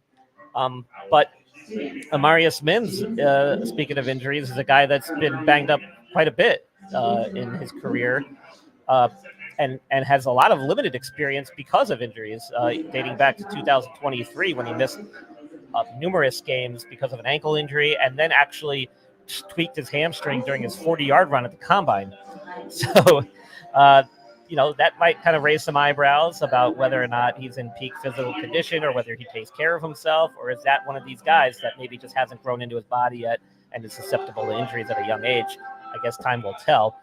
There are a couple of other offensive players and linemen in particular who are on my list that we didn't get to earlier that I thought may have gone before him, namely Zach Zinter out of Michigan, in particular anyway. But, hey, sometimes these guys see something that other guys don't see and they take a chance, and here we are. Brian, real quick, do you believe in injury-prone players? Some people will say that is a term that gets thrown around a lot and it doesn't really stick. But, everyone's physiologic makeup is different. I think there are people that are prone to injuries for whatever reason. And again, a lot of that just has to do with maturity, skeletal maturity, musculoskeletal system. Some people just kind of physiologically will fill out faster. There'll be more muscle mass than others. So, yeah, I mean, to some degree, I think that does hold true. So if Mims is healthy enough and we pair him up with Orlando Brown Jr., and, the talent definitely is an improvement for the Cincinnati Bengals. Joe Burrow, from a fantasy standpoint, was disappointing last year. I think ADP was quarterback 4, just got injured before the season started, and once he finally did get going, got injured again with a wrist issue. So, Adam, when you're looking at Joe Burrow this year, let's talk about redraft purposes, because I think if you have him in Dynasty, you probably already have him unless you're doing startups. Where does he rank at for you with T. Higgins presumably going to stay on the team, them upgrading the offensive line? They did lose Joe Mixon. Where are you at on the Joe Burrow this year? Yeah, I think it's hard for me to, keep him out of my top, say, 6, 7, 8 quarterbacks. The identity of this team is Joe Burrow. It's Joe Burrow and Jamar Chase, and everything else is secondary to those 2 players there who are being built around. So for me, they're going to do everything they can to make sure that those 2 players are performing at their best. I think that Mims is a really good pick. Keep your guy upright. He's not my number 1 tackle available, but he is my number 2 tackle available. I do have him as more of a, little bit later guy, but we're getting into that area where I think he's a good pick. And look, I think this is I'm optimistic about the Bengals moving forward with this pick, because they've picked just exclusively unathletic linemen, and they finally get someone who is just a natural physical specimen. They just continue to get the bargain barrel unathletic guys, and Mims is not that. So kudos to the Bengals. I at least respect the process that led you to this decision. And real quick, Dan, he doesn't have to play right off the bat. They got Brown this offseason, so that's going to be somebody that he can kind of tutelage behind as well. Yeah, I tend to agree. And Mims was somebody who I had projected as a potential guard play in and of his own right if they really wanted to go that route too. I think he's somebody who could play that position if they want to check that out this year. That's why I think it kind of gets interesting. Look, Joe Burrow was somebody I was big on, and there are players that I am maybe just a year ahead on. I think Joe Burrow is one of those guys. I think I was just a year ahead on Joe Burrow. So he's somebody I'm going to be drafting aggressively in 2024 redraft leagues, especially because considering right now his ADP is QB8. And a QB8 right now, because quarterbacks got pushed back because of how lousy quarterbacks were last year, we're talking round 8, round 9-ish territory as of now. That might change from between now and August, obviously. But for now, that's what we're looking at. And for a Joe Burrow who has the potential to put up a 40 touchdown type season, we know he has this skill set. We know he has the weapons to do so. At the very least, as long as he puts up 35 as a non-running quarterback, that should make him a top 10 quarterback to at least give you the ADP value that he stands at right now. So that is somebody who I'm going to be looking at, and I love that the Bengals did something to further protect him. And we all know that there's plenty of weapons, plenty of wide receivers later on in this draft. They can still add some more weapons on top of it. And the Bengals just look, they might be an all-out offensive team to screw the defense, whatever. They always have a no-name defense anyway, and somehow it kind of works out for them. So we might just see him go that route, and all the more for it as a fantasy football player for Joe Burrow in and of himself. Let's welcome back Chris Fox in here. Let me get your reaction to the last couple of picks here, buddy. I really like the Mims pick. We talked about it earlier in the show that they needed to do something to protect Joe Burrow. I agree with Adam. He's probably not the number 1 guy, but you look at the skill set and what he can do specifically, and I think that's where the Bengals kind of come in and decide Mims is the guy. I like Georgia linemen, SEC linemen, but especially Georgia, Alabama. They seem to stand out pretty well. They do what they do well. And so I think the Bengals got a good pick here. So let's talk about this real quick. So we all thought the Rams would take Byron Murphy. They're now on the clock. Byron Murphy's not available. There's guys like Gerard Verse that are available. There's guys like Chop Robinson who are available. Do we think it's definitely going to be an edge, or maybe if Byron Murphy was the top guy on the board, are they looking elsewhere? I think it's edge or corner. I mean, I think corner is going to be a team that they still need another corner. So I think they could look at both of those positions, honestly. Yeah, I'm going to need you to cool that off a little bit for one more pick, because I'm pretty sure the Steelers are going to take a corner. I'm looking for Quentin Mitchell here. You think a corner and not a wide receiver? What's that? You think a corner and not a wide receiver for the Steelers? Again, I agree with what you said earlier. I think the wide receiver pool is what it is. And so day 2, there's still going to be wide receivers. If we need to trade up, we need to do whatever. We've lost some depth, and we've had some injuries at the quarterback position specifically. So I think Pittsburgh is really looking there. I really like Quinion Mitchell. I know I'm a pick ahead right now, but I'm really hoping that the Rams will go edge or something like that and leave us at that quarterback. It's interesting. All right, so let's get back to some betting. All right, so at 22 is the Eagles right now, and yeah, they should probably go secondary. Cornerback in particular is minus 400, which means there's great value if they go any other position. Do we think there's any chance that offensive lineman at plus 300 or defensive edge at plus 850 is a possibility for the Philadelphia Eagles and they don't go secondary? I think you said defensive edge for the Eagles in the same sentence. There's definitely a good chance that could always happen. And I also think the offensive lineman, we still need a replacement for Lane Johnson, 34 years old. They still need a center replacement. So the offensive line's also not a bad fit. Yeah, I wonder if I'm not necessarily a big fan of myself, but he was mocked to go in this territory quite a bit, like a Graham Barton type. I think a Jackson Powers should be a better fit, but if Graham Barton, a lot of people had in this territory, could be a potential possibility. And like Chris said, edge is always a thing with the Philadelphia Eagles at plus 850. That's the thing I'm going to throw a few shekels on 100% with Philly there. 850? Really? Yeah. Hold on, I'll be right back. Yeah, exactly. Let's go fire that up. Newly available sports betting actually in North Carolina.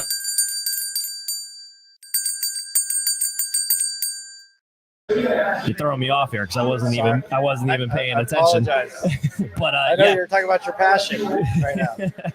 Let's go ahead. We got the pick, and the Rams did go Jared Verse here with their pick. So they go ahead and get an edge rusher. He's not Aaron Donald. That's not the role he's going to play, but they needed a pass rush period because Aaron Donald was the only pass rush they frankly had. So they do get it in Jared Verse. Here's what I loved about Jared Verse. Of all the guys that I had in my top echelon edges, he has the highest motor. And I love getting pass rushers who actually have effort combined, because that's always the thing with edge rushers. Do you have effort down in, down out? He had that constantly. So he's going to be a nice high motor, high character guy going to the Rams who need an anchor, need a leader on defense. He could be that guy. So that's why I kind of like this pick a lot for many other different reasons. Let me get your guys' reaction. They do those comparisons, those player comparisons. We already talked about Freeney. You talk about the motor. I don't know if he's necessarily at that level, but that's who I think of when I go here. It's Freeney. I think of attitude, Dan. I think this is a guy who's going to bring an attitude to this team. What you're talking about, they were going to miss with Aaron Donald. They need that kind of alpha personality. They don't have Jalen Ramsey anymore. You don't have Aaron Donald anymore. Who's kind of the leader on that defense? This is a guy who led, and the energy on Florida State defense fed off of him. Yeah. I was going to say, I think what I think of with him, and I think it's in line with what both of you were saying, but this is the guy that I think has the best speed to power in the draft. He really does. Extremely explosive off the ball and just shakes the tackle, has him off balance a little bit pretty quick and give him a good burst. And people pigeonhole him because of that into just being a power edge, and that's his strength.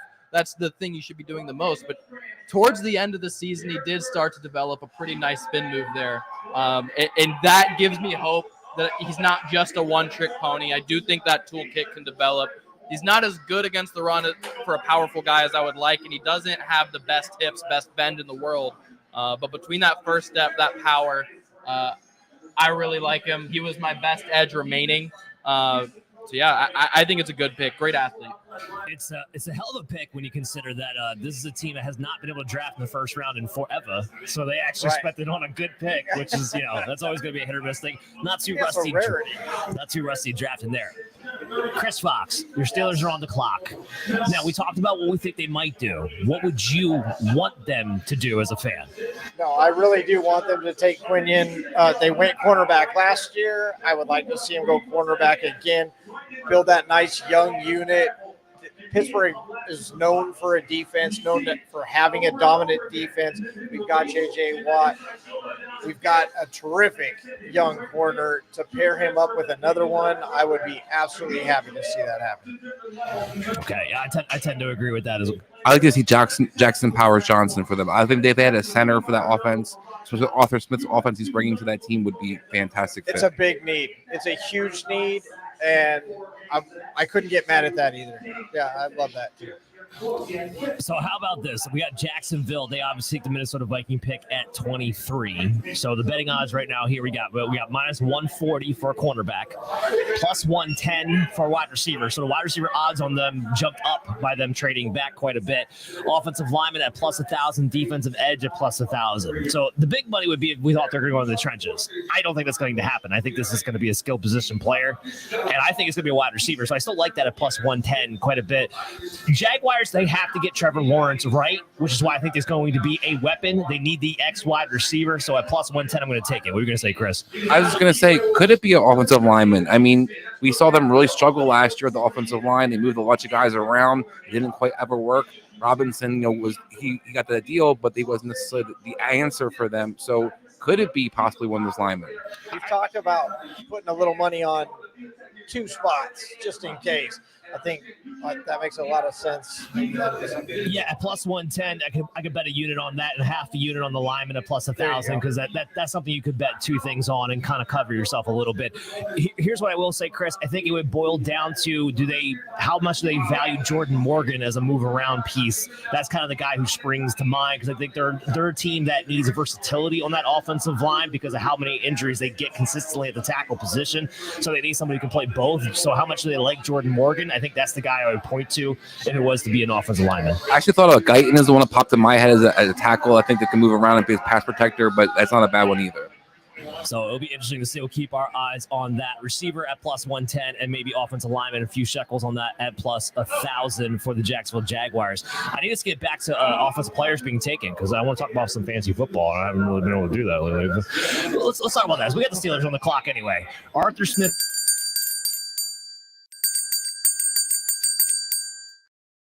I'm excited. We definitely changed. Tell me what it is. Change the topic.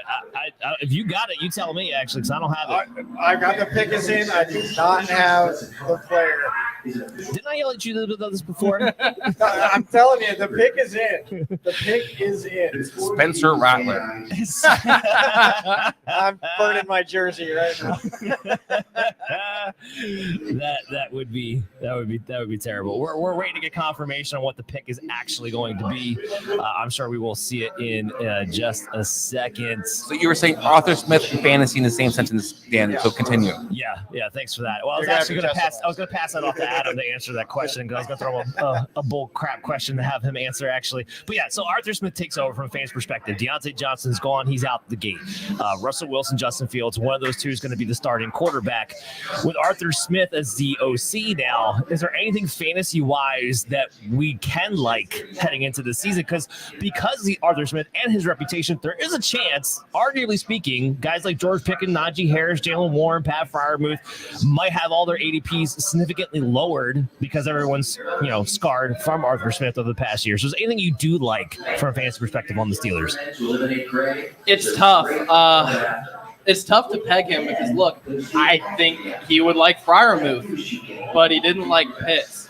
And I think Freiermuth is more of an inline guy, and maybe that was the hang-up for him with Pitts. Man, it is tough to figure out what they would want to do. I also think maybe Pickens could remind him of A.J. Brown. I certainly don't think of him that way. But as far as a physical down-the-field type of guy, that could be something that he's able to unlock. How about Najee? I'm afraid of him in running backs. I really think that he's going to manage a way to give multiple guys splits. I think if one workhorse emerges, it will be Najee. I'm just a little afraid of a split. Well, Najee might have just gotten some help because Troy Fautanu was the pick for the Pittsburgh Steelers. So they do go offensive lineman. We win the bet at plus 300. So that sounds pretty good there too. Let me get your reaction there over there, Chris Fox. Yeah, no, I'm not mad at it. Again, I would have rather had that cornerback or even that center. And maybe there's a plan there by taking him in and moving some people around. Tomlin's battle tested. He clearly knows what he's doing. I have learned as a Steelers fan that no matter how much I might disagree with it or I might be able to see the big picture, I know that Tomlin does. Do you remember David DeCastro for your Pittsburgh Steelers? So Tomlin is a man. The thing is, the constant, and I think that's where the Pittsburgh Steelers really get it done, and I think New England did as well, is the head coach. So regardless if you bring in DeCastro or Arthur Smith or whoever, Tomlin still runs that show, and that's why you see Arthur Smith come in instead of DeCastro. That's why you see people change, because Tomlin will give you a chance. But if you don't pan out, he's got no problem making a switch. I don't know if I necessarily agree with Smith coming in. I didn't really like what he did in Atlanta. I'm not too happy to have him here. But I do know that if he doesn't pan out, Tomlin will replace him. Well, I brought up David DeCastro because he was quite good for you guys for quite a few years at the guard position, and I think that you got a very similar player right now. Tomlin just has this ability to find skill players, because you look at our playoff run, we don't pick high. We don't get the first 10 picks. And so he has to find out of the guys that are left. And yet we still have that success. Yes, we would love to have Super Bowl and stuff like that, but we have that playoff run. We are still a presence in the division, no matter who the offensive coordinator is, no matter who's not playing, no matter who gets injured. Tomlin makes that happen because of picks like this. Because let's remember at the top of the show, almost just short of 200 starters on week 1 will be first-round draft picks at some point. This is a pick. This is probably a week 1 starter as a rookie, and he's only going to get better under Tomlinson's tutelage. Yeah, look, regardless, the Steelers, this is a team we talked about 2 years ago, having one of the worst offensive lines in all of football, and they have spent the resources to at least make it a young up-and-coming offensive line. Now, we'll see exactly how good that winds up being, but at least now we know they're heading in the right direction with first-round talent across the board. It didn't work out for the Giants, but maybe it'll work out better for the Pittsburgh Steelers, and we'll see how this thing goes. Regardless, this team, with Russell Wilson, who has a tendency to hold on to the football, with a team that's going to have an identity as a run-first team to make sure you're solidifying yourself in the trenches, that's how you build a winner. Look at the Detroit Lions. That quick turnaround, that franchise turnaround, I think stems from the fact they spent all their resources at first at the offensive line position. And we just saw Penei Sewell get extended the other day as a result to that as well. So I think they're heading in the right direction. They're building the right way, ultimately speaking. Well, look, Pittsburgh's trying to replace a Hall of Fame quarterback. And it doesn't matter if you think Roethlisberger is going to go to the Hall of Fame. He is a Hall of Fame quarterback. And when you have 32 starting quarterbacks in the NFL, clearly you don't have 32 Hall of Fame quarterbacks. So when you lose your Hall of Fame quarterback, you've got a lot of work to do, especially in a league that depends so much on the quarterback position right now. So there's going to be some work to be done. You try pick, it didn't work. You bring in Russell, you bring in Fields, you hope something works. You're just trying to hold it together. Like you said, next year the quarterback position is not great, and so you're just trying to hold it together till you can get that next guy. Well, let me ask you this last question, and we'll move on. But as a fan of the Steelers, do you get tired of being that team that is competing for that first-round playoff spot, but really isn't good enough to be anything more than that? That's been the last few years, right? That's not why you're in it. You're in it to win it. You're in it to make the Super Bowl. I know Buffalo fans, Bengals fans. There's even we can make the argument that Jaguars fans have been expecting more. It doesn't matter who your team is. You don't open the season hoping that they're not going to win the Super Bowl. You might be realistic about it and say, I don't think that we have what it takes this year to win the Super Bowl. But yes, you're right. With the Pittsburgh Steelers, they're always in the conversation. And as an Ohio State fan, I feel the same thing. We're always in the conversation, but can't quite get it done. So to answer your question, yes, it's frustrating. Does it weaken the bond, or are we jumping ship, or do we have any less loyalty to our team? Just like everybody else, absolutely not. The Steelers are going to the Super Bowl. I said it last year. I'll say it this year, and I'll say it next year too. Steelers for life, Steel Curtain. Yeah, absolutely. Very nice, very nice. Okay, so the Dolphins are on the clock now. There's a lot of people talking about, should they take Xavier Worthy? Because, the whole thing that the Dolphins lack is speed, right? That's not the one thing they have, plenty of. And when I look at the team like Miami, their problem is that when it gets cold, when it gets towards playoff time, we saw it, especially that Kansas City game, but down the stretch the last 2 years in general, they do not have the physicality to match up with these teams in the playoffs. If it's not in Miami, they just turn away. I don't know if that's the problem.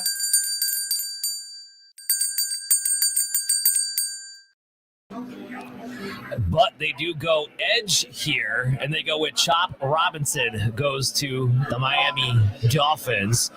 So I was actually leading into, I think they need to go in the trenches, basically. They have to find a way to get more physical. They have to find a way to get a pass rush on the defensive side of the ball. That's what they do with Chop Robinson, who, by the way, my number one defensive end this year. I had him rated over Latu, over Verse, over Turner, over everybody.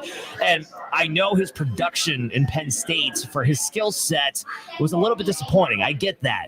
But when you put his skill set together and what his ceiling is, I think you could make the argument. I don't think he is Micah Parsons, but I think his ceiling could be Micah Parsons, which is a higher ceiling than anybody in this class potentially has. With his athleticism, he has a better anchor at 254 than a lot of these other 3-4 edge rushers have. One thing I like about him is that while you can still run at him, he's great at outside contain. You are not going to get around him. And in today's day and age where your number one edge rusher, if he can do anything in the running game, is a bonus. That's what Chop Robinson gives you. Now, the pass rusher, he's got 2 moves. I think he could definitely have more. He's got very good bend. He has explosiveness, and he's relentless at the pass rusher. So Chop Robinson's been my number one guy. Love this pick for the Dolphins, who needed to get a pass rush of some sort to match up with their offense. Their offense is built this way. They're built to get a lead, and then they're built for the defense if they can get the edge rusher going to play complementary football. This goes a long way to that. Chris, what's your reaction here? Yeah, I love Chop Robinson too. And we talked about the speed. Chop Robinson brings speed to the defense. I think that's something that they definitely helps infuse to them. A guy who's going to replace some of their edge rushers who are banged up and hurt right now. You got Phillips banged up. You got Chubb banged up. So now you have actually a guy who can replace those guys long term, but also fill in for them right short term and be a rotational guy. Dan, I think this is a fantastic move by them. I love it because I think this is also a great move for their defensive coordinator, Barton Weaver, who we were talking about off air about Chop Robinson wound up being on the Ravens somehow and how this is going to be an incredible fit. Well, Weaver from the Ravens tree has his piece, has his edge rusher. We just got a comment coming in Surf Football. No linebackers, defensive backs taken in the first 20 picks. Yeah, that's not something. The linebackers has been a growing situation, but defensive backs, to not see a single defensive back in the top 20 picks is interesting. Although I think the Philadelphia Eagles is a pretty good chance that run ends here. What a great choice they have, too. But how confident? Howie's never done it, has he? When was the last Eagles first-round corner? I mean, I think it's at least 15, 20 years. To your point, I would say there's a better chance if they had somebody out of Georgia coming in the secondary, but there's nobody in Georgia coming out of the first round. For me, the number one player on my board at this point is at corner. It's Quinyon Mitchell, but Cooper DeJean would fit them better at this point because I think they need more of the versatility and they need somebody in the secondary who can actually tackle. But secondary is what their biggest need. I mean, part of it, yeah, sure, could have been Matt Patricia, and we know how bad Matt Patricia is at everything he touches. But the secondary, even before he took over the play calling, was their Achilles heel. And it's old. And it's old, right. James Bradbury, Darius Slay, a big reason why it was Achilles heel because they fell off a cliff. So it would be surprising to me if the Eagles didn't go secondary here. They spent. I still think Guyton could be a player in this play rate. It could be. It could be. They could go offensive line, and that's something that they have done on a more historical, consistent basis.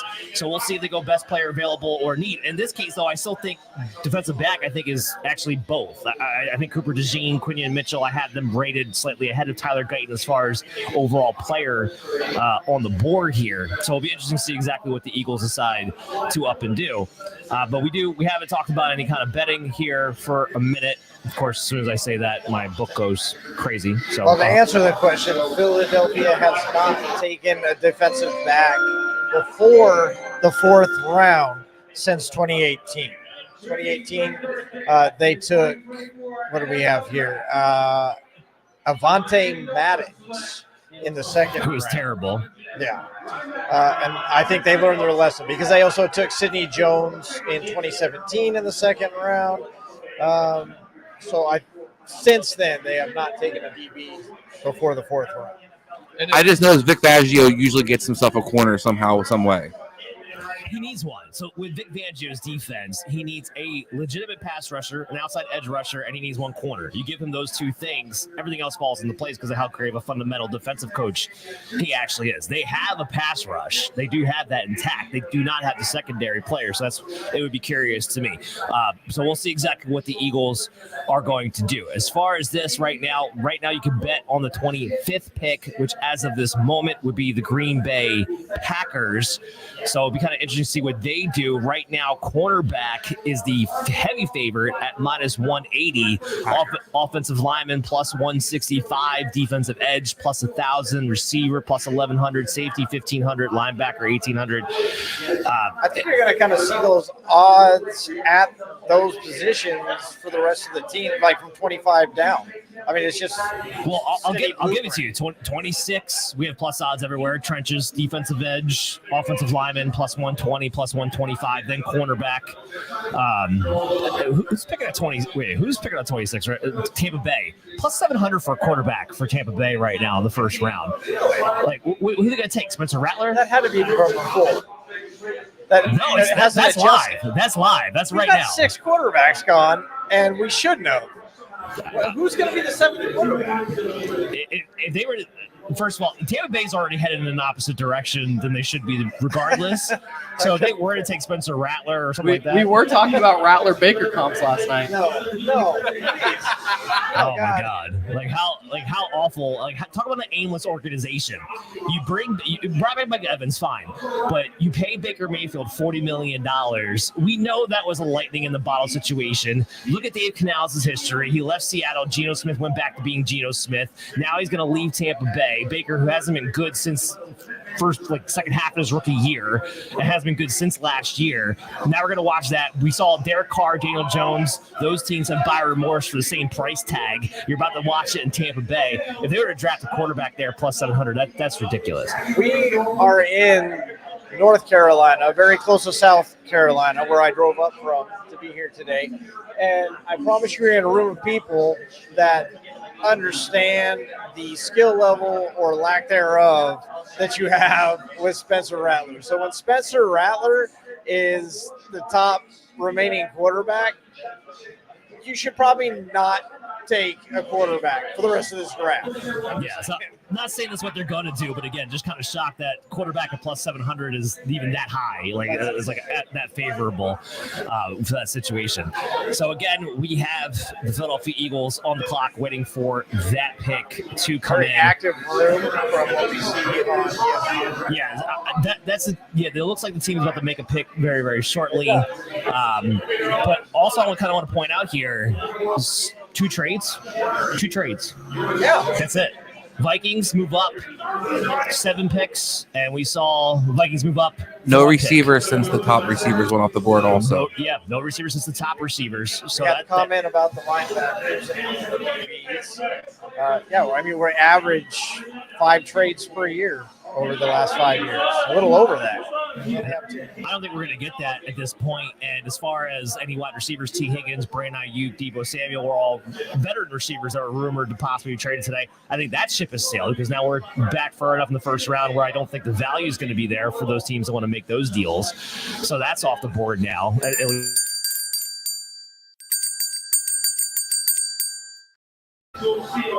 I'm trying to find it. What do you got? All I get is that the pick is in. And then I look to my co-host over here. Someone take his buttons out. No, I'm telling you, the pick is in. They're out of time anyway. So I feel a little more confident. I got it. It's finally through here now. There we It is our top cornerback, Quinyon Mitchell, going wouldn't to the fail you. Philadelphia Eagles. The speedster of the cornerback class. This makes a lot of sense. Again, one of the top players available, one of the top needs of the team. Maybe he'll have a better track record than they had with Avonte Maddox and Sidney Jones, like you mentioned, way back when. But I like Quinyon Mitchell quite a bit. This makes a lot of sense for Vic Fangio. Now they have the pass rush in the corner. They have all the tools they need to go with it. So your guys' reaction here to Quinyon Mitchell. Go ahead, Adam. I want to hear that reactions. I want to add that the argument is going to be that he played at Toledo. And so has he been tested? Well, Sorry.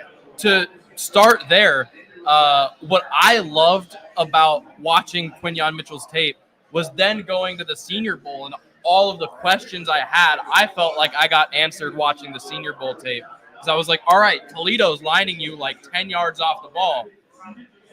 You go to the combine, you run like a 4.35 or whatever. I'm like, okay, cool, you have that recovery speed. I don't know why they're putting you so far off the ball, because it wasn't speed. So I was like, all right, can you just not press? And then every time at the Senior Bowl, he's up there jabbing dudes. And I thought he did a pretty good job with his hands at the Senior Bowl. So, like, the questions I had watching the Toledo tape, I felt like I had resolved. And then when I watched the Ohio State-Toledo game, I thought he matched up with Marvin Harrison Jr. pretty well. I mean, he got beat, but we're talking about a blue-chip prospect in Marvin Harrison Jr. He's got good hips for a, corner who I think is best in zone, but he can play some man, incredibly athletic. I like Quinyon Mitchell a lot. He's my number one corner. So you talked about the zone, and he just went to the Philadelphia Eagles. Do we have a good fit? I think so. Like I said, I think he can do both. Zone's just what he's comfortable with, because I think Toledo did it a lot. But I think he's got the hips to transfer and be perfectly fine. Again, they ran a lot of man at the Senior Bowl, and I thought he was pretty impressive with that. Yeah, and Vic Fangio runs a lot of zone anyway. It's what he does. So it's not going to be a stretch there by whatever there.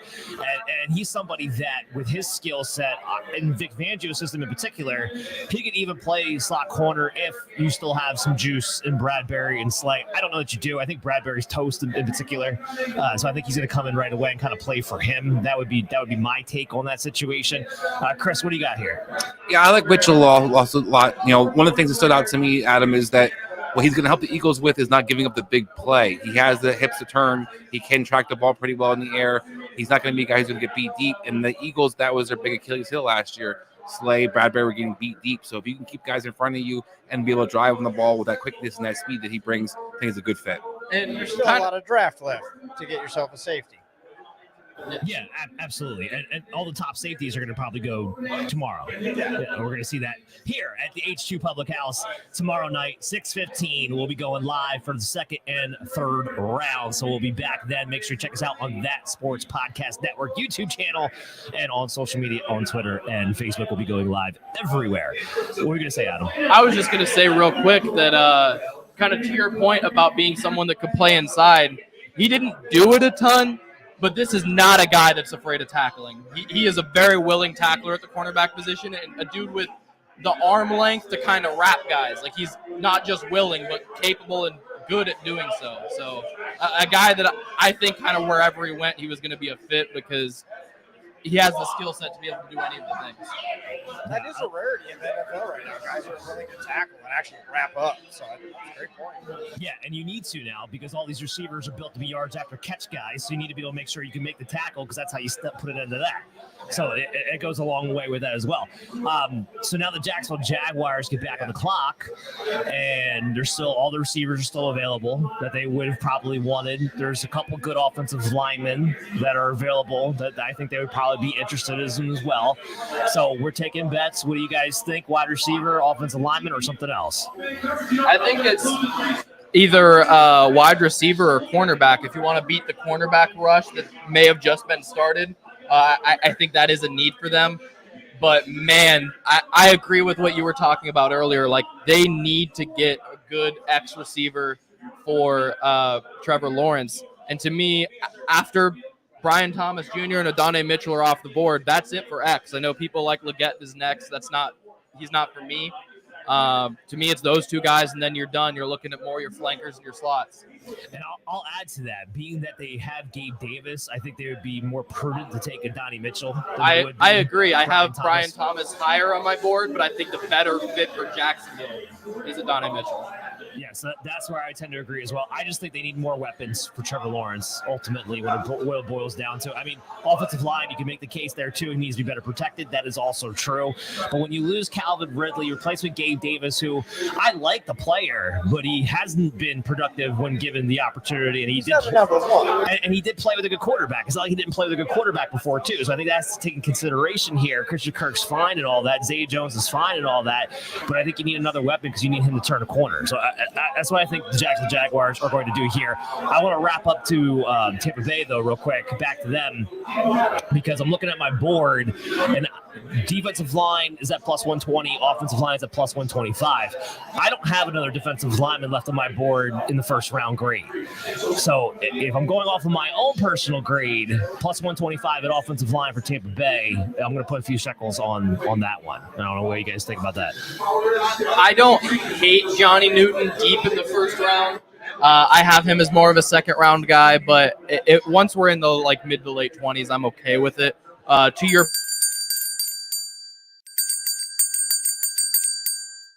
last year they drafted. I'd be really surprised if they take him. Yeah. While you guys were talking, the pick is in, and the Jacksonville Jaguars did go with a weapon. They went with Brian Thomas Jr. So, Adam, funny, we were just talking about, we thought Donnie Mitchell would be a better fit, but they did go with Brian Thomas Jr., one of the few X receivers left out there. Explosive as all hell, big as all hell, definitely has the prototype size, but the limited route tree is going to be the question mark here. And you put him with Gabe Davis, who I think also is a limited route tree. So Christian Kirk's running all your routes in the middle, essentially, him and Evan Ingram.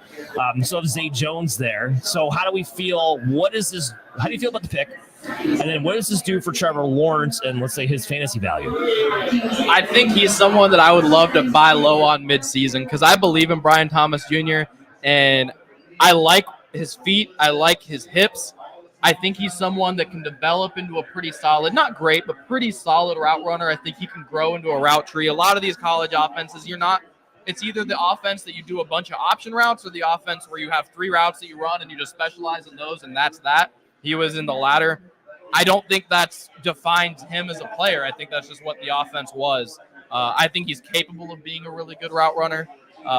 But he is going to take some time to learn, and there might be some growing pains here early on in the season. But I think he's a good fit. I just think Adonai Mitchell was a better route runner day one. Yeah, I do tend to agree with that. Chris, what does this do for Trevor Lawrence in Jacksonville, you think? I mean, I don't think it changes a lot. What I think, Adam, to your point, is a better fit than Calvin Ridley was running those routes last year, which they kept trying to force him to do. So I think Brian Thomas is the guy that they're looking to stretch the field. That's what they've been looking for that X receiver to be. I think it's a good fit. I also think it's going to be really hard for them to justify passing on Thomas with their needs at receiver. I think that's also some pressure on their team as well, where we keep hearing about this guy and all the talent he has. And, as Dan alluded to, he's 6'3", and he can jump out the out this thing, and he's so fast. So he led the league in led NCAA in touchdowns last year. So how can we pass on this guy when we knew we need more weapons? So I think the combination of the two things right there kind of set up Thomas. I think for Trevor Lawrence overall, it doesn't really change much for him. I think Trevor Lawrence's key is going to be, can he read defenses more consistently, and can he get his throws down more consistently? That, I think, is the ultimate, be-all for him. I don't think adding weapons always helps the quarterback, but I don't think Brian Thomas is going to be a game changer necessarily for him. Yeah, I tend to agree with that. I think this moves the needle almost not at all for me on Trevor Lawrence. I think they need to give him more weapons, and this is a weapon. I don't hate this. Chris, to your point, I think this is a better fit for what they wanted Calvin Ridley to do. Brian Thomas actually does those things at a much better rate. It's Doug Peterson's the problem. I mean, really, Doug Peterson ultimately is the problem. We let it go the first year because he was ungodly better than Urban Meyer, which I know isn't saying much, but he's an actual NFL head coach, so it looked fantastic when he took over. But now Doug Peterson is doing exactly what he did with the Eagles, which is I'm showing you I can get you to a certain point, but I can't take you any further. And he's just not creative enough offensive play calling wise. There's too many times where you kind of watch the Jaguars be stale, not use motion. It's not a 2024 type of offense. It's a 2010 offense that we're watching out there. It's behind the 8 ball.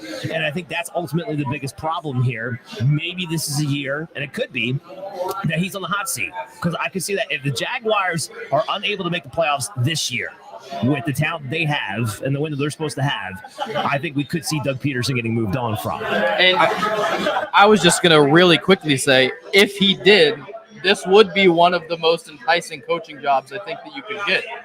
Yeah, no, it's a great coaching job, especially with this pick. This is your separation guy. This is your downfield guy. Dan, I think you actually nailed it. He does what Calvin really does, but he does it better. And so I think I'll take the route runner every time. I agree with both of you that Mitchell is the guy I would rather have. But Chris is absolutely right. He fits the program, and you kind of get the feeling that Peterson's really just playing for a paycheck. He's not playing for a championship. He's just playing to win some games and do enough to come back next year. So if Peterson is on the hot seat, I don't know how Jacksonville fans feel about that if you're watching. Please comment below. But you guys are absolutely right. This is a team that you would love to walk into and try and do something with. I was just going to say real quick, though, one thing I will say that could help Trevor Lawrence with this is maybe they ask him to do less in a sense and less volume, more down the field. Trevor Lawrence has a really strong arm. He can push the ball down the field. So maybe we're not asking him to throw 40 times a game, be a dink and dunker, which we're seeing his accuracy can be break down sometimes. But ask him now to push the ball down the field and maybe be aggressive with these kind of weapons he has in place. He is the type of he's the type of quarterback who could have one of the better ADOTs in the league if he has weapons to do it. Brian Thomas would help quite a bit with that. I want to keep cash tickets for everybody out there. So now you can bet on the 27th pick, which right now is the Arizona Cardinals. So it'll be their second first round pick, excuse me. So right now, heavy favored to go defensive line at minus 150. It does make sense. You know, they do have Jonathan Gannon, head coach there, but I almost kind of wonder. Exactly. I don't like the guys who are on the board. I don't think the guys on the board are a great fit for that scheme. Maybe Newton, if you're thinking he's a penetrator, they need a defensive tackle. But I'm also looking at that team like you got Marvin Harrison, Kyler Murray. You're obviously married to him because you made that decision last year, and you have Trey McBride. I always wonder, do you not just dominate or double down, I should say, on the offense side of the ball to try to get that strengthened up? And the reason I bring that up is because offensive lineman plus 350, wide receiver plus 650. They could use another wide receiver. So I'm going to throw a few shekels here on the wide receiver and offensive lineman at plus 350 and plus 650 and call that a day. I think we might see them just double down on offense. And just philosophically, Chris Fox, what's your take on that? Like, would you rather see a team say, let's build all around, let's go offense and defense, or maybe should you just double down on one side of the ball and get that straight away? Arizona's defense isn't like the worst in the league. So if you can get some help there, I'm okay with it. But you talk about the quality of the personnel that are available. We talk about best available, and now you got to go back to the offensive side of the ball. You've got Kyler Murray. You're married to him. Yes, he's very mobile, but can we give him maybe some more time to utilize Marvin Harrison Jr.? Or can we give him another weapon to help open Harrison Jr. up, give Kyler someone to throw to, and open up the opportunity for him to run? This is an offensive league. The offenses get you to the playoffs. I still believe defense wins championships, but to suggest, especially at a plus 650 for a wide receiver, because we talk about the talent pool, and we can't crap on it too much because it's still the first round of the NFL draft. This is still the round filled with NFL starters. This is still 28% of NFL starters last year. So you're not trying to overreach. You're looking for the value.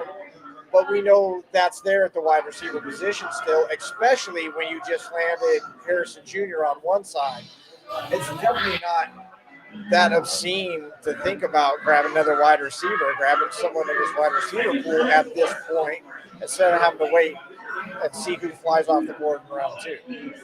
You're getting a lot of comments right now. Oh, hit the trade alert, bud. Oh, that's good. All right, so the Cowboys are trading down with the Detroit Lions, who are now moved up. So Detroit going crazy. The Lions moving up to 24 from 29 as soon as I get the details of that trade. So who is it that Detroit wants here? They move up to 24 for. Who do we think? Guesses, anybody? I think it's going to be a corner. I mean, I think that you look at with their defense that could still use, they could use another corner. They have still 2 corners on the board. They could like Cooper DeJean. Arnold could still be on the board for them. And then I think you also have to consider replacing interior linemen. They lost their guard this offseason. Frank Ragnow was being banged up last year, so maybe they look at Jackson Powers. It's becoming contrarian right now to say quarterback and offensive line, but as you guys have said multiple times, those are the best players on the board right now. They are. So here's the trade. The Cowboys traded the 23rd pick, and they get in return. If I'm reading this correctly, they're all in. The Cowboys just absolutely refuse to play. That you hear in the background right now, that is the Detroit Lions broadcast crowd just going nuts. Absolutely great. They trade up. And you know what? Earlier in the week, they talked about, what if the Lions traded out of the first round. So not going to happen here for them. So it looks like the pick is in already. Might got to ding the bell. Yeah, go ahead. The pick is in.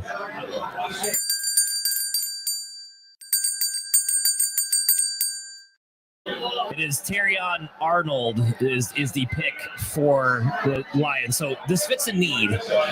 Now, I'll say this. I'm not a big Terrion Arnold fan. I think it was somebody who was completely overhyped. Now, also thought he's going to go a lot higher than this. So I don't have as much of a problem with it here coming in the back end of the first round. But for a guy who's supposed to be somebody who shuts down one side of the field, because that's what he's rumored to do, he ran a 4.5 40. He wasn't that great at it. I don't think he can turn his hips very well. And with the Lions, one of the big flaws last year was how much man they played with Aaron Glenn. And that's a lot of reason why they got toasted. I don't think this is going to be a great man corner who can stick with the deep ball, the deep crossers all the time. This is a guy I think I would rather see playing his zone defense. So that's also the fit here I kind of question a little bit. Go ahead, Chris, what are you going to say? I was going to say, Dan, I agree with you a lot of things that you have against him, but the things that he doesn't do well, like turning his hips and getting deep, they have a pretty good safety play. They have Branch there. You look at what he's, is he going to be that lockdown corner? No, but that's why they got Carlton Davis. They traded for him from Tampa Bay. So I think this is a good guy that fits their second and third corner needs versus being that top tier guy you're kind of alluding to. So I don't think he has to kind of play that role, which I think will definitely benefit him. And I think you're going to see them play a little more zone because you talk about that man, the heavy man. I think they're going to make a small adjustment. It's not going to be huge, but I think you're going to see zone come into this a little bit more this year. I think they've learned something. Just getting back to that trade finally. So the Cowboys, obviously, they get the 29th pick. They also got the 73rd pick, and Detroit gave up. They get the 24th, and they got a 2025 7th-round pick here. So the Cowboys essentially get a pick this year and a 3rd-round pick. They get their running back for the 3rd round. Yeah, they got an early 3rd-round pick. Exactly. That's what. Or they could take them 2nd round. They're still set up to take a position of need around that same territory. So that's exactly what happens there. So Detroit, not bad. I mean, if that's your guide here on Arnold, you really didn't give up much to move up 5 spots to make sure you got the quarterback that you wanted. And we'll just see how it works out. Regardless, whatever they did in the secondary position was going to be an improvement. So that's the other way you can kind of look at this too. So good move by them. The Green Bay Packers are on the board. It also makes a lot of sense that the Detroit Lions want to get ahead of the Packers, who, as we said before, were the betting favorites to go cornerback of their own right. It does seem to be the biggest need in their secondary. Adam, if the Packers were to go still stay in the secondary, who's your top guy at this point? I mean, I'll give you 2 names regardless of position. I feel rather confident it's either Cooper DeJean or Graham Martin at this pick. I think Green Bay. I'll Guyton in that mix real quick. Sorry. Does he meet their thresholds? I'm asking. Guyton? Yeah. I think so. We look at the left tackle they need to kind of fill. They usually go for an athletic guy that kind of opens up and has a pass protector. I just know specifically that Barton meets their minimum requirements testing wise. I'm not 100% sure on Guyton one way or the other. I don't know. I know Cooper DeJean and Barton are two guys that have been connected there just because they meet the types that they typically go after.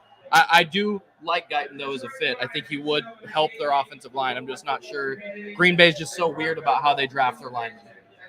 No, and that's fair. And they need interior as well as tackle. To be fair, I think Cooper DeJean would fit their needs really well. But that's something that's curious about Green Bay. I mean, it's not Joe Barry there anymore. We got the guy out of Boston College who was their head coach. So, what kind of defensive schemes do we expect them to change based off of that? Any ideas? They're going to run a lot more 4-3, from what I understand. We saw in Boston College last year. But similar to McDonald, we talked about having that kind of that weapon player. They do like to have a guy he can kind of use. That's why we've heard a lot about Cooper DeJean going there, because it's a guy they can kind of line up at the safety, at slot, at the outside corner, bring him in blitzing. He likes to have guys he kind of gets matched up similar a little bit to Flores, not as nearly as aggressive, but he looks to get those one-on-one matchups that he likes to take advantage of. I like that too. All right, so the Cowboys, they take the 29th pick. Right now, you can bet on that. So minus 250 for offensive linemen, which does make sense, but plus 300 for linebacker. And this is the first time we're kind of seeing linebacker come into the mix. I don't know if they'll do it, but they desperately need a linebacker. The guys like Edrin Cooper comes to Edrin mind. James would be a really good pick James here. would be a great linebacker. Yeah, absolutely. Edrin Cooper comes to mind here. They need a middle linebacker. Peyton Willis is somebody I like a lot as a middle linebacker. This is where I agree with Adam. I think this is Barton for the Cowboys. I think if he falls to 29 there, I think it absolutely could be. So not much value to be had there. There's no value for the Buffalo Bills at 28 because it's minus 450 for wide receiver, and it's really hard to imagine them going in any other direction besides wide receiver. What's that corner? Corner's plus 700. I would take the shot at the corner. How much? It's plus 700 for cornerback. I'm sorry, what? What are you going to put down on that? I mean, I would throw a couple of shekels. I'm not going to go all in on that, but I think if you look at their needs, Buffalo needs secondary help. They lost Trevion White this offseason. They haven't really replaced anybody. They struggled in the pass protection. We talk about a team that wants to beat the Chiefs and beat some of those other teams. You're going to need to stop the passing attack. So I think that could be a guy that they're looking at, especially when you look at Sean McDermott's history of usually getting a corner or two in the draft. And they're in the same conference as the Miami Dolphins. So. Yeah, that could be big as well. But even the Ravens at 30th, offensive lineman heavily favored there, minus 230. Cornerback plus 200. Defensive edge plus 550. That's a team I think that needs another wide receiver. I know they just extended Bateman, but they could use another wide receiver. That's plus 700 right now. If somehow he falls, doesn't Cooper DeJean just scream Raven, though? Yeah, no, that's fair. Plus 200 at cornerback. I can't see him falling to that point. But whoever the best player on the board is, when we're like right before, that's who the Ravens are going to go with. Yeah, that's what they always do. So that's 100% there. But Dan, real quick, I do agree with the weapons. I don't think that they're done kind of shopping for Lamar when it comes to receivers. So that could be on play still.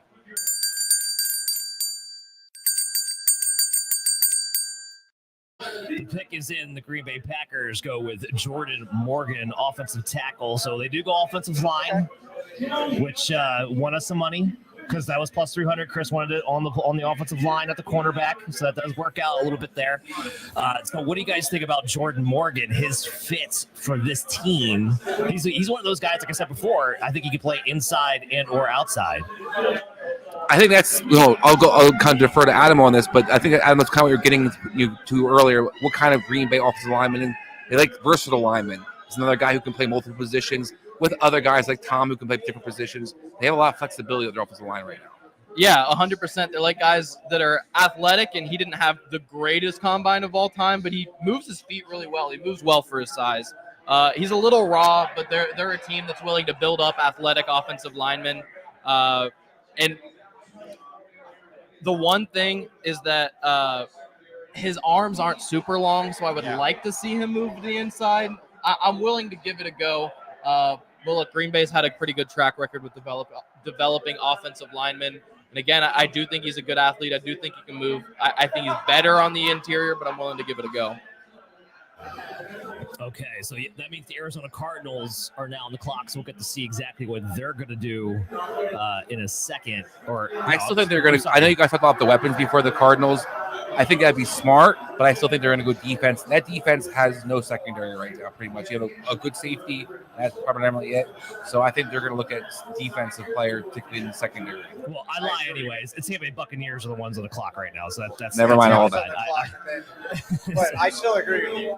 I as much fun as it would be to see Arizona take a wide receiver, I 100% think they should take quarterback. You're absolutely right. But now Tampa Bay. So we got the run on the offensive linemen still. They do need interior offensive linemen. I think it would be curious if Barton does make some sense here. Jackson Powers would be my guy here. But going interior offensive line is something that would kind of make sense here for Tampa Bay.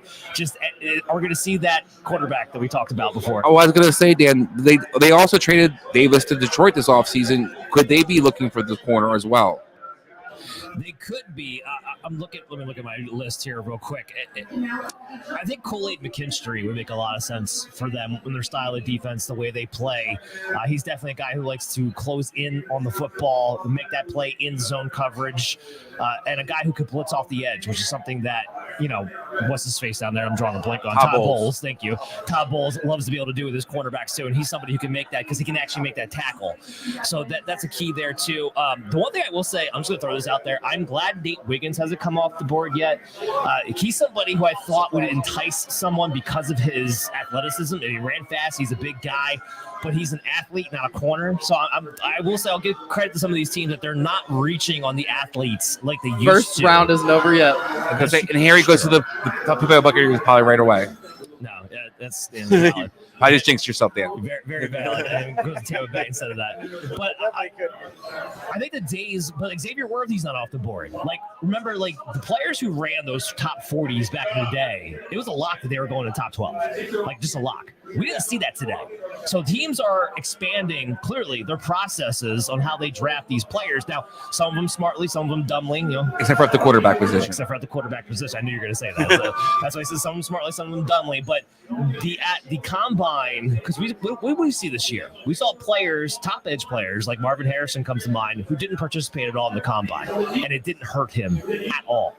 So maybe we're at that point where your testing is not the end all be all that it used to be with these NFL teams. I think we're starting to see that a little bit by guys like Nate Wiggins, Xavier Worthy still being on the board. Well, I think it's especially the 40. I mean, I'll be honest, it's maybe the most fun to watch, but that and the bench press might be the two most meaningless drills that they do at the combine. I do think there's value in a good shuttle. I do want to know your arm measurements, your hand size. Those things I think have value. There's correlations there between success and those things. Shuttle. But 40, outside of linebacker and safety, you don't really see that correlation. Yeah, I mean,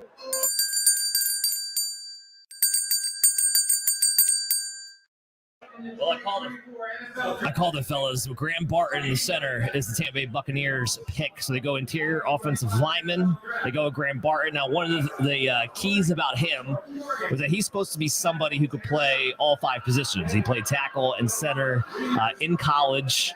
We think he's going to probably be a center for this team. They need that anyway. Ryan Jensen's done. So they need a center. Not my top-rated center, but there's not a lot of centers in this draft either. So for whatever reason, his athletic ability, whatever the case may be, why they thought Barton would be a better fit, they decided to go with that. So what's your reactions here to Tampa Bay taking Graham Barton? I think you nailed it. I think it's versatility. The fact that he can play, I can move him anywhere I need to move him. He doesn't have to play center. And yeah, there's room to improve. There's room to grow. I got to train this guy, but that's what I want out of a rookie. I want to train somebody, but find somebody who has familiarity, especially on that offensive line, to play all five positions. That's a rare thing. Most guys, you got guys in the NFL right now, and there are teams that have already drafted that had a guy on the left move to the right, and he's complaining. He doesn't want to be there. He wants to go back to the left. So to find a guy like Barton that is willing to play all five positions, that's experience there's some draw there for sure. I'll say this. I like Barton. I have a first-round grade on him. unless someone gets hurt and it's an emergency fill-in, I really don't want to see him at tackle, especially left tackle. Right tackle, maybe. But look, he's a phenomenal athlete. I think this is kind of what I referenced with like a Worthy in the 40 time not mattering. Barton's overall combine was, to me, the most impressive of the year. He's the number one center in terms of relative athletic score of all time, which goes back to the mid-'80s. I think he's a finesse player. I do like the versatility for the 4 other line spots outside of left tackle. And I think he's got an incredibly, he's a tenacious blocker. He doesn't have the most power in the world, but man, he gets after you. I'm surprised that JPJ wasn't the pick here just fit-wise, but for me, I had Barton a little bit higher. But outside of those two, center falls off a cliff. So either way you go, I think you go get it and don't feel too bad about it. Do we think JPJ is just going to be the Dallas Cowboy pick then? Because I feel like them trading back, I think they're hoping just at least one of these two guys fell to them. They're up in a couple of picks. Do we think they just go JPJ? I want to start counting the amount of offensive linemen we're at this point, because we might have gotten close to that over. Well, that's actually a good point. I think we did. We'll go through that in just a second and figure out if we hit that over, because that over was 8.5 at the beginning of the draft. Actually, I think we might have went over. Chris, what were you going to say? I keep saying his name, but Guyton's still a guy that I think that fits their need. If they're going to replace, left tackle position, which is a glaring need for them right now. Stop I think having that's the everybody best guy. take my guy before the San Francisco. Well, I know that's what you don't want to happen. And real quick to the Barton point, Adam, I think Barton is going to wind up playing tackle for them. What I worry about his fit for them is they've been drafting a lot of center guardish type players the last few years who haven't really panned out for them. But other than Tristan Wirfs, they really haven't figured it out at tackle. So I wonder if he doesn't wind up being a tackle first. And that would be a problem for me, especially at left tackle. I can live with you at right and kind of a Braden Smith kind of way. I think he could be that kind of right tackle, but I definitely don't want you on the left side. Just to interject there, I have stuff here from Tampa Bay guys talking about he's drafted to be a center. That's what I'm looking at right now from the organization. So from what I'm seeing, so I do think we're good there as far as him playing the position that suits his needs the best, at least, and that's always the key with these guys, right? They get drafted. Sometimes it doesn't matter the talent, sometimes it doesn't matter who's better, sometimes it just matters are you going to be allowed to play in the position that actually suits you. That is what we're seeing right here, right now. But I want to get to 200 first rounders that started in week 1. They weren't all rookies, right? So they got time to develop. They got time to get him queued up to be an NFL center. He doesn't have to start. So let's we're winding down with how many bets that we can make on this one. So we got the Ravens that just got locked in. So we got the 49ers at 31 and the Chiefs at 32. Both these teams pretty even odds across the board, because this is two teams that could go in a number of directions, quite frankly. So right now you got for 49ers offensive lineman at minus 120, wide receiver at plus 200, defensive line plus 350, cornerback plus 550. I do like a few shekels on the cornerback. I think offensive lineman makes the most sense, but I do like a few shekels on the cornerback position. That is a position of need at plus 550. I would bet probably a unit on the offensive line myself. How much is punter? You know what? Screw you. All right, get off the stream. Get out of here, punter. That's Weisenheimer over here. And then we got pick 32 for the Chiefs, minus 130 wide receiver, plus 110 offensive lineman, plus 380 cornerback, plus 1,100 defensive line. I think that's interesting because defensive line, especially at edge, is a need for this team. And Spagnuolo is always somebody who wants a defensive line player. Now, I think receiver makes some sense here, but that's a team that could go in any direction. So I'm going to throw a half a shekel on a defensive line at plus 1,100. And my number one bet would be offensive lineman at plus 110. Any thoughts there? I like the offensive line play. Defensive line, I have a little question. They took a defensive end last year, their first round pick. I don't really see who's left on the board per se that fits that need for the Chiefs. So I do think it could be a defensive player. I just don't think it's going to be a defensive line.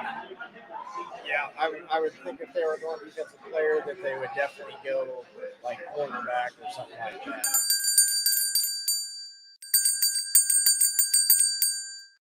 So the Arizona Cardinals take Darius Robinson, defensive end, and Adam's laughing already because this is somebody we talked about we did not have a first-round grade on at all. Now, he's one of the few defensive ends that actually has the size that you're looking for in a bookend 4-3 defensive end who can hold up against the run because he's 6'5", 285. He's pretty strong there. To me, he's just a dude. Like he can do a little bit of everything, nothing really all particularly that well. See somebody you want to have as a complement on the opposite side of your premier edge player. And right now, Arizona doesn't have that. So to get a complement guy here doesn't make a ton of sense to me. This They feels got like the third pick in the second round. We're going to see them as the third pick tomorrow. They do. There was no reason to use this.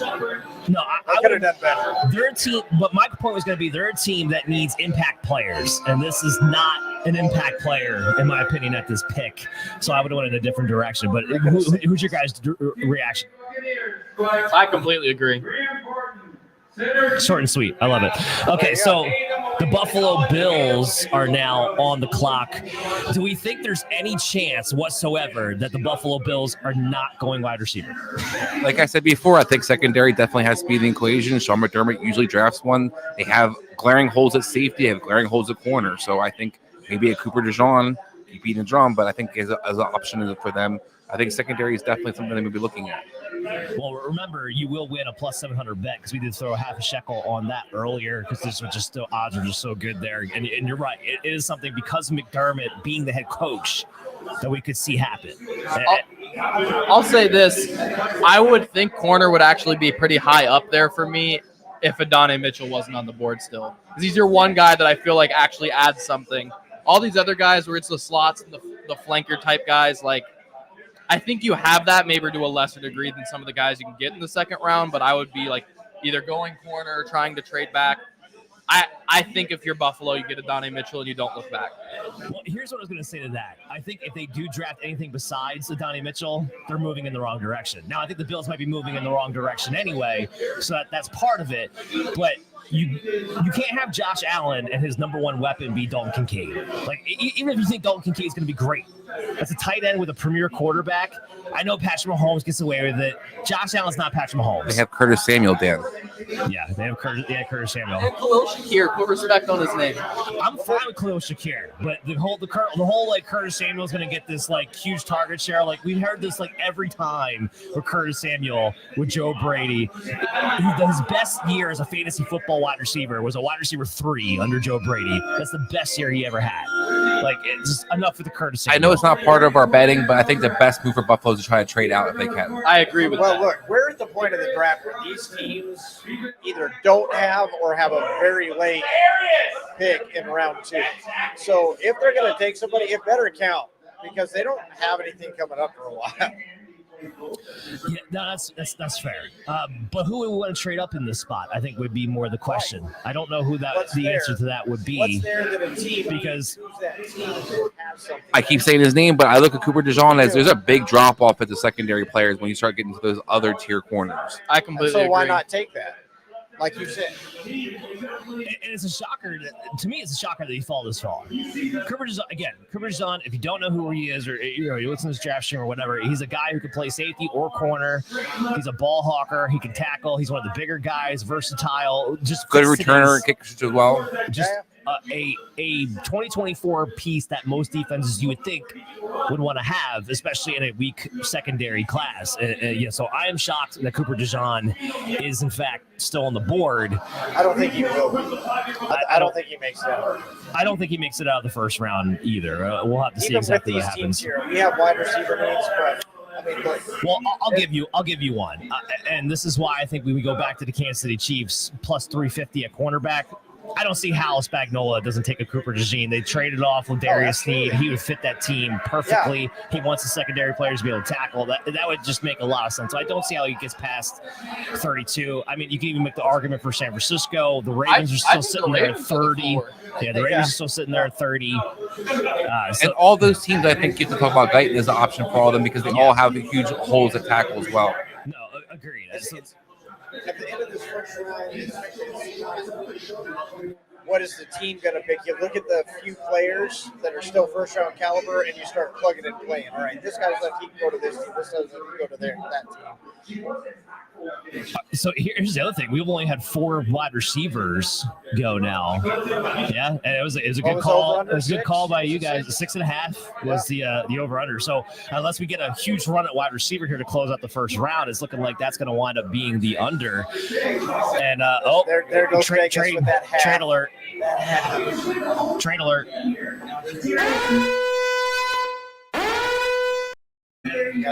So the Buffalo Bills trade out. I don't know with who yet. I just know that the Buffalo Bills traded. I'm still trying to get the update with that. Now who's early on the button? Hey, I thought they would lead it up with like, Chiefs. They trade up the Chiefs. The Chiefs just moved up to 28. So I think that's perfect. And so now your argument for the quarterback makes even more sense. I would tend to agree because I don't think you needed to trade up to get a wide receiver that you wanted. I mean, you had multiple. How about the tackle? I don't. It's possible, but their needed offensive line wasn't so pressing that I think they had it. I guess we'll have to see exactly what they used to trade up with. We have to see what the price tag was, but I don't think you needed to waste resources there to get that. I just asked because I know you're not going to run out Smith again this year. You're hoping Wanda Morris becomes one of your tackles, but they really need to figure that out, especially with Patrick Mahomes being your quarterback. Maybe if I have Patrick Mahomes, I just got rid of the most dominant quarterback in the league last year, statistically, in Ladarius Sneed. I need to replace that. I know Mahomes can run around a little bit. Yeah, so that's right. I think there's a possibility this is Cooper DeJean here. I think that's a real possibility. Or one of these top cornerbacks. I think they might look at that as the reason. I think they look at Ladarius Sneed and Trent McDuffie outside of Patrick Mahomes, the main reason they won the Super Bowl. And I think they want to keep that intact, which is why I don't think this is necessarily an offensive lineman. We'll see here, I'm sure, in a second. But it had to be somebody that they felt like they had to jump ahead of the Ravens, the 49ers for. 29. We have the Dallas Cowboys. So.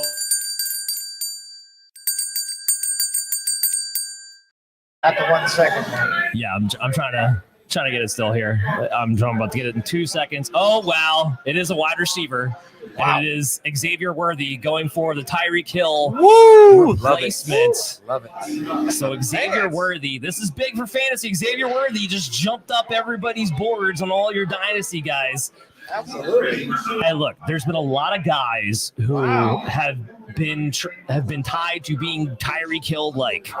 This is the only guy I think that has a chance to actually come close to doing it because he's not just a straight line fast guy. This is a guy who's quick twitch, lateral side to side movement. He's going to fit that role. He doesn't complicate Rashee Rice and all because he's not going to run those type of routes. They can intermingle. Travis Kelce now, and now all of a sudden this does a lot. Let's get the reaction fantasy wise because we haven't been able to talk a lot of fantasy wise. So Chris, give me Xavier Worthy first. Where does he now fall on your rookie board? First, I'll start off before I get to Xavier Worthy. Welcome back, Patrick Mahomes, to QB1 territory because you have weapons galore now. And to your point, Dan, now things are all opened up for everybody.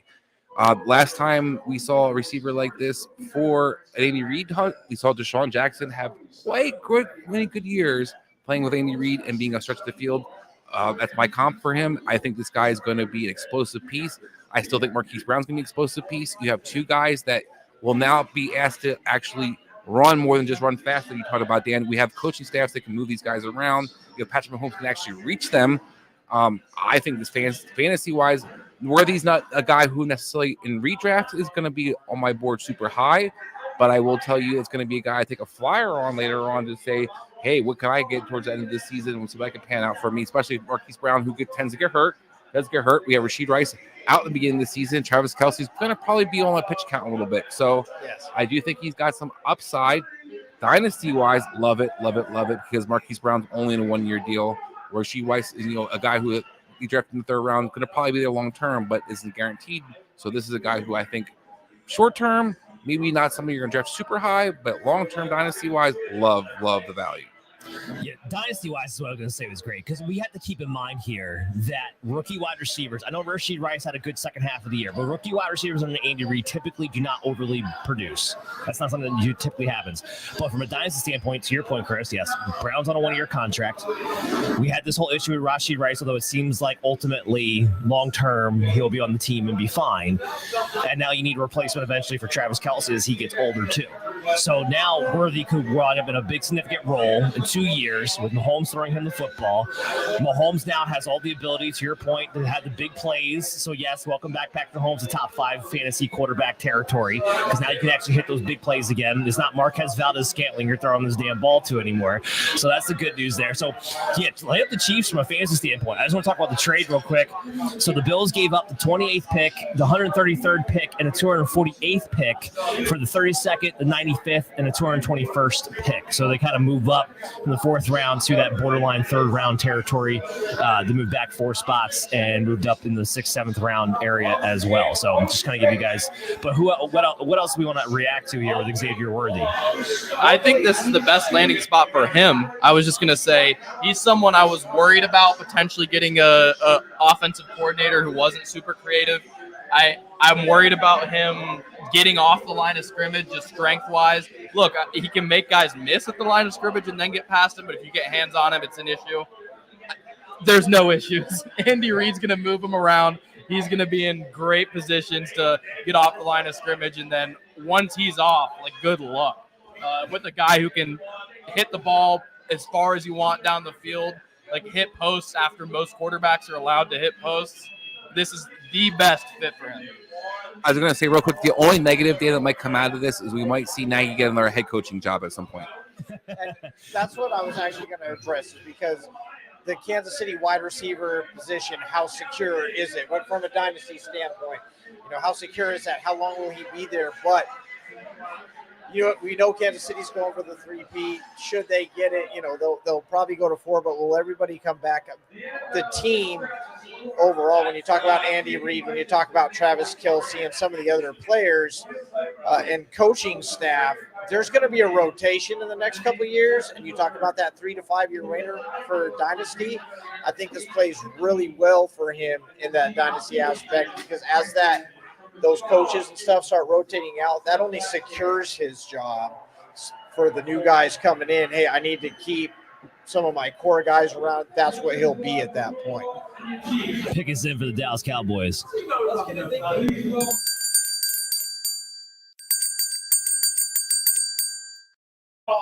So they do go Tyler Guyton here for the Cowboys. A smart pick of need. They need to replace Tyrone Smith. He's an athletic tackle, one of my favorite guys actually in this draft class. I had him rated much higher than this.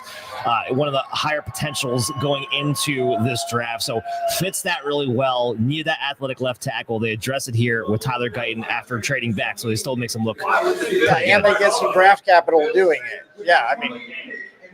Dallas. Yeah, so good job by Dallas here for this one.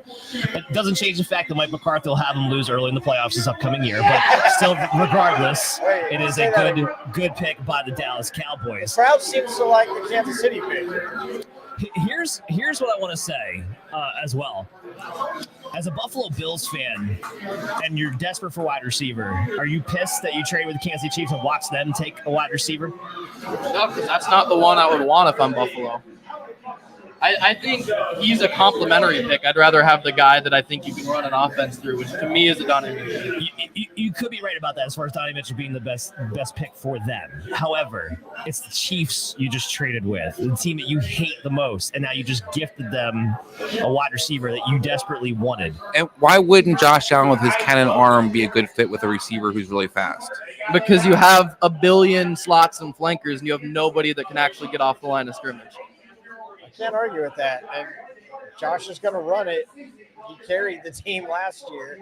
He needs some friggin' help. It's something that crossed my mind that I thought would be kind of interesting as a Buffalo Bills fan. Like, how are you feeling right now after watching that just unfold in front of your eyes? But I'm thinking these picks we got better pan out. Yeah. 100%. I think that's exactly what you're thinking there, especially that third round pick. Just to get back to the fantasy of it all. So Xavier Worthy goes to the Kansas City Chiefs from a dynasty standpoint. Adam, where does he rank now compared to Brian Thomas, Roma Dunze, who maybe he's not going to go off right away? Like, obviously, he's not on the same planet as Malik Neighbors and Marvin Harrison because they have the jump in the first year of the target share they're going to get. But maybe like a Roma Dunze, who's going to maybe be the third receiver this year. Brian Thomas, who's going to have to be probably in an even distribution with the guys that he's mixed around. Where's Xavier Worthy fit now? From a dynasty perspective? From a dynasty perspective. Does Mahomes elevate him, or does Andy Reid de-escalate him? That's what you're saying. Well, no, it would be both. Do they elevate over those guys who are drafted higher? For me, I think he jumps Brian Thomas. I have him multiple tiers below the Neighbors and Odunze and Marvin Harrison Jr. But I think he very well, unless we see great landing spots for Adonai Mitchell or one of these other next couple receivers, I think he might be my wide receiver 4 going into draft season. I just think those other guys like Malik Neighbors was a high first round type grade for me, and Marvin Harrison and Roma Dunze were blue chip prospects for me. So those guys I'm not moving. And that's fair. I don't know if I would either, but I definitely have him ahead of Brian Thomas. 100%. I'm with you on that one. So yeah, just kind of curious is from that standpoint. So we got the Baltimore Ravens are up. Cooper DeJean's still on the board. We talk about him a lot. He makes a lot of sense. Fits a lot of boxes. They could use a pass rusher, but I don't have another defensive edge or even pressure here. I don't think they're a team that would go Newton. So I do think it's going to be secondary here. I think they could go wide receiver. I mean, Adonai Mitchell does make a lot of sense in my mind, but maybe that's not a direction that they would want to go in. Offensive line-wise, I don't have any other offensive linemen ranked in the first round, which is going to piss me off when my pick of the 49ers comes up in just a second. That's what I was saying for Buffalo, is to get some offensive linemen, help Josh out. But like you said, I don't know if there's any first-round caliber guys here. I would consider Paul. I don't know who'll want up being in a first rounder, but that's the last best tackle I think left on the board that I would consider taking here. For me, it's Sua Matia is the next tackle. Suwinski, I think, checks off more boxes when it comes to the zone of it all. So I could see that. I don't know. I don't think anybody has him ranked in the first round. But then again, we're at the teardrop too. So if you're wanting to go tackle, that's the direction you're possibly headed in. With the Ravens, though, I don't think that's going to be what we're going to see out of the Baltimore Ravens personally. JPJ is my highest offensive line. He would. Yeah, I don't think he's a fit, but he's my highest offensive lineman. No, I can't disagree with that. So we're just getting everything checked up here. What do the Ravens need? I don't necessarily mean in this draft, but what do the Ravens need to get over that hump that they can't seem to get over? I think an elite pass rusher. I think that's what I was so excited about too going to the Colts. I think when you're going to contend with a Chiefs team or some of these other teams, you got to get to the quarterback. Ravens got a lot of different guys they spent capital on last few years, but you haven't really seen that edge rusher be dominant for the Ravens for a while now. Mo Kamara is someone to me, I wouldn't want to pick him in the first, but he's someone that I think they would like specifically. Like he fits a Ravens type profile.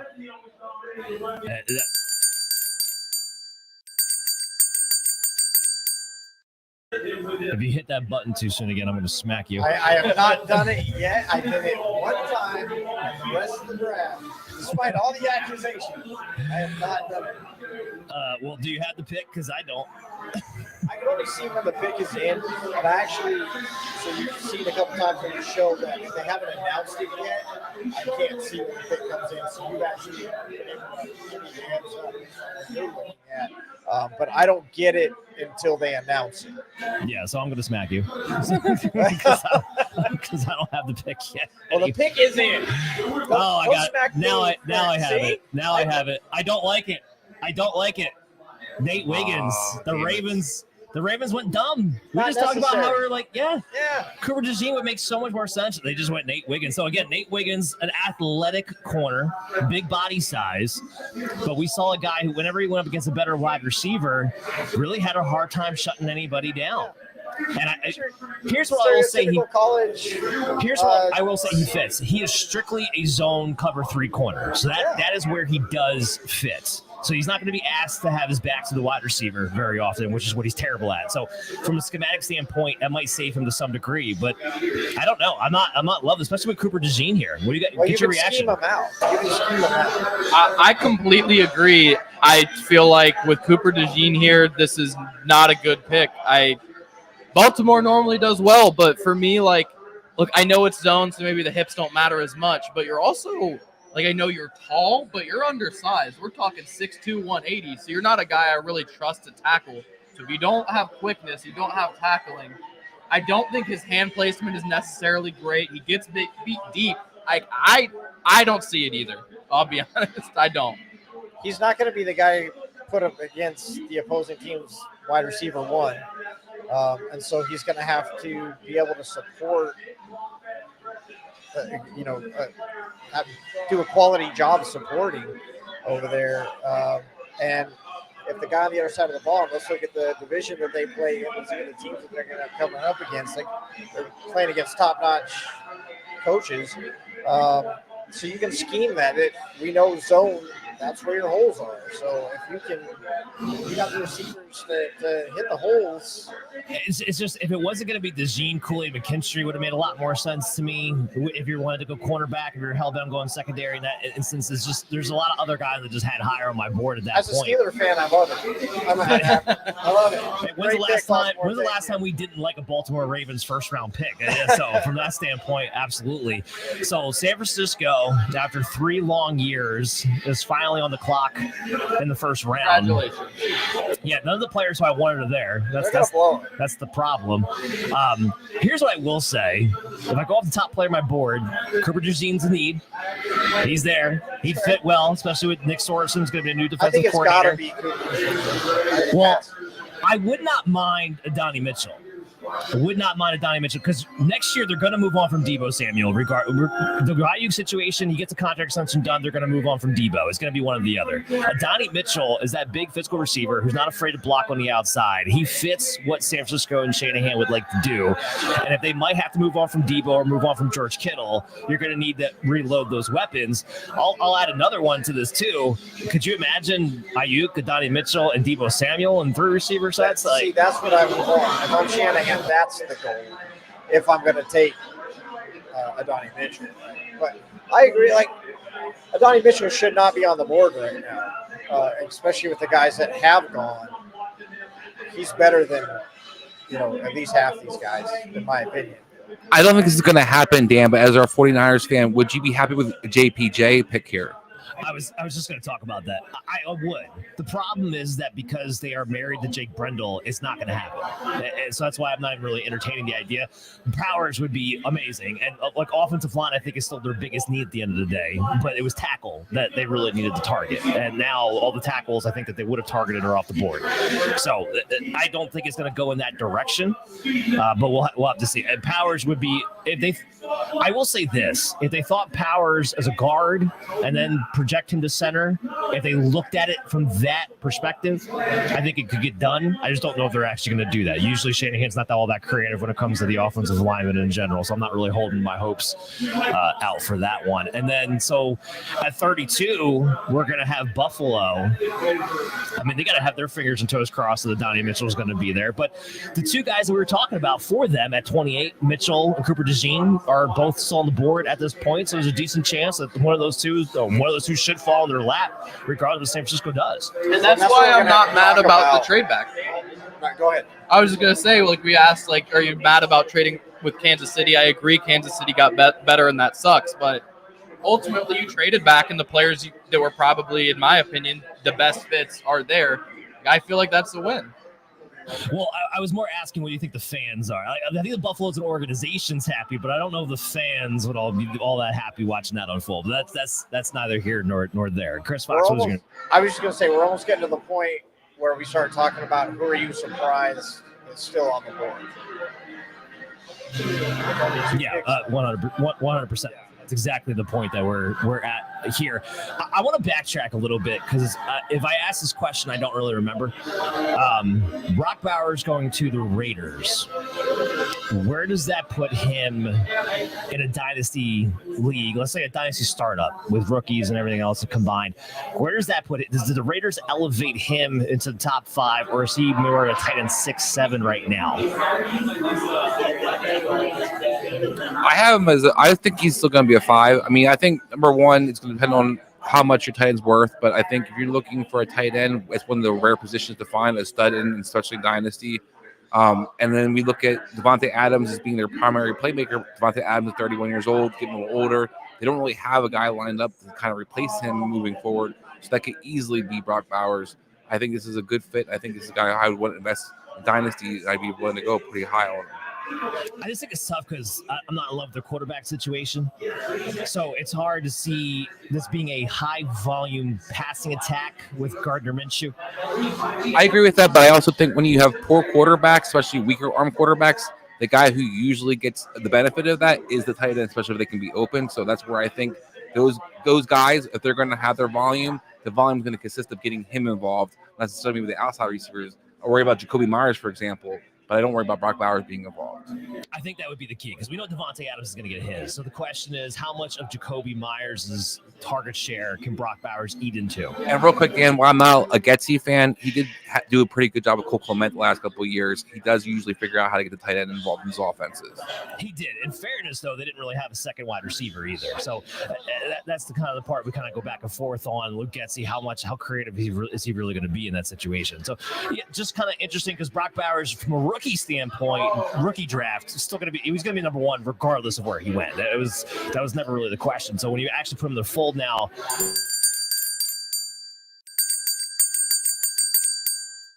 I'm going to smack you again.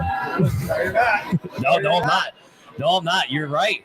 Look at this. The 49ers make a great pick with their first round selection. They take Cooper DeJean.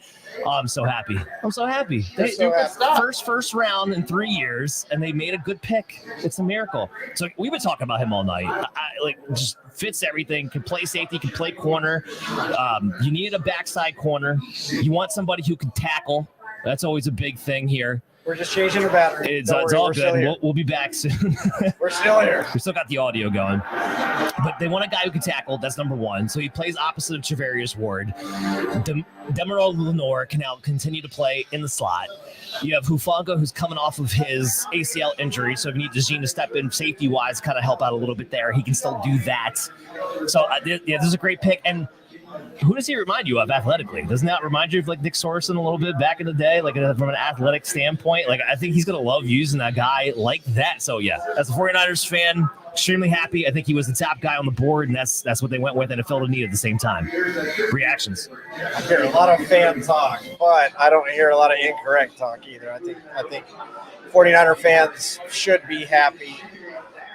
I agree with you. They didn't screw it up. That's what you want. When you're this late in the game, it's the first round, you get one of the last picks, just don't screw it up. Baltimore fans, not happy. San Francisco fans are. Congratulations. Speaking of, you made the pick that Baltimore should have, and that says a lot about a good pick.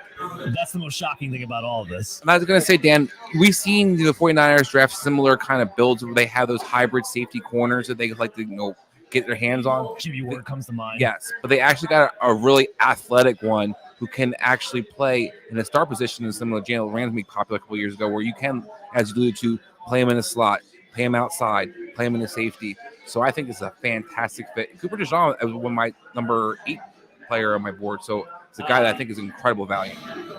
So we have to take that back. We got to walk all that back. I am getting confirmation that was not the pick. Whoa. This is what I'm getting as the pick now, and I'm pretty sure this is actually correct. Really? Wow. And it was Ricky Pearsall. Wide receiver of Florida is actually. Well, that's a different conversation. That's a much different conversation. This is not a first. I like Ricky Pearsall. This is not a first-round grade. Number 1. This is not the best guy on the board as far as receivers go by a mile. What is she in the AFC? Yeah, well, you're looking at him from to me, Ricky Pearsall is an upgrade over Juwan Jennings, I guess. Like, that's as a big slot receiver. I don't even know. That's true.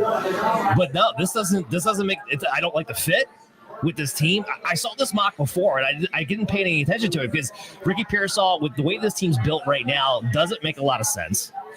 He doesn't fill a need. He's not explosive enough. This is not a Donnie Mitchell. This is not Ladd McConkey.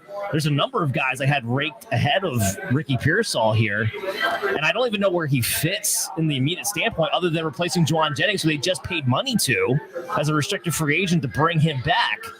So this doesn't make a lot of sense to me in a lot of ways. An older prospect at that too, Dan. This guy's not a young man. No, so I don't know who. There was somebody who said it was Cooper DeJean, but that is not correct. It is definitely Ricky Pearsall. And back to the 49ers being the 49ers again. Sorry. Yep. We had a minute of Did we just have a trade? We did. Based on where we're sitting The right Carolina now, this is a big Panthers trade. are on the clock. I had to get that one a little bit loud because we are in Cornelius, North Carolina. But the Panthers are on the clock. They trade into the first round at number 32. We'll get exactly what that trade involves in just a minute. So they decide they don't want to sit there at 2. They want to move up one spot. And we got some crowd work going on here, getting excited for this thing right now. But yeah, so Carolina Panthers trade up. Who do you think they need to move up one spot to go get here? I think this could be a Donnie Mitchell. It could be. I was going to go with Ladd McConkey here. That's what I think it could be. Receiver, nonetheless, I think is definitely the idea here because you don't want Buffalo to take him. And Buffalo's standpoint, they're probably saying there's probably a number of receivers who we like at this point. So that's why I will say too, Dan, that they Buffalo will also have the lost a first lot pick. of their secondary players as well. They did. So we'll have to see exactly what's going on. So the Buffalo Bills trade the first round, 6th round pick. They get Carolina's 2nd round, 5th round, and 4th round overall. The 141 pick is actually from Dallas in the earlier trade that they just gave up to them. So basically, the Bills are just collecting picks. That's it. That's basically what's going on. The Bills are collecting picks. Everybody's all fired up now in the crowd with Carolina on the clock. You guys realize this means it's not going to be on the clock tomorrow, right? So we'll see in a second exactly what it's going to be. But yes, just to kind of circle back real quick.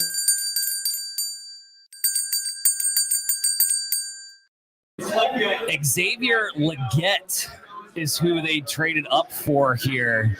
So this is somebody they had mocked in the 2nd round. I don't know why they felt like they needed to move up for him here. Maybe people are going backwards on the receiver boards right now, so they saw Purcell went to the 49ers. They're like, wait a minute, maybe we're missing something. We need to go Legette here because we're going off of guys who should be available in the 2nd, 3rd round. I don't know, Dan.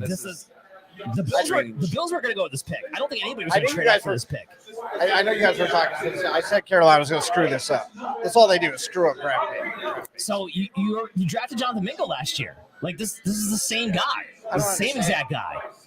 What just happened at the end of this year's draft? I don't know. What just happened? So, and from a fantasy, we were so excited. 2 receivers. So we had The Ravens started it all off. Yeah. I think they just They did. took it to the whole new level, and everybody's like, So let's go stupid. 6 One on dumb picks. We got our 6 receivers. It wasn't who we thought it was going to be, but we got our 6 receivers at the end of the day. So yeah, so let's go this in order. Well, So 6.5. it was 6.5. Yeah, Vegas wins. But we got up to 6. We got up to 6 because I didn't think we were going to get that close at one point. Real quick, Dan, before we get too far off, I just want to ask you, with these guys that we took like at receivers, does this look a lot better for Drake May and the Patriots coming into the early 2nd round with their pick coming up? I mean, there's a lot higher quality receivers available that I wasn't expecting to be available. Now, being at the New England Patriots, I don't have any anticipation they're going to draft any of those guys, so I don't know how much it really matters. But yes, guys like a Donnie Mitchell, Ladd McConkey for New England would make a lot of sense if they want to actually put some weapons around their quarterback. But yeah, so no, let's circle back here. So we got San Francisco 49ers. They take Ricky Pearsall, which I think has left all of us dumbfounded because I don't see the fit. But Adam, it was a better pick than Xavier Legette. I Yeah, know sure. I know on mocks that most people had Legette higher. But for me, the grade is firmly in Ricky Pearsall's corner. I don't think he's a bad receiver. I do think he can be a complimentary piece, but I agree. It was a strange move to say the least. No, because the Ricky Pearsall of it all, again, it doesn't make much sense with the way that team runs because he's a slot receiver. He's a big man slot. The 49ers don't play with big men slot. I think he can play flanker when one of your guys moves on. He could be a Juwan Jennings replacement. I think that's the best. I don't think he's a bad receiver either, but I think he needed to be in a system where he could play a big man slot and 3 receiver set. It just didn't make sense. Like a Ram system made a lot more sense to me for Ricky Pearsall. I agree. So now the crowd here's Xavier Legette, and he's a hometown guy, South Carolina. Getting on to Xavier Legette. Do you think there could be a shift in the offense with Kubiak taking over now? Could there be a different kind of? Well, it was Kubiak. I'm sorry, not Kubiak. It's his younger brother, Kubiak. But could it be a little bit different play calling, which is more Ram-esque moving forward, or Minnesota-esque, where they are looking for that kind of move slot receiver? It's not Shanahan's MO. Shanahan's ultimately the one calling the plays, so I can't see it being that much of a seismic shift. The only thing that you could say maybe is that if Brock Purdy's going to be the future, you want to give him more options because you like his processing, his ability to throw in the middle of the field. Maybe that's the standpoint. And to that perspective, I think he is a really good route runner, and to have someone like him with a quarterback who does a pretty good job of anticipating things and throwing guys open, and for Pearsall being someone that has pretty good hands, it's not the worst. Again, it's a reach. I'm not sugarcoating it too hard. It's not a good pick, but I think he can still work out. Now, can he be better than Adonai Mitchell? Can he be better than Ladd McConkey?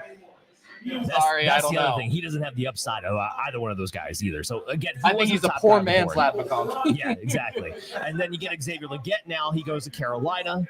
We just talked about it. They drafted Jonathan Mingo, very similar type player. Not a great route runner, more of a deep crosser post guy, bigger physical guy. You maybe want to play the slot, yards after catch type of guy.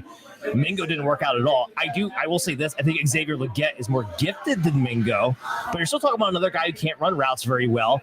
Now, they do have Deontay Johnson now, so maybe their thought process is they just want somebody who can take the ball after the catch. But again, somebody who I had even lower than Ricky Pearsall on the board as far as wide receivers available. So your guys' reaction there? I think this is a move because we know this owner down here in Carolina, and this is a move to sell jerseys. That's all this guy did. And don't put it past. You saw the socials last year, how he acted in the box. Carolina's owner has caught a lot of flack for a long time, and this is just another move that doesn't make any sense except to him. We don't need to try and justify why this move makes sense. We know it doesn't make sense. You've got Adonai Mitchell on there. Congratulations, Buffalo. I expect him to see him the first guy off the board tomorrow. This is a Carolina owner taking a Carolina player to make the fan base happy. That's what it was. It does feel that way 100% because it wasn't the best player taken off the board here. So with these guys, go ahead, Chris. I was going to ask, does he do anything to help Bryce Young this upcoming season? I mean, I don't know if this guy gets on the field very often. With Deontay Johnson talked about, they still have Adam Thielen, they have Mingo. Where is he going to kind of get, bring to this offense moving forward for this Carolina offense, particularly in this year? They are taking the draft card that they used to select Jonathan Mingo, and they're setting it on fire. Yeah, that's pretty much all it is. That's exactly what it is. They want him to be that third receiver in that offense. I mean, I don't know. I'm not a big fan of it myself. So just before we wrap this up, two questions for you. Just to finish off Pearsall and Legette, because they now have first-round draft capital, is this going to change your guys' minds as far as where to draft them dynasty-wise? No. Okay. Yeah. Pearsall maybe a slight jump. I liked Pearsall before. I was going to take a shot on whether it was going to be mid-tier rounds as it was. I'm not going to start reaching on him because of the 49ers now, though. And that's the thing. I think my evaluation would rise a little bit, but his ADP is going to come above where I'm comfortable taking him. Yeah, exactly. People are going to look at him on the 49ers and just go crazy for it. So Right. I agree. I think his ADP is going to kind of go a little bit higher than what his floor actually or should be, his value should be. I will say to your earlier point about how Buffalo fans are feeling right now, if I'm going to wind up getting a Lad McConkey, I'm going to be thrilled that I traded down. Or Donnie Mitchell. Or Donnie Mitchell. Either one. But yeah, so just talking about that, Buffalo, they accrued extra picks. They get the pick first tomorrow. We'll be back here at the H2 Public House on Friday night, 6:15. Make sure you follow us, That Sports Podcast, on YouTube. We'll be streaming again tomorrow, day 2, day 3. A lot of value still on the board here. Cooper DeJean still on the board. Donnie Mitchell, Lad McConkey. There's a number of guys here. We'll get back into the tier that's actually valuable for some of the trench players. Some of the linebackers going to start to come into play here over the next couple of rounds. So, So, any thoughts going in the second round here? What are you looking forward to tomorrow? I'd like to see where Jackson Powers and Johnson's going to go. We talked about him a lot. The center position is one of my favorite positions in general. I think it's always underrated, but one of the positions could be a game changer. And then, as you talked to about Dan, will we see our first running back come off the board? We can actually start talking about running backs and safeties maybe tomorrow. Yeah, 100%. That's going to be one. Adam, what are you looking forward to tomorrow? Kind of to keep on the interior line train, I like BB. I like Mooney. To your point, JPJ is one. I think towards the end of tomorrow, Bordellini is a guy that I am high on. They're kind of to your point earlier, we're going to start talking about edge again when we get past 50 or so, give or take. So we'll get some interesting picks back in. And I think what I'm most excited about, because it's the most chaotic, this might have been the picks that we like the least, but we get some good conversations and some entertainment out of the bad picks. And in years past, day 2, there's a lot of head scratchers of undrafted free agent guys. That's where it starts getting wild, yeah. And day 3 grades start just flying off the board in the second, third round. We get special teamers picked. Like, we're going to get some wacky stuff tomorrow, and I think that might be what I'm most excited for. Chris Fox, in a few words, could you recap the first round? How did you feel about the first round tonight? The first round was good until the end. Like, I feel let down. I don't know if I'm with you. I look around the table, I look around the place, and I feel let down. We had such a great first half, really, and we saw some picks that were really smart, some picks that were not necessarily predicted, but they made sense. And then we get down to these top-tier teams. Kansas City smart enough to move up. I think they made a good pick. And then we're just left here going, what just happened? And that's day 3, day 2 stuff. And we have fun with it in day 2, day 3. Like, what just happened? We're just like, it's disappointing. I think overall, though, I think it was a great draft. I think a lot of teams really did a great job of addressing needs and taking the players that Adam said so many times, like, fit their system. It wasn't necessarily the top guy on the board or the next guy on the list, but they identified the tangibles and said, this guy fits what we do. Talking about picking quarterbacks that are better in zone or better in man, wide receivers that are better at separation versus better route runners.